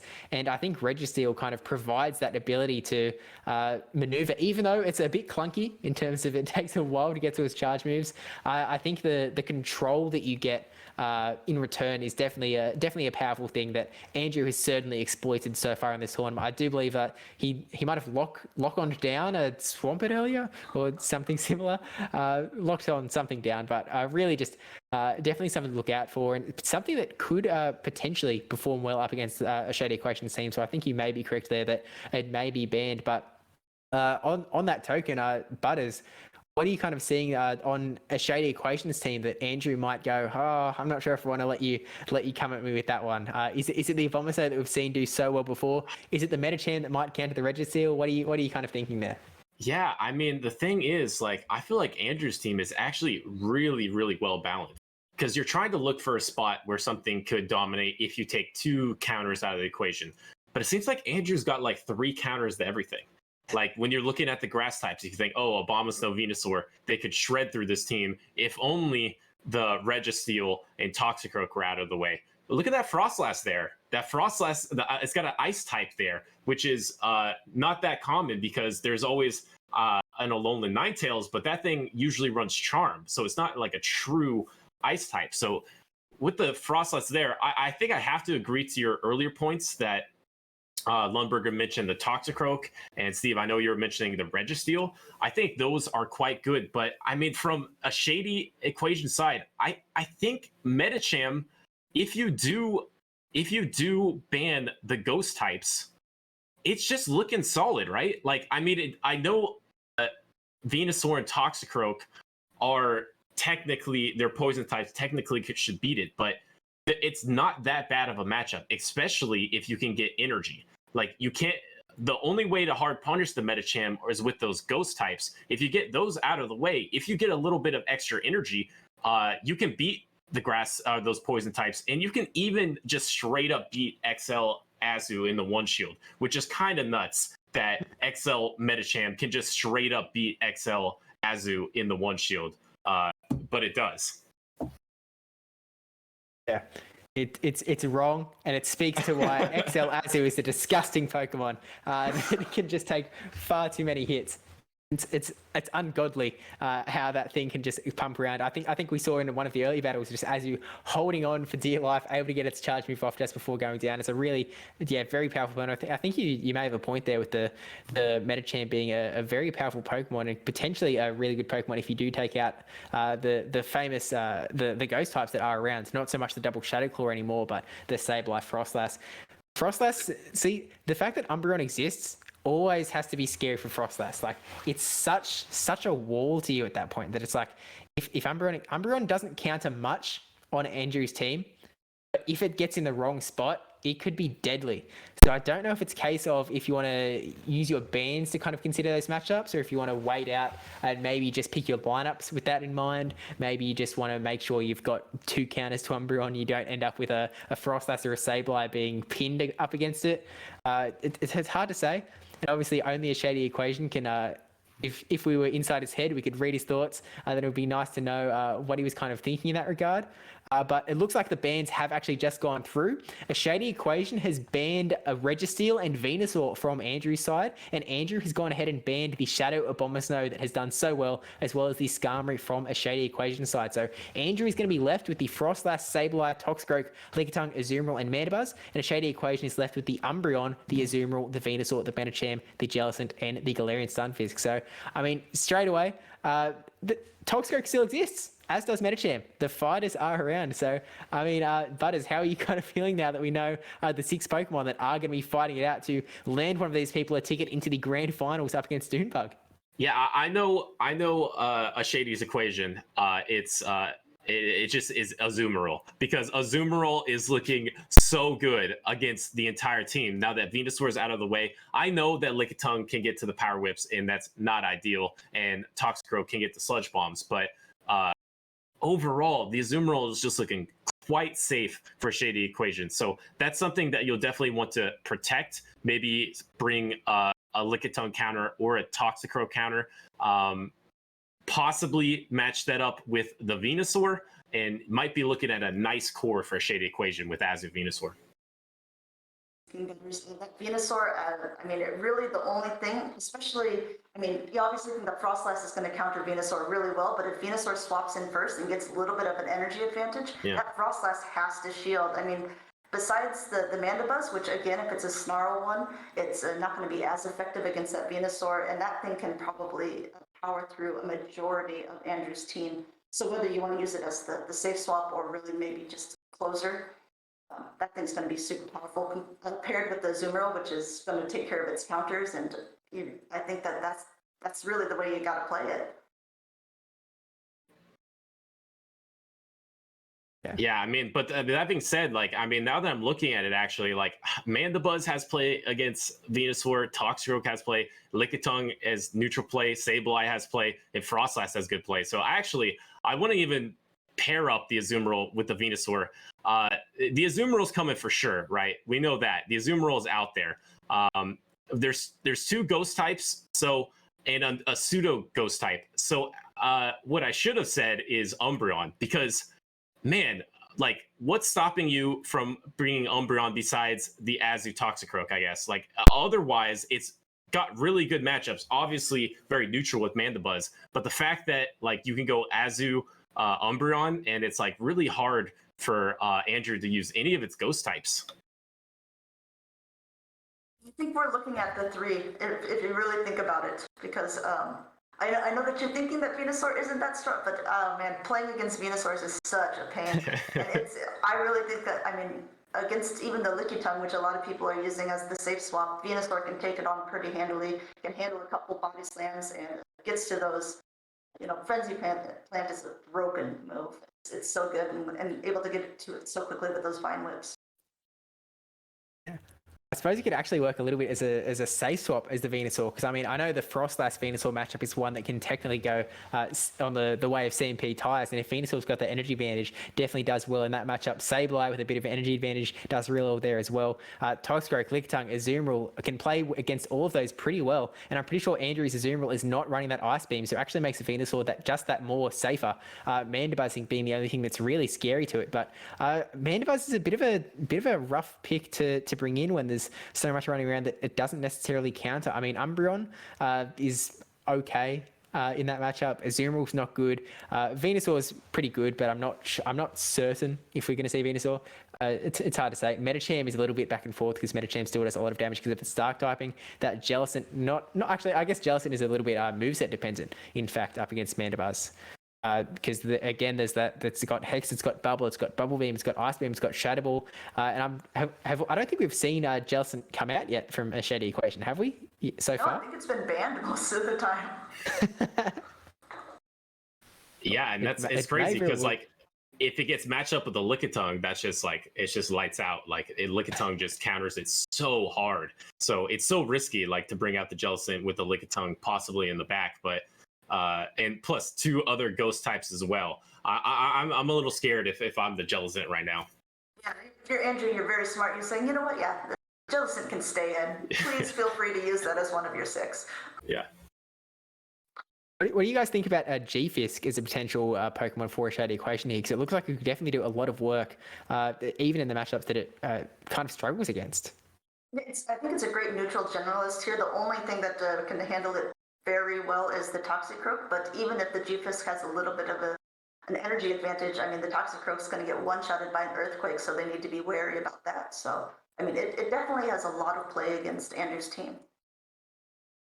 Yeah, absolutely. I mean, what's, they're like G-Fisk, even when it's being countered, is it really being countered though? Like the fact that it can Earthquake a Toxicroak, it can still do a lot of neutral damage to Azumarill. Like its coverage, its bulk, it's such a good Pokemon. Like if you position it well, it just has such a high ceiling, also a high floor as well. So definitely could consider that, bringing it out. Maybe you go for some kind of like ABB team if you're a Shady Equation, trying to bait out a ghost type or a pseudo ghost type in Lickitung, and maybe trying to close with Medicham or something like that. But I don't see many holes either way, except for I know Shady Equation can use Azumarill in any slot, any position at any time. Other than that, it's gonna come down to how you're gonna try to leverage your matchups to gain momentum. So we know there's probably going to be a Azumarill from Shady Equation. Otherwise, it's going to be it's going to be a really tough call. Excited to see how these guys play it. I mean, as we've seen through the matches so far, their gameplay is next level. So yeah, it could be really anyone's game at this point. Looking at the team composition wise, I don't know. I think that a Shady Equation has a more well-balanced team, things to choose from. But I mean, we've seen Andrew do some really, really amazing plays. So I mean, he's probably got a good strategy that we haven't even seen yet this tournament.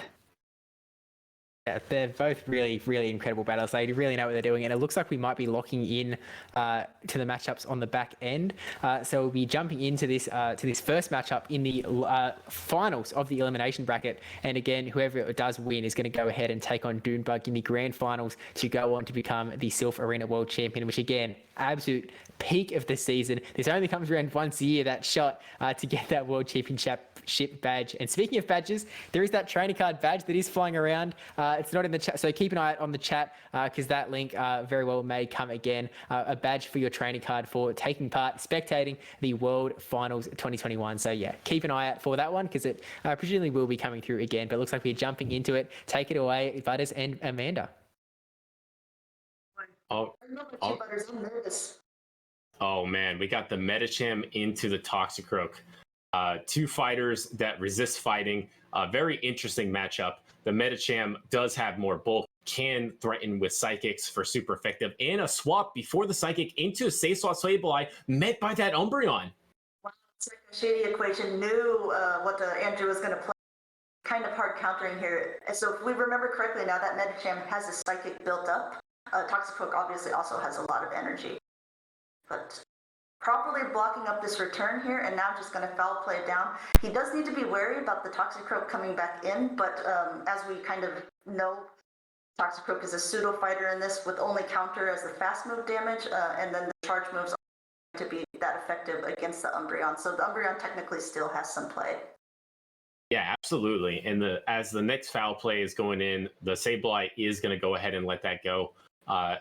Survives it. Now is trying to look for the farm down onto the Sableye, but Sableye, XL Sableye is just so bulky. It gets to another return, which is going to go through here, not shielded. And look at this. I mean, the thing is, Umbreon wins the advantage, but it loses a shield in the meantime, and then swaps out. Was that into the Lickitung? Interesting. Lickitung is in no position to farm down, but brings it out anyway.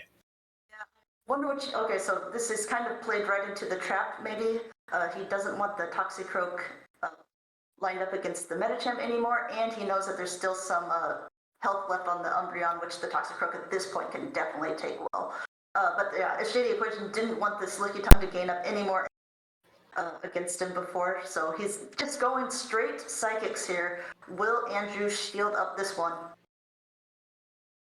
Oh, it gets no shielded. Lickitung almost goes down, but Lickitung does throw the move back at the Medicham here. And if it's a body slam, Medicham survives this and will be able to counter down unless there's another body slam coming back up. These licks do add up. They are super effective as well. Now Medicham is left with almost no health, but 3 Pokemon still left by a Shady Equation, and just Toxicroak with some energy left here for Andrew. Sorry, coming.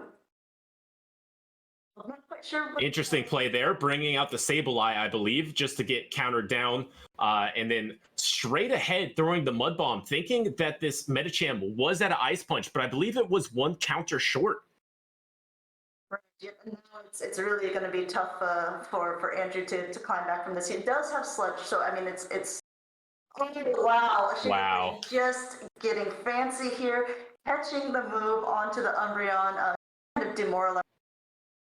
Wow. And Andrew just completely undercharges it because it's like, oh, well, it's kind of over at this point. he undercharges it, but Umbreon has enough time to get to the last resort, and now he's just going to let his own Toxicroak go down.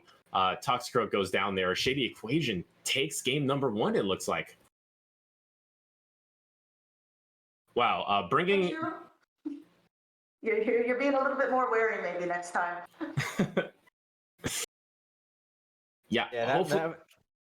Go ahead, go ahead, Steve. Yeah, no, I was hoping lag wasn't a factor. I know we had a little choppy side from Andrew. Hope that he on his side it was a little cleaner, because I know it is harder to count when it's all chopped like that. I know he came in with a Sableye to try to absorb a move on the Medicham, and then threw his own Mud Bomb to try to stop a move from the Medicham. Possibly that was lag related, but you don't know. Maybe he was looking just fine on his side. It looks like the lag is just on the stream side, but yeah, we'll just keep an eye in case there is a rematch that comes through. But by the seams of it, it should have played just fine on Andrew's side. That's what we're assuming at the moment. But as is, I mean, Umbreon did work. Umbreon was a pretty good Pokemon. It's a really powerful Pokemon. I think, Butters, you identified it pretty early on, that it's the fact that there's still 2 ghosts running around on Andrew's side. It puts Andrew at a little bit of a back step, just knowing that Umbreon exists. It's a bit of it's one, a very, very tanky Pokemon, and 2, just a wall to that ghost damage that can really just do nothing at all. And just for good measure, taking the Toxicroak out at the end as well. So I think we can all go home knowing that Umbreon is a Toxicroak counter confirmed. But let's just see how he does adjust going to this next one. Take it away. And now Umbreon lead met into the Azumarill. So this is quite good for game number 2 for Andrew here. Now we have an immediate safe swap into his own Azumarill, kind of like we identified earlier, Butters. Like Azumarill is a heavy hitter against Andrew's full team. The only thing it kind of needs to worry about is indeed this Lickitung if the go through, but they are not stabs. So even I think it takes 2 Power Whips to take out the Azumarill. Yeah, absolutely, Lundberger. This is the best Azumarill answer. So the fact that Andrew got to match it up is really good. The Hydro Pump does get shielded too. So it looks like this Lickitung is going to get to another Power Whip before this Azumarill gets to a move. If he throws it, oh no, Play Rough does go through before the Power Whip. See, I doubt that Andrew's going to shield it twice, but he is fully loaded with Lickitung on energy now, so I think that he'll just look down a little bit more, do a couple counts before throwing a Body Slam, which will take it out at this point. Absolutely. Building to multiple Body Slams, is throwing one here, still has one to spare, maintaining the swap advantage, doing an extra lick just for good measure to take out the Azumarill. But here comes Umbreon. It's going to be able to soak up this energy quite well. Instead of being the powerhouse of the last game, it's just going to be a sponge in this game, taking these Body Slams. His little paw goes up in the air. It's my favorite battler, this little cat, just taking these moves, charging up a ton of energy himself now. I mean, Azumarill can obviously take the Umbreon pretty single-handedly, but the Venusaur in the back is going to be a big threat against Andrew's team, and I wonder if he has identified that Shady Equation has it in the back. Yeah, absolutely. And like you said, oh, and wow, my goodness, Lickitung is thick. Doesn't even go down, swaps out, possibly even with a move, but we can't see here because it's a little delayed. And here comes the last resort into the Toxicroak here. Toxicroak is pretty frail. It's going to add up, does nearly half the health, and he's almost at another last resort. And another last resort is going to come through. A Toxicroak counter confirmed. Yeah, if you're Shady Equation, you're saying, okay, Brandon, you've done your job.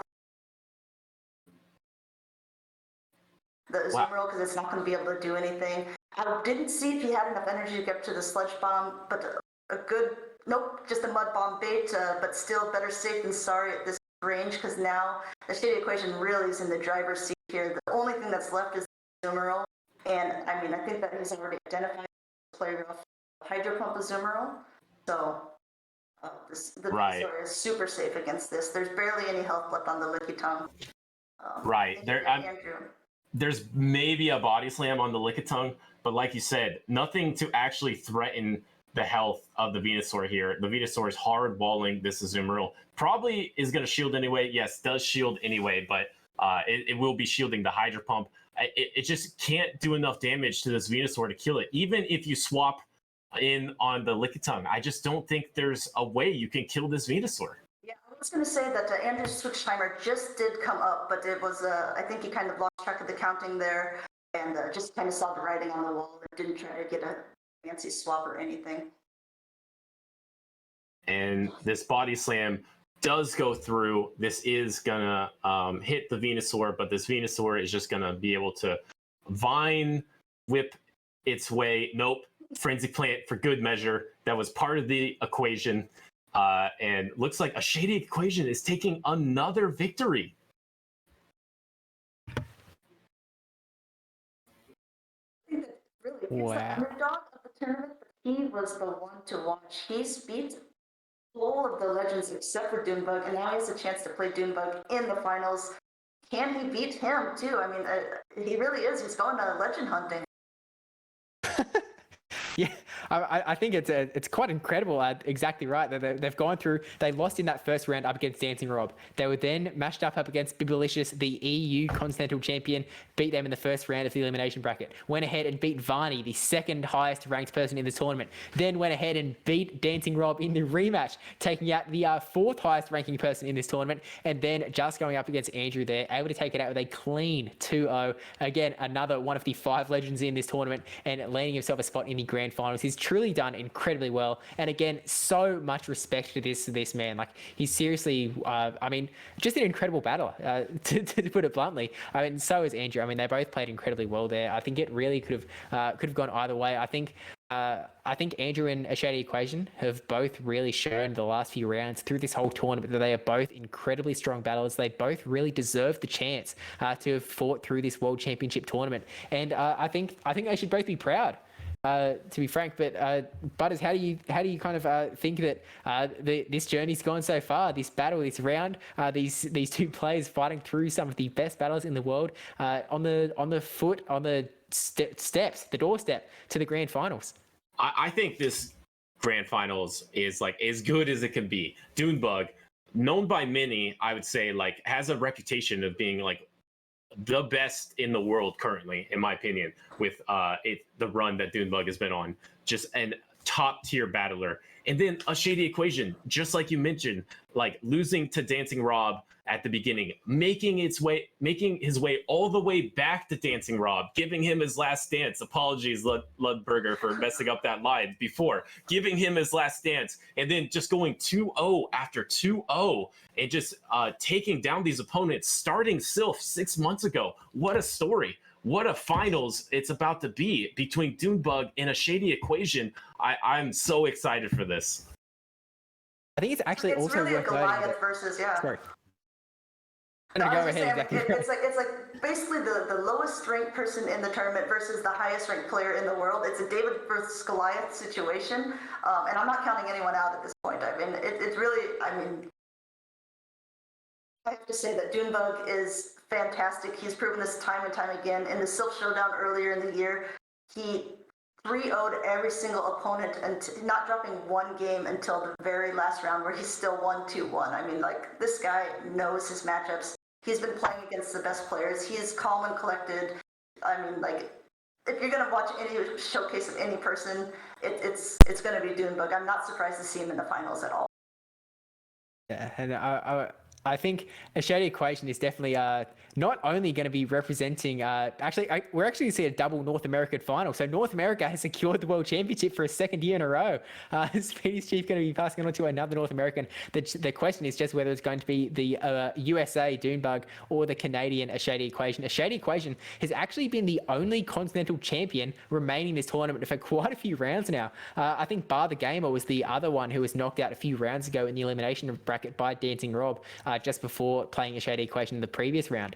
So it's going to be whether the North American champion, the Canadian A Shady Equation, can take it out and add to his list of titles. So fresh again, like 6 months in, can he grab a second title for his name already? Or is Doonbug going to decide, nah, this is my time. We can share the titles around. I want one of those things too. But that does bring us to the end of the elimination bracket. So I really want to give a massive, massive thank you to O'Butters and Lundberger. You've both been absolutely fantastic casting through this elimination bracket. You're both incredibly good casters, and I respect you both an incredible amount. So, but before we head off, if you want to say anything else before we head off, Butters, I'll let you kind of start. Yeah. No, I know. I just want to keep the hype up. Like, thanks so much for having me here. This was awesome. Like, Steve, great host. Lundberger, pleasure casting with you.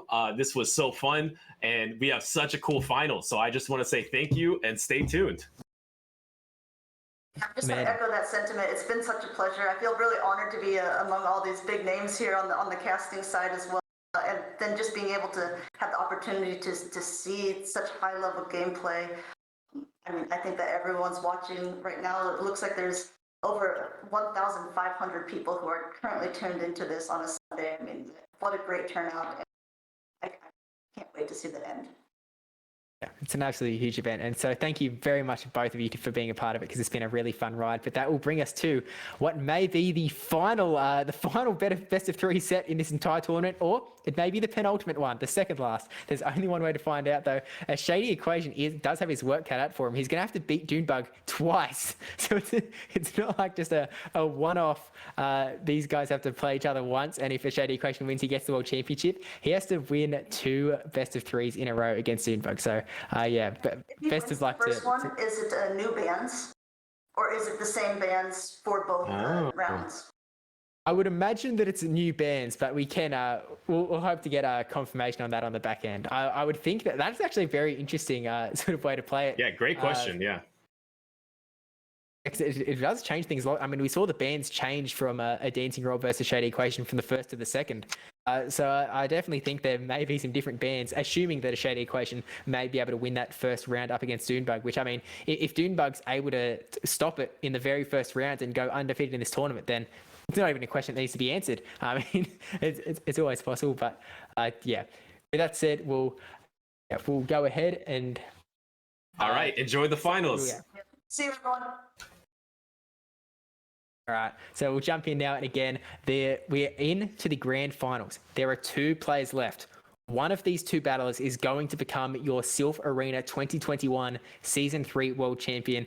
The absolute height of the Silph Arena, the premier competitive format in Pokemon Go PvP. It's truly a huge honor, and a massive congratulations to both these battlers, not only for getting to the World Championships, but fighting through to the grand finals of the World Championship up against some of the best battlers in the world. Like, these 2 should be so incredibly proud of themselves, and the other 6 in this tournament as well, because it's seriously been such a huge event at this stage. It's truly been incredible to just watch them battle, but it's finally time to get into that grand final, crown a champion, and I'm actually going to be bringing in a absolute fantastic person, a fantastic caster, and a person with a brilliant knowledge of this game, CalebPeng. CalebPeng is going to be joining us for the grand final here. So when we move into that, Caleb is just a truly incredible guy. You know him, you love him, you hate his lines. Caleb, how's it going? Hey, how are you doing? I'm doing fantastic. Thank you for the super kind intro. I do apologize ahead of time. It's ghost hour for me, so it's right when the sun is setting. So I've turned into a real life Esper here. But yeah, it's going well. I've been watching all of the battles so far. How are you doing? You've been up for quite a bit, and I don't even know the time difference between here and there, but I assume it's got to be the sun's probably setting on your end of town. So Look, we started this stream at 2 a.m. my time, so it's currently approaching 8 a.m. So the sun has well and truly come up now. People are getting up, they're ready to go to work on a Monday morning. I might be a bit late today. Oops, but it's been a really great ride. It's been an honor to be able to come through and kind of be a part of this huge production, just to see some of the best battles in the world kind of fight it out. And it's kind of striking me really hard just how much skill there is flying around. Like the way that these players are able to just kind of just manipulate and move around, get themselves in these perfect spots and find win conditions where the entire casting team's decided, there's no win condition here. There's no way that this can come through. And then they just manage to find that spot where this Galarian Stunfisk can get a rock slide through and take the battle out. It's truly been incredible. So I'm really happy to be here, and I'm really happy to be here alongside you. Together we're going to be casting the grand finals here between Dunebug and the Shady Equation here, who have both been incredible battlers through this entire tournament. So I guess we can kind of jump straight into it. Again, they've got 5 minutes to decide on the bans, and this may be the final time that Pokemon are being banned in this tournament. So there's a lot at stake. So again, we can use !bracket in the chat to get the bracket up on your own end while the bans go through it and we get the team set up on the back end.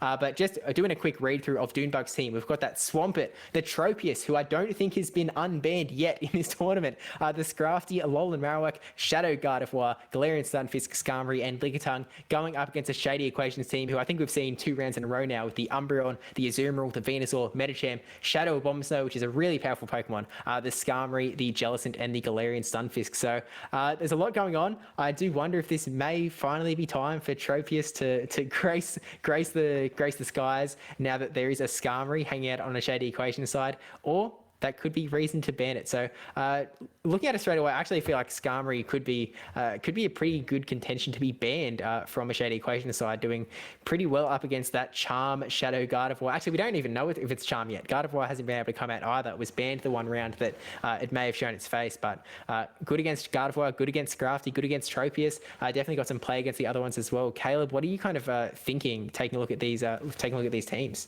Yeah, definitely. So we saw a lot of play with the double ground users from Dunebug in the earlier rounds. And so I think Shadow Bombsnow is not the worst ban here for him.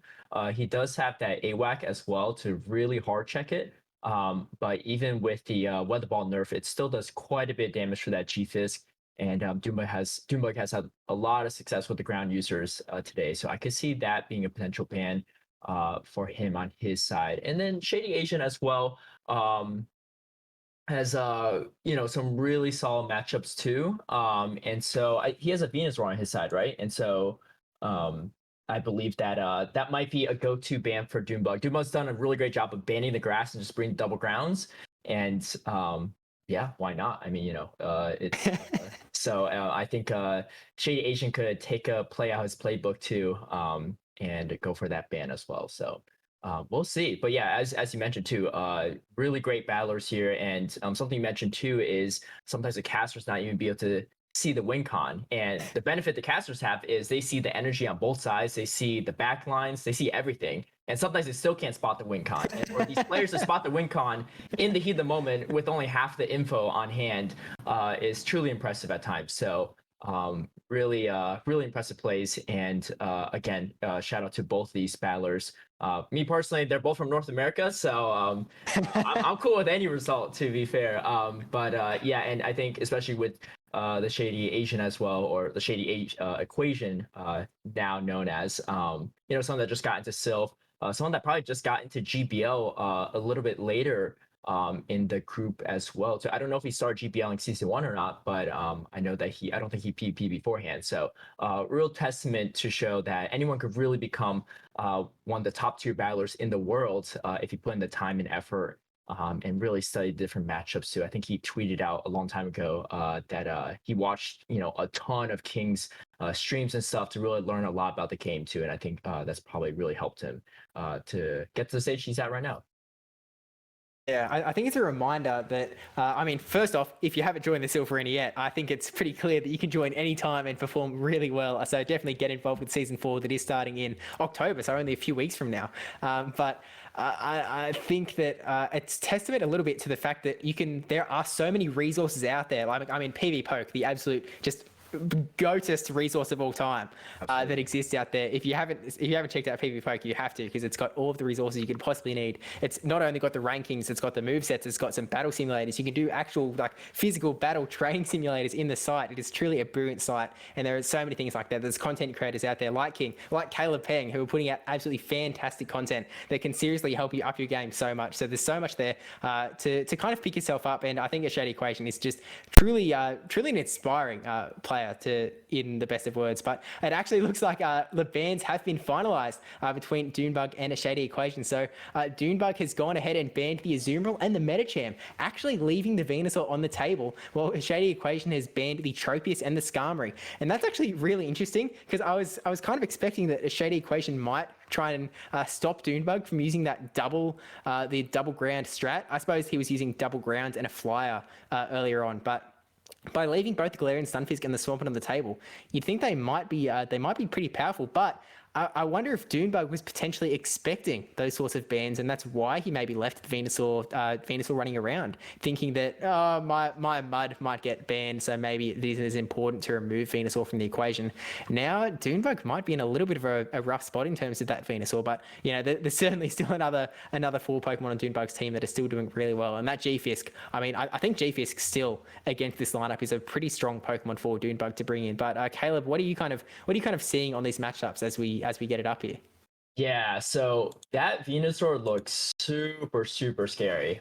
It's got positive matchups against 5 out of the 6 on Dunebug's side. So yeah, I think I guess the real question is, let's say if Shady Equation does beat Dunebug in this first set, do they get a reban or not for the second set? Because if Shady Equation runs through Dunebug with Venusaur, I'm sure Dunebug's going to have second thoughts about letting Venusaur go through. But if not, this could be a very exciting couple battles here, and definitely favoring Shady Equation. But I'm expecting a lot of Venusaur with probably 2 Alola Marowak checks on Shady Equation side. And then Dunebug, I don't know, he has to bring AWAC, which is the tough part here. And then, my guess is maybe the Lickitung and G-Fist maybe as other ones to kind of pair it with. Just to, kind of draw out the Venusaur and try to sweep it the other one in the back. But it's going to be a tough one for Dunebug, but he's a very impressive battler, and so is Shady Equation. So definitely looking forward to this. Yeah, I mean, if anyone could get out of a tight spot, I think Dunebug is pretty well equipped to be able to do something like that. I mean, I do think that G-Fisk is probably going to come out from Dunebug's side. Just as a little bit of I guess it's a bit of a neutralist. There's nothing on a Shady Equation's side that's like hard countering it, and has some play up against that Venusaur as well, as much as it does tend to favor that Venusaur. I think it's a matchup that we have seen a few times on this stream already, but I unfortunately don't think that Shadow Gardevoir, assuming that it is running Charm, is going to have its time to shine. In saying that, we don't actually know that it's Charm still, so it could very well be that Confusion Gardevoir the entire time, in which case it does have a little bit more play, but the fact that they've left 2 steals on a Shady Equation side is a little bit interesting. But actually kind of interesting here that Dunebug has banned both Medicham and Azumarill here. I'm kind of wondering what he's hoping to protect. I mean, I guess protecting the G-Fisk by banning those 2, probably the 2 hardest counters to that G-Fisk, so leaving it to run a little bit more free. So I guess, yeah, has to run Alola Marowak, probably going to bring G-Fisk, and then something else to try and shore up that weakness a little bit, potentially that Lickitung as that sort of, I think Lickitung probably works as the most neutral sort of matchup. Again, it's another one that there's not really anything that's hard countering Lickitung on a Shady Equation side. I think Medicham was probably that hard counter that has been banned. So yeah, I think that might be it, potentially with the Lickitung save swap, but that does leave a Shady Equation to play around a little bit with that Venusaur, and has a few extra options there. I do think that the G-Fisk may be a pretty powerful Pokemon to bring in, even up against the Alola Marowak. It's still going to have some play there, although maybe a Shady Equation wants to maybe lean away from that. As you were kind of saying, bring those 2 Alola Marowak more harder counters like the Umbreon, maybe the Jellicent, So Jellicent's a moveset dependent one as well, and I don't think I'm not sure we know the full moveset on that Jellicent from a Shady Equation yet, but Yeah, if I don't know if the bands that Doombug picked, my guess is he's probably trying to set up a Scrafty strategy here. You know, because taking out two of Scrafty's hardest counters here could put him in a good spot. And Scrafty is able to definitely muscle through that Skarmory too, but I think he might have overlooked that Venusaur in the play there. But who knows? Maybe he will bring the Scrafty as well, along with the Alolan Marowak. Like still be pretty solid. Scrafty does check Alolan Marowak's a lot of Alolan Marowak's counters here too. So it could be a good balance between Scrafty and Alolan Marowak here, but let's see.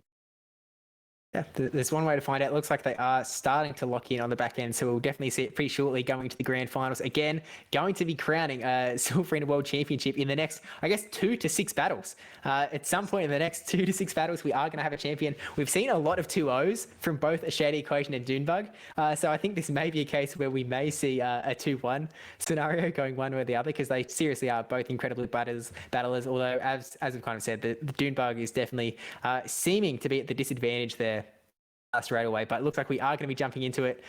So we'll see what the lineups they decide to bring. But Caleb, take it away. Yeah, definitely. So we do got the Umbreon, and my guess is that is to check the Alolan Marowak. I'm wondering if Shady Asian even brings that. So Shady Asian definitely brought the Venusaur there.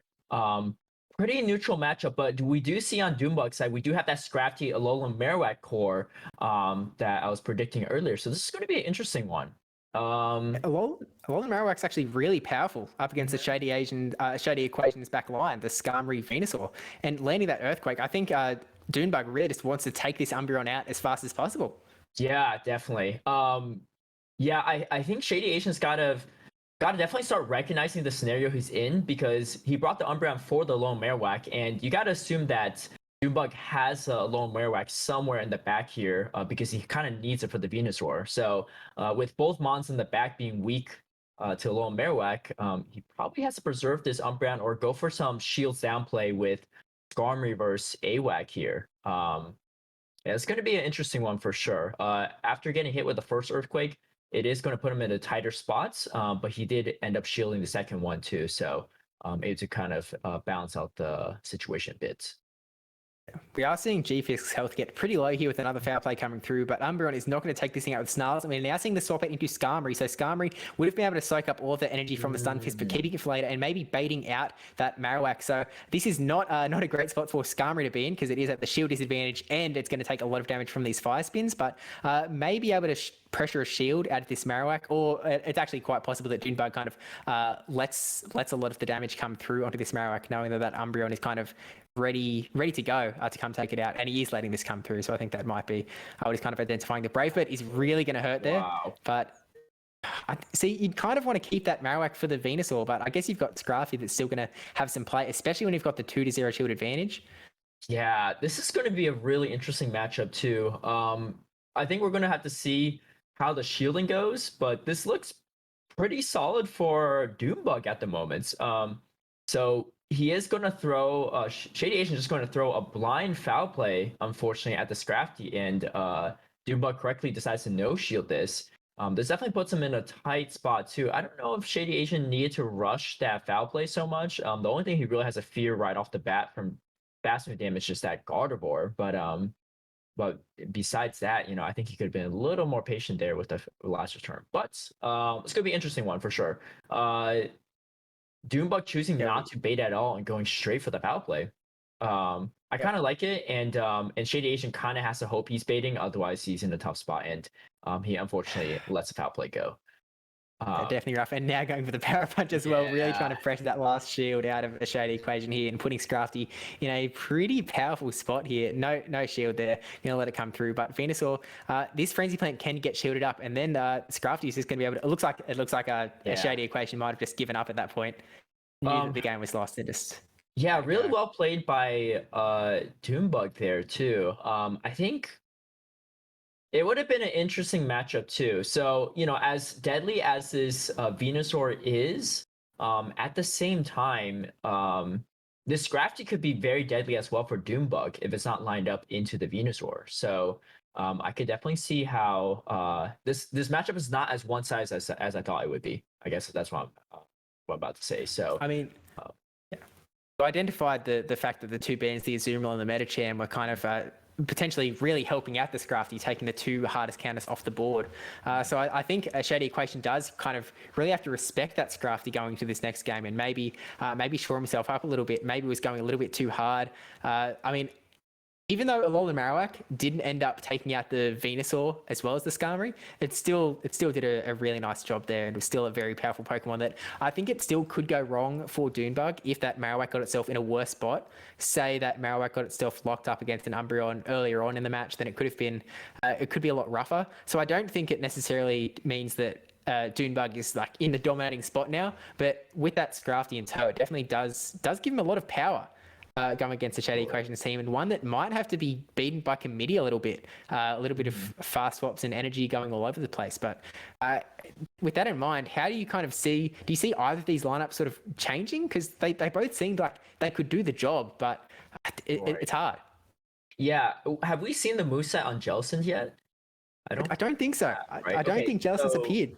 If it's running Bubble, just Bubble as a fast move, it gives it a little bit more play against this line too, because you got to shield the foul plays, but the counters are quite resisted, and it's going to give you coverage against that Alolan Marowak, as well as the G-Fisk, Swampert. Lickitung is not as ideal, but I don't know if Doonbug brings in Lickitung, and then Gardevoir's, that's not a fun one, but I don't think that's fun for either side. Yeah, if it has Bubble and maybe Bubble Beam, that could be quite annoying for the Scrafty. And especially if the Lickitung doesn't make an appearance. But if it's still on the bench, my guess is it's probably running a Hex variant. Mostly check opposing Azus. Yeah. Oh, getting the Scrafty lead into a Skarmory, that is not where Scrafty wants to be for Doonbug. It's we're seeing the hard swap out. He was just mad tapping on the side there, getting to this G-Fisk. A little bit of energy advantage, and actually seeing the Jellicent come out, and it is Hex, Bubble Beam, Shadow Ball. So coming off the bench, and definitely interesting. Not the best moveset to have up against a G-Fisk for sure. Yeah. But this is super interesting now, because a Shady Equation didn't even bring in the Venusaur, even though it has 5 positive matchups against Doonbug. Yeah, I don't know. Maybe he just wasn't feeling that matchup. This is going to be an interesting one. I think Doonbug realizes the need to win switch advantage here. I actually was wondering if Doonbug was going to just stay in against Skarmory and try to just power punch his way through the Skarmory, but it looks like he does want to swap straight away out. But a ramped up Scrafty would have been pretty deadly even for a Venusaur in the back. So we've seen both shields being burned on the Jellicent side, both shielding Earthquakes correctly, recognizing it. Doonbug really likes to throw the nukes straight away to put that maximum pressure on. Doonbug decided to let that next Shadow Ball come through, and an Earthquake isn't going to take this Jellicent out, is it? It's going to be able to hang on. Yeah, but it is. And I'm actually surprised that a Shady Equation didn't actually throw the Bubble Beam there. But maybe he just wants to double up and then throw, recognizing that he's in a good spot. Oh no, he goes straight for the Shadow Ball here. Okay. Okay. Let's see if this is definitely gonna no shields. Let it go. Now this is going to be really interesting because this Umbreon is going to have a really good time against this Alolan Marowak, and a debuff Scrafty is not going to do too much against a Skarmory here too. So it's looking very good for Shady Equation here. I think maybe Doonbug is thinking there's a Venusaur on the back. Yeah. But I think you're exactly right, because Marowak would be so good if it's that Skarmory Venusaur back line, but absolutely not that. I mean, we have the extra benefit of seeing the back line, and unfortunately for Doonbug, it's just not the case. Letting that Shadow Ball come through, which does do a fair amount of damage, and now seeing the swap out into Marowak to get that bit of energy advantage, and here is Umbreon now switch locked into this Marowak. This is, oh my gosh. So this is actually really interesting now, because Shady Asian's now switch locked too. I think the play might be to let the Marowak fire spin down the Jellicent, so this way the Scrafty can't farm down this Umbreon. So there's some play here for Doonbug to potentially farm down the Umbreon, but Shady Asian can also hold on to his energy and kind of like ride out the clock a little bit to get that Skarmory back on. And I think that's what he's going to do here, because he could have easily thrown back to back here, but he is going to try to reduce as much farm as possible for Doonbug here. And that Scrafty is unfortunately quite low, so even these last resources are going to hurt. A few air slashes should be able to take care of it. It looks like he's going for the charge move now just to keep a little bit of health on Umbreon, maybe trying to shore up the matchup in the back a little bit, trying to get a last resort onto the Scrafty maybe, and going full for it too, not trying to get any energy extra. But Scrafty has to burn it. Now that it's cleared the debuffs from the Bubble Beam from the Jellicent, able to power up its power-up punches. It's got nothing to lose now. It's just going to try and take this Umbreon out. Umbreon, the switch time is up, so I think the writing's pretty much on the wall. And it's a Shady Equations game here. Getting the shield from that last resort, but it's not going to save him. No, definitely not. I really like that play by Shady Equation as well, getting that last shield or putting it in air slash range. And at this point, even old school power punch won't save you here, unfortunately, pre-nerf. But actually, wait. Upplay did a lot there. Oh my gosh. EP going to Scrafty. This is going to take out the Skarmory. Is Doombug really pulled this off here? That's actually kind of nuts. Right, if he wins, he becomes a Silph Arena world champion. Yeah. And right now you have Jellicent without energy and an Umbreon that's not going to be a Snarl this down. And this Scrafty's power ramped up on damage. Oh my gosh. Oh my gosh.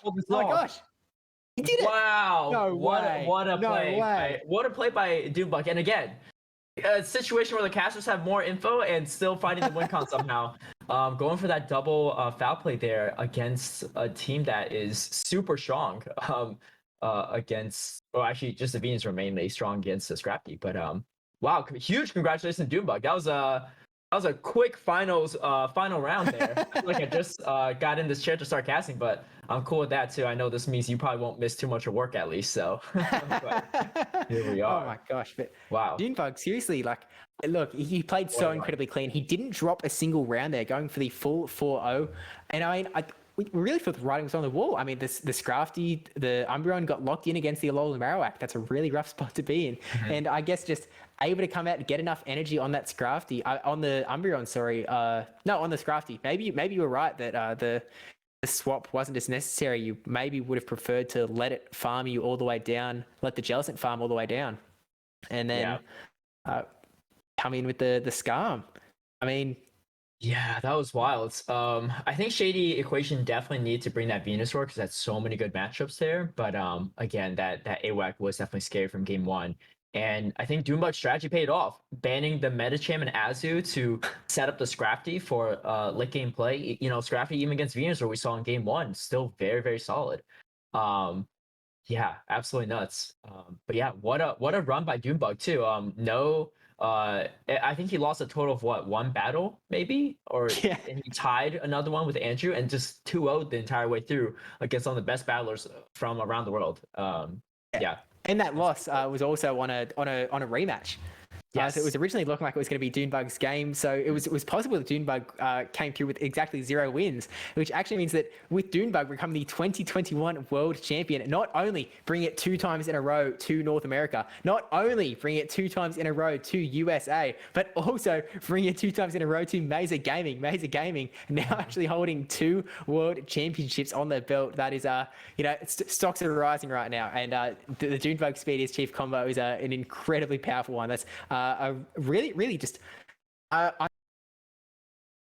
was able to look like we've just lost the stream here for a second, but I'm sure it'll come back up. But I think Doombug has impressed me an incredible amount. I was able to cast Doombug's battles yesterday through the world prelims rounds, and he's just such a masterful battler, just able to do everything exactly correctly. It's like he never makes a mistake. And I struggle to comprehend how Doombug can hold all of this knowledge, all of these just perfect counts, this is when I have to use the charge move. It's like he's been to the future. He knows what's going to happen. He's able to time travel back, play it again, and then just keep coming back in time until he plays out perfectly so that he's either win cons or in that the last winner's final bracket, find the tie condition to make sure that he doesn't lose. I mean, this is actually the second time also for Doombug in this tournament that the casters kind of put him down, and he just was like, yeah, I was just making you stress. Don't worry, I'm coming back. It was in the winners' final. King and Speedy were both saying that it seemed like it was going to be Andrew's game. And Doonbug was able to secure the 2-1 there, and Adjust in the same way able to secure the 2-0 there. So it does make the tournament a little bit shorter because, again, we could have been here for 6 battles and we're only here for 2. It felt incredibly short, the 2-0. And I'm sure that, I actually want to reiterate how good of a battler Shady Equation has been, because he approached that really well. Unfortunately got outplayed by Doonbug a little bit at the end there, but slayed so many legends on the way here, right? Like he's really done an incredible job. Yeah, he didn't, as you mentioned, in the top of the losers bracket as well too. He didn't even play every Silph Cup. He started in like the last 4 or so, and just really goes to a testament to show how much he's come along. And honestly, there's very few people in the world that can even say they made it to the finals, the grand finals of Silph Worlds too. So definitely a very impressive run by him as well. I think the world's going to be watching him from this point forward. But Doonbug is a guy that he had so many titles already. He's already, #1 in Silph Arena Season 3, #1 North America and US as a result. He was the first ever Go Battle League legend. Like ever. There was never a Go Battle League legend until Doonbug hit that elo. And it's just been consistently at the #1 spot on the GBL leaderboards as well. He's truly one of the best battlers, potentially the best battler of the world. I think he very well might be being crowned as the world champion too. He's truly an incredible guy, and I think we're actually going to be lining up for an interview with Doonbug. So everyone, stay tuned because he is going to be coming out here. I'm really impressed. It all comes down to I'm amazed. Absolutely. Yes, I can. Absolutely. Okay, it looks like we have got Doonbug. Doonbug, how's it going? And bring in the 2020 world champion PvPSteve back as well. Doonbug, how's it going, my friend? Looks like a bit frozen on the video there. Oh my god. Can you hear us? Oh, there we go. Yes, we're back. And I know you've just come straight off that battle. I know last year the battles were pre-recorded for the World Championship, so Speedy had some time to recover himself, but you have literally just finished the battle. You've just defeated Shady Equation and become the Silph Arena 2020 World Champion. Doonbug, how does it feel? We can't hear you. I think you're muted. Can you guys hear me? You might just be speechless from winning, That could be it too. We can hear you, dude. Oh, you've lost it again. Okay. So it looks like the camera and the microphone for Doonbug aren't working at the same time. So we're gonna turn the camera off here, and we'll see if we can get this thing sorted. Doonbug, again, we're making him do all of this just like in the heat of the success, the cheers, the feeling like a champion. So it's fair enough.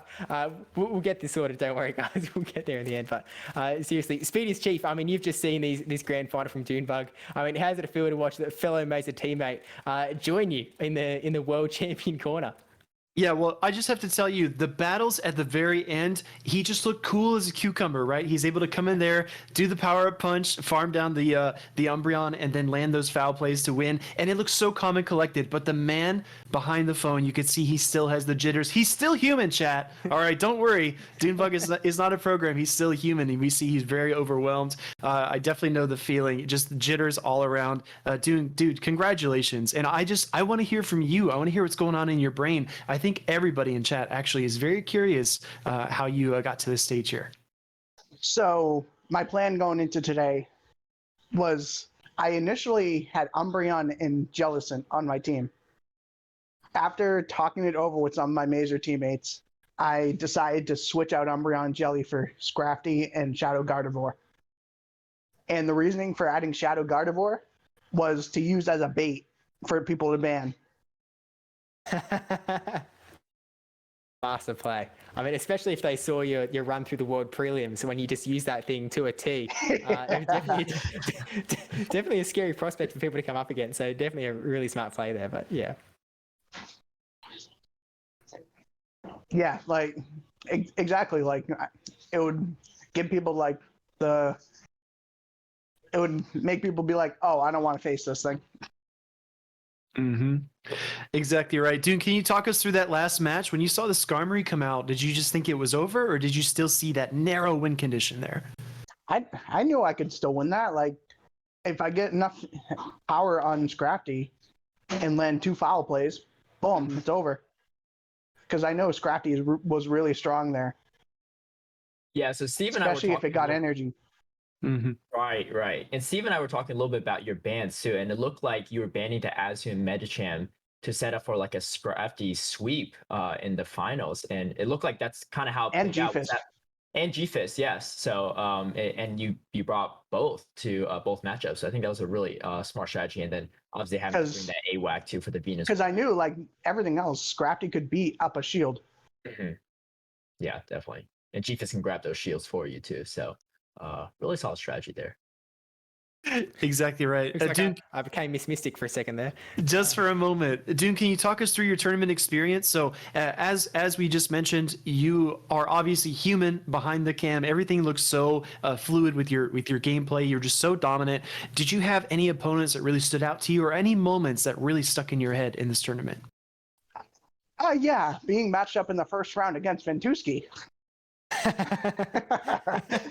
And then being matched up against Vanny after. Like that side of the It's an bracket was an absolute gauntlet.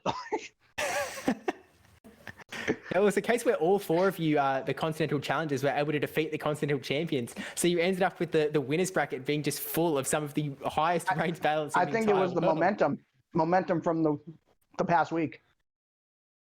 Yeah, exactly right. Because we saw the Continentals a month ago, so there's been some time to sort of resettle, re-practice, re-hone in on what they want to do here. I'm kind of curious, Dune, how did you go about practicing for this tournament? Because obviously it is an incredibly unique format. It's never been done before with the 8 Pokemon 2 bans. So did you get together with other people and potentially do some practice with that exact sort of setup? Yeah, I did actually. I shout outs to Pogo Got Him, if he's in chat. A few days before, we were like going over potential scenarios, like where he would bring a team of 8 and I would ban 2 and he would ban 2 of my team, and then we'd talk over like potential strategies. Yeah. Did you do any like? Yeah. Sorry. Go ahead. Oh wait, no, you go. Sorry. No. You're the world champion, Dunebug. We do whatever you tell us to do. I actually didn't do any actual battles, just theory crafting, mostly. And like, going over potential strategies with this team that I was running. Absolutely. Did you know coming into it that you were going to ban grass and run double ground? Because we saw that and we got the hang of it by the second or third time, and we were like, man, this is such an obvious overpowered strat. Did you have that in mind prior, or was that something that you came up with on the spot? Honestly, I was going heat of the moment, what my gut was telling me. Very nice. Well, and like I was also like taking into consideration like, oh, what is my opponent going to ban?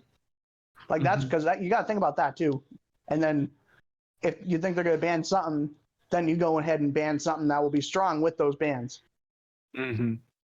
That's actually something I'm really curious about how you sort of approach, because then again, with that uniqueness of this format, how did you approach banning people's Pokemon in terms of, obviously there's the multiple different ways you can approach it. There's the, what are they going to ban? What am I going to ban in response to that? What am I going to have left? What are they going to have left? What are they going to think that I'm going to ban? And all of those sort of calculations. So can you kind of walk us through how you decided, maybe even just for this grand final up against the Shady Equation, how you kind of thought it through? So what I did, my mindset was that like I wanted to ban their Pokemon that would allow me to be able to play the strategies I'm comfortable with. So like you saw, I used G-Fisk in every match, and it just allowed me to play my favorite team comps and like my favorite play style.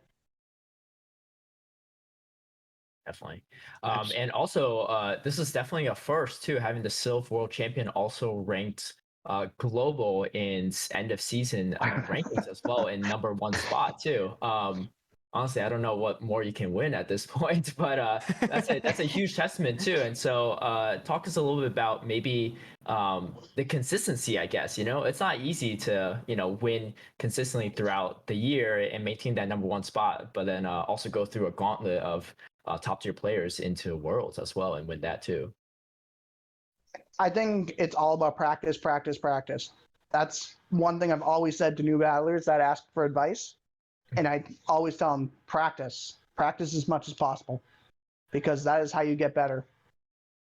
Yeah, most definitely. Says the guy who didn't do a single practice battle with Yeah. the teams in that. True. Also true. You're not tapping your phone. You got to practice the mind and theory crafting, right? You definitely need to learn energy management. That is like one of the biggest keys to being a very successful battler. Mm-hmm. Learning how to manage your energy. Like you saw in my final match with Scrafty, I farmed up a bajillion energy against that jelly and just sacked my AWAC, and that allowed Scrafty to win up a shield. Right, definitely. Exactly. Dune, would you say that's one of the factors that kind of separates you from everyone else? Because at this point, the separation is pretty apparent, right? I think you dropped maybe one game and had one tie, and otherwise you 2-0'd everybody, and then this entire season you've been very consistent. Do you credit your energy management as probably the number one thing? Definitely. And trying to outsmart my opponent too. Mm-hmm. Trying to think of what they're going to bring. Like theory, yeah, definitely, yeah. Trying to think of what they're gonna bring. So that's great to hear. So I know we have the rest of this month off from Silph, in the Silph season 4. We'll be starting back up. But yeah, what's next for you on the docky? What are you looking forward to achieving? I guess PvP wise, I don't know what is really left out there, but any big plans and stuff for you in the future? Mazer up. No, most definitely. That's it. Mazer up. I know Speedy loves to hear that too. Absolutely. We're gonna do our best, right, dude? Team tournaments and beyond, right? We have a chip on our shoulder with this placement we got.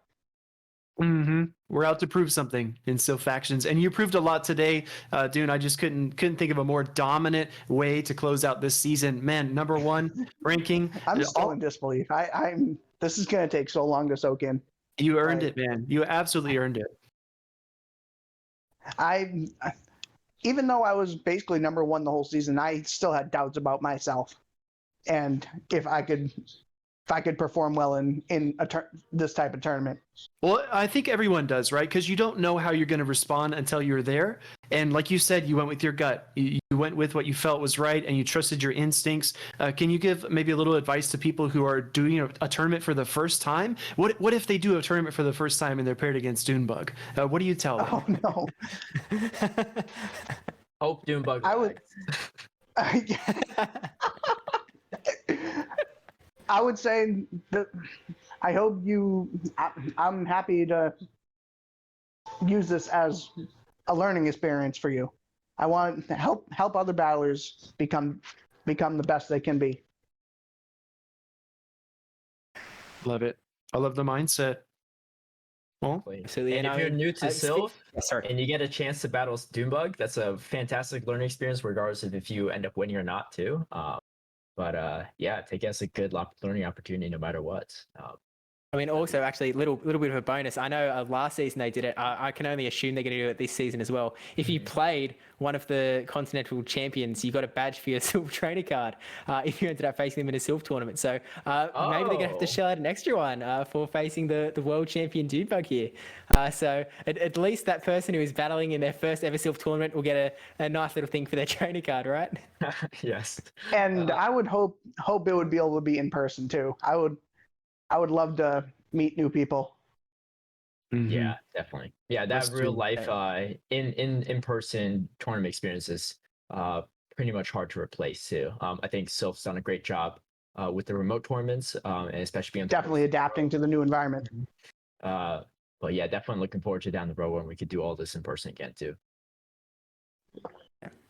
I mean, this is our second World Championship in a row that's had to be held online. Not able to meet everyone, just feel the surround sound of the battles, just everyone cheering on in the actual room. So I really do hope that maybe the world can get to a place where season 4, maybe a year's time, we're in a little bit of a better place and we can get together, do this in person, because it would be such an exciting event, and I'm really looking forward to it. So please, world, if you're listening, maybe settle down a bit. Until then, we're all going to choose not to wear pants while casting these. Exactly. I haven't stood up. Exactly. Newsflash, I'm still in my pajamas. There you go. I don't think you guys could.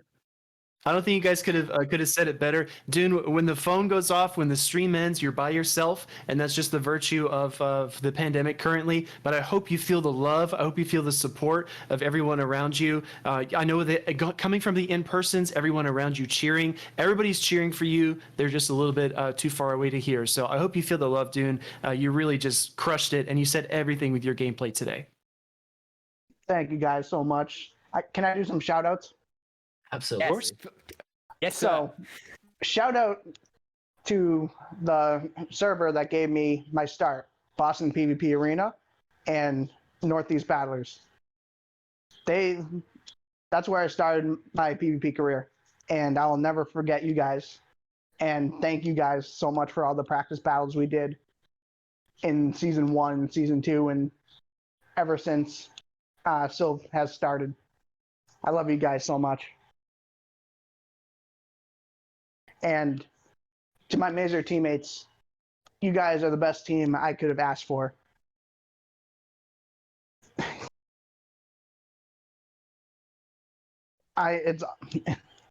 Sorry, guys. Oh, no worries. No worries, Dune. so understandable. I absolutely love competing with amazing teammates. And I want to win the whole thing with you guys now. Absolutely, Dune. We're honored to have you. Couldn't ask for a better teammate, and we'll do our best, right? Yes, we will. I don't know if there is a better teammate, Speedy, but We have 2 world champions, so yeah, beware. Exactly right. Dune, you had some incredible plays today. You earned all of it. I hope you feel all the emotions, bask in the moment, and enjoy it, man. You earned it after all these months. Watch the stream too tonight. Watch the stream. Watch the VOD. Watch our amazement. Our mouths are open more times than they're closed. Gonna watch the Amazerment. Amazement. There it is. That's a King joke. Sorry, guys. Look at this No guy. worries. All right, Yeah. guys. Thank you so much. Thanks. Yes. Thank you, and congrats again, Junebug, because seriously, you are the most incredible battle I've ever seen. You've truly earned this, and I'm really looking forward to seeing you crush season 4 as well. Yeah, I'm very excited to see what's to come in season 4. Absolutely, Dune. Talk soon. all right. Definitely. Thank you. Talk to you later, dude. And yeah, thanks again for both Caleb and Speedy for coming on, because it's truly been an honor to be a part of this huge stream. I mean, see Dunebug again, just an incredible battler, incredible skill, showcasing it all for some of the biggest battles in the entire world. The peak of the season. I'm really blessed to be able to be here with the 2 of you. So thanks for coming on. Even Caleb, it may have been short-lived. Dunebug was just totally too fine. good. Absolute honor to even be a part of this and to be casting it. And I know you gave some shout outs earlier, Steve, on some channels to follow, but a big shout out to your YouTube channel as well. One of the few that covers Silph content consistently. And as a YouTuber, I know that, sometimes Silph videos don't really pull in the same views as GBL videos. But I know Steve doesn't care. He'll still put out all the Silph content relevant. So for anyone that's looking to get into Silph, or anyone that's still doing Silph and wants to see some Silph content, definitely make sure you follow Steve as well, because his content is always A1. I appreciate you, Caleb. But seriously, do go check out all of the casters here. So, I mean, from the top of the show, I guess we had, Speedy'sChief here again. Check him out on Twitch, Speedy'sChief 2. King also, check him out on Twitch and YouTube as well. Incredible content creators, both of them. Butters hanging around as well. Do go give him a follow. Lundberger, part of My PvP Academia, and recently another member of Mazer. Mazer is just covering the poker scene at this point, absolutely everywhere. So definitely go check out My PvP Academia, another channel that is producing Silph Arena content. So please do go subscribe to them on YouTube and follow them on Twitch as well. And then Caleb, of course, Caleb, the man who single-handedly produces everything that appears in Go Battle League. If you're playing Go Battle League, every second team is presumably has originated from Caleb, whether it was the recent Nitter Queen slang line or even Grasshole that I'm still going to continue to somewhat credit to him. But yeah, seriously, thanks to both coming on, because you're truly thanks to everyone for coming on, because it's truly been an incredible production. Thank you to MissMystic on the back end as well. She's been an absolute trooper in setting up this production. It's been absolutely fantastic. It's been really clean. We've got to see all of the battles. It's been an honor to work with everyone. So just massive shout out to everyone, including you right out there. Absolutely.